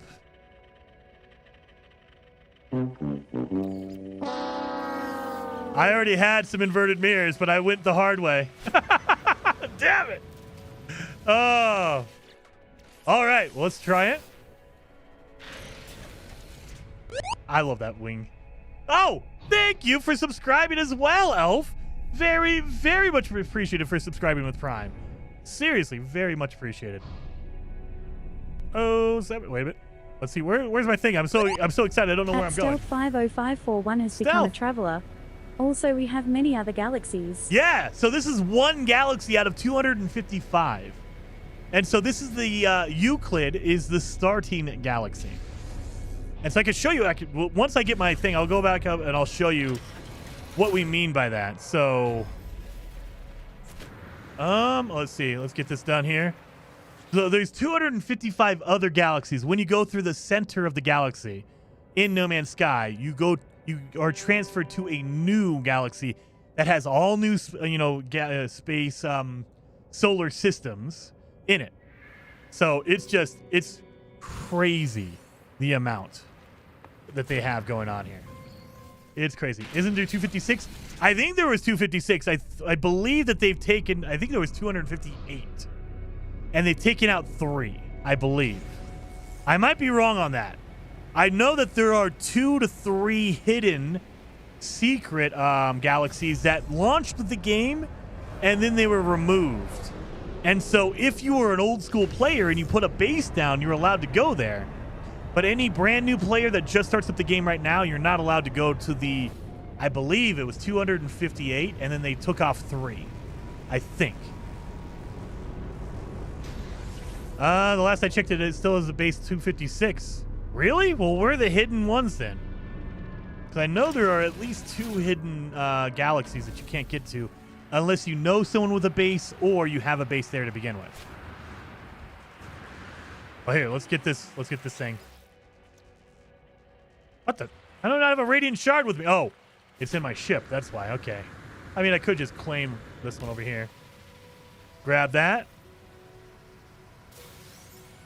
So now we have enough. All right. Beautiful. Oh, look at that. It comes with an infra knife. Okay. 2 supercharged slots. I like this, dude. This is a pretty solid one right here. It looks like a bug, doesn't it? It has a cool little weird face on the front with these little claws.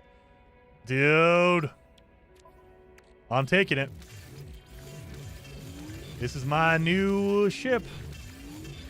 We don't have any upgrades, do we? Oh, we do have one.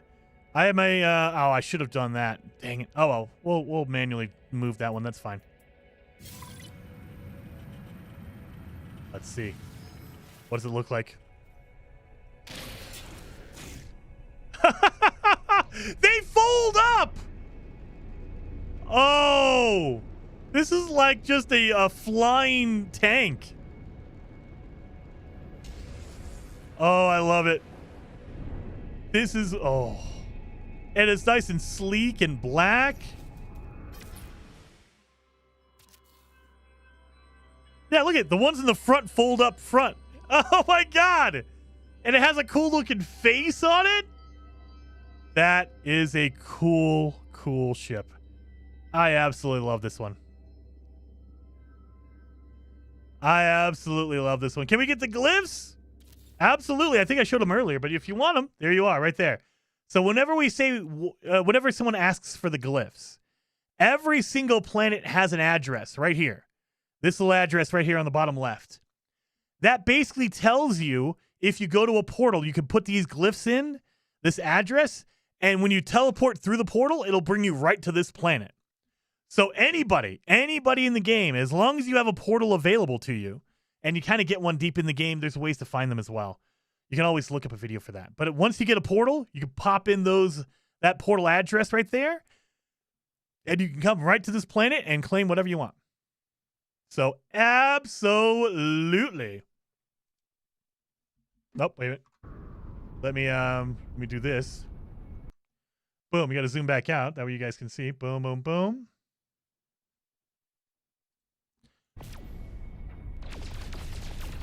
I love this one.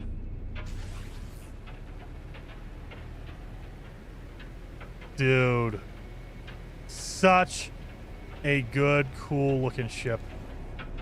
Oh, I almost went to a building. Can't go to buildings. I'm on a fugitive run. Can't do that. But yeah. Strong Beetleborg energy. Dude. It just looks so cool. Look at this thing. Like a cool little beetle. Now, the other thing is, let's try to land it here. And it just unfolds all the tank treads.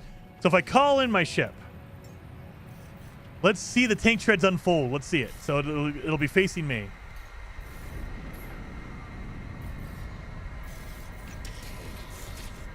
That looks so cool. This is my new favorite. Look at that. I absolutely love this thing. It looks like it has a face on the front. It has little eyeballs. So that's freaking awesome. All right. Let's call in our other one. I believe. Oh, no, we don't have enough. Damn it. I can't do it. And I can't see where it is because it doesn't mark your ship unless you're in it.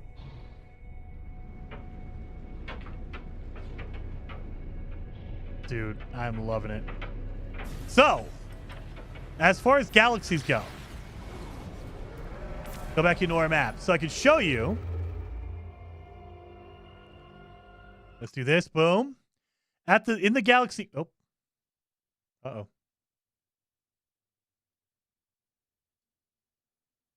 There we go. I missed it. Okay. In the top left-hand side of the screen when you're in the galaxy map, it tells you where you are in the galaxy, what galaxy you're in, and how far you are from the center.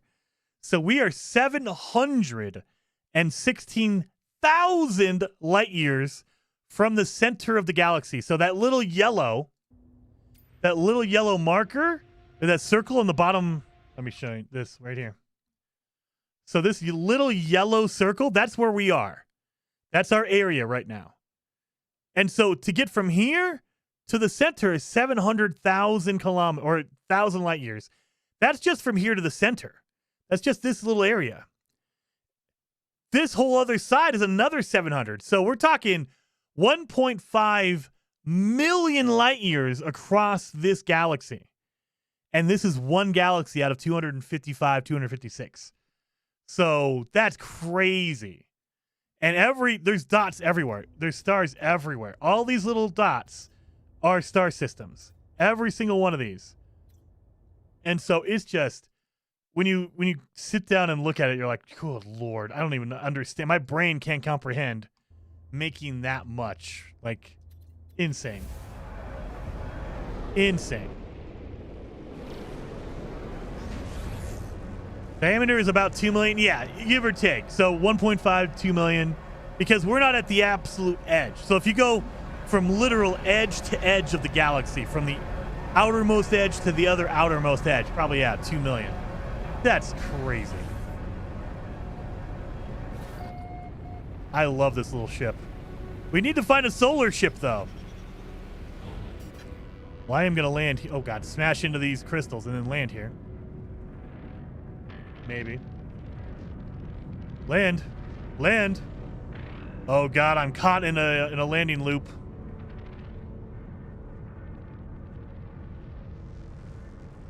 Just land. It won't let me do anything. There it goes. That was a weird. All right, it didn't want to land right here because there was crystals in the way. So I'm going to take you damn crystals. How many hours do you have in the game? How many hours total? So I have over 2,500 on Steam.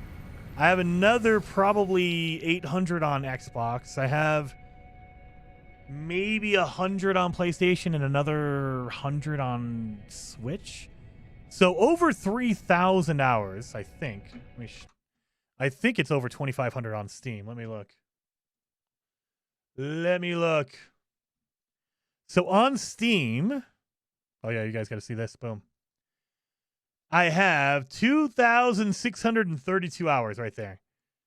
So I have 2,600 hours on Steam by itself. Another 800 on Xbox. That's where I first started playing. And then on PlayStation and on Nintendo Switch, I don't have as many hours.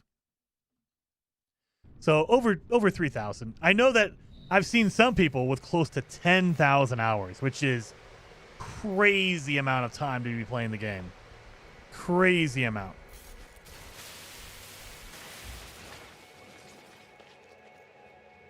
But I should have ended a half hour ago, but I wanted to see this. And I mean, look at this thing. This is so good. It's all black, so it's all sleek. That is this is a good tank right here. Look at that. This is what I've been dreaming about, getting these tank treads, man.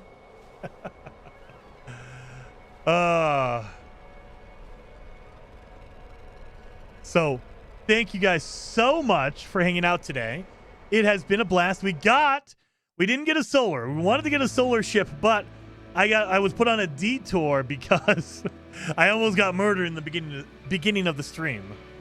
But now we have our Sentinel ship. We have a really good Sentinel ship. We're gonna start looking for our solar ship. That way we can go access the pirate stations, get some upgrades, find some graves. That way we can get our glyphs going, and we're good to go. So let's do I usually try to do Twitch first. Let's go raid on Twitch. Who is playing right now that we can raid? So You know what? Cobra right now, Cobra TV is playing Star Citizen right now. So let's go over there, show him some love. Go give him a follow. He's an awesome. He's an old school No Man's Sky player, but he plays a lot of Star Citizen right now. If you guys are interested in Star Citizen, definitely stick around over on Twitch. That way we can go get that done. Over on YouTube, who are we gonna raid on YouTube? We need to raid somebody on YouTube. On YouTube, we're gonna raid KJ. We haven't raided KJ in a while. Let's raid KJ and Lava over on YouTube. So thank you guys, seriously, thank you guys so very much for hanging out. Having a blast on Friday. I will see you guys on Monday. Heather Silvermist and I will be playing Planet Crafter on Monday. So hopefully you come stick around or come back on Monday. Either way, hopefully you guys have a good, safe, fun weekend. And I will see you guys next time.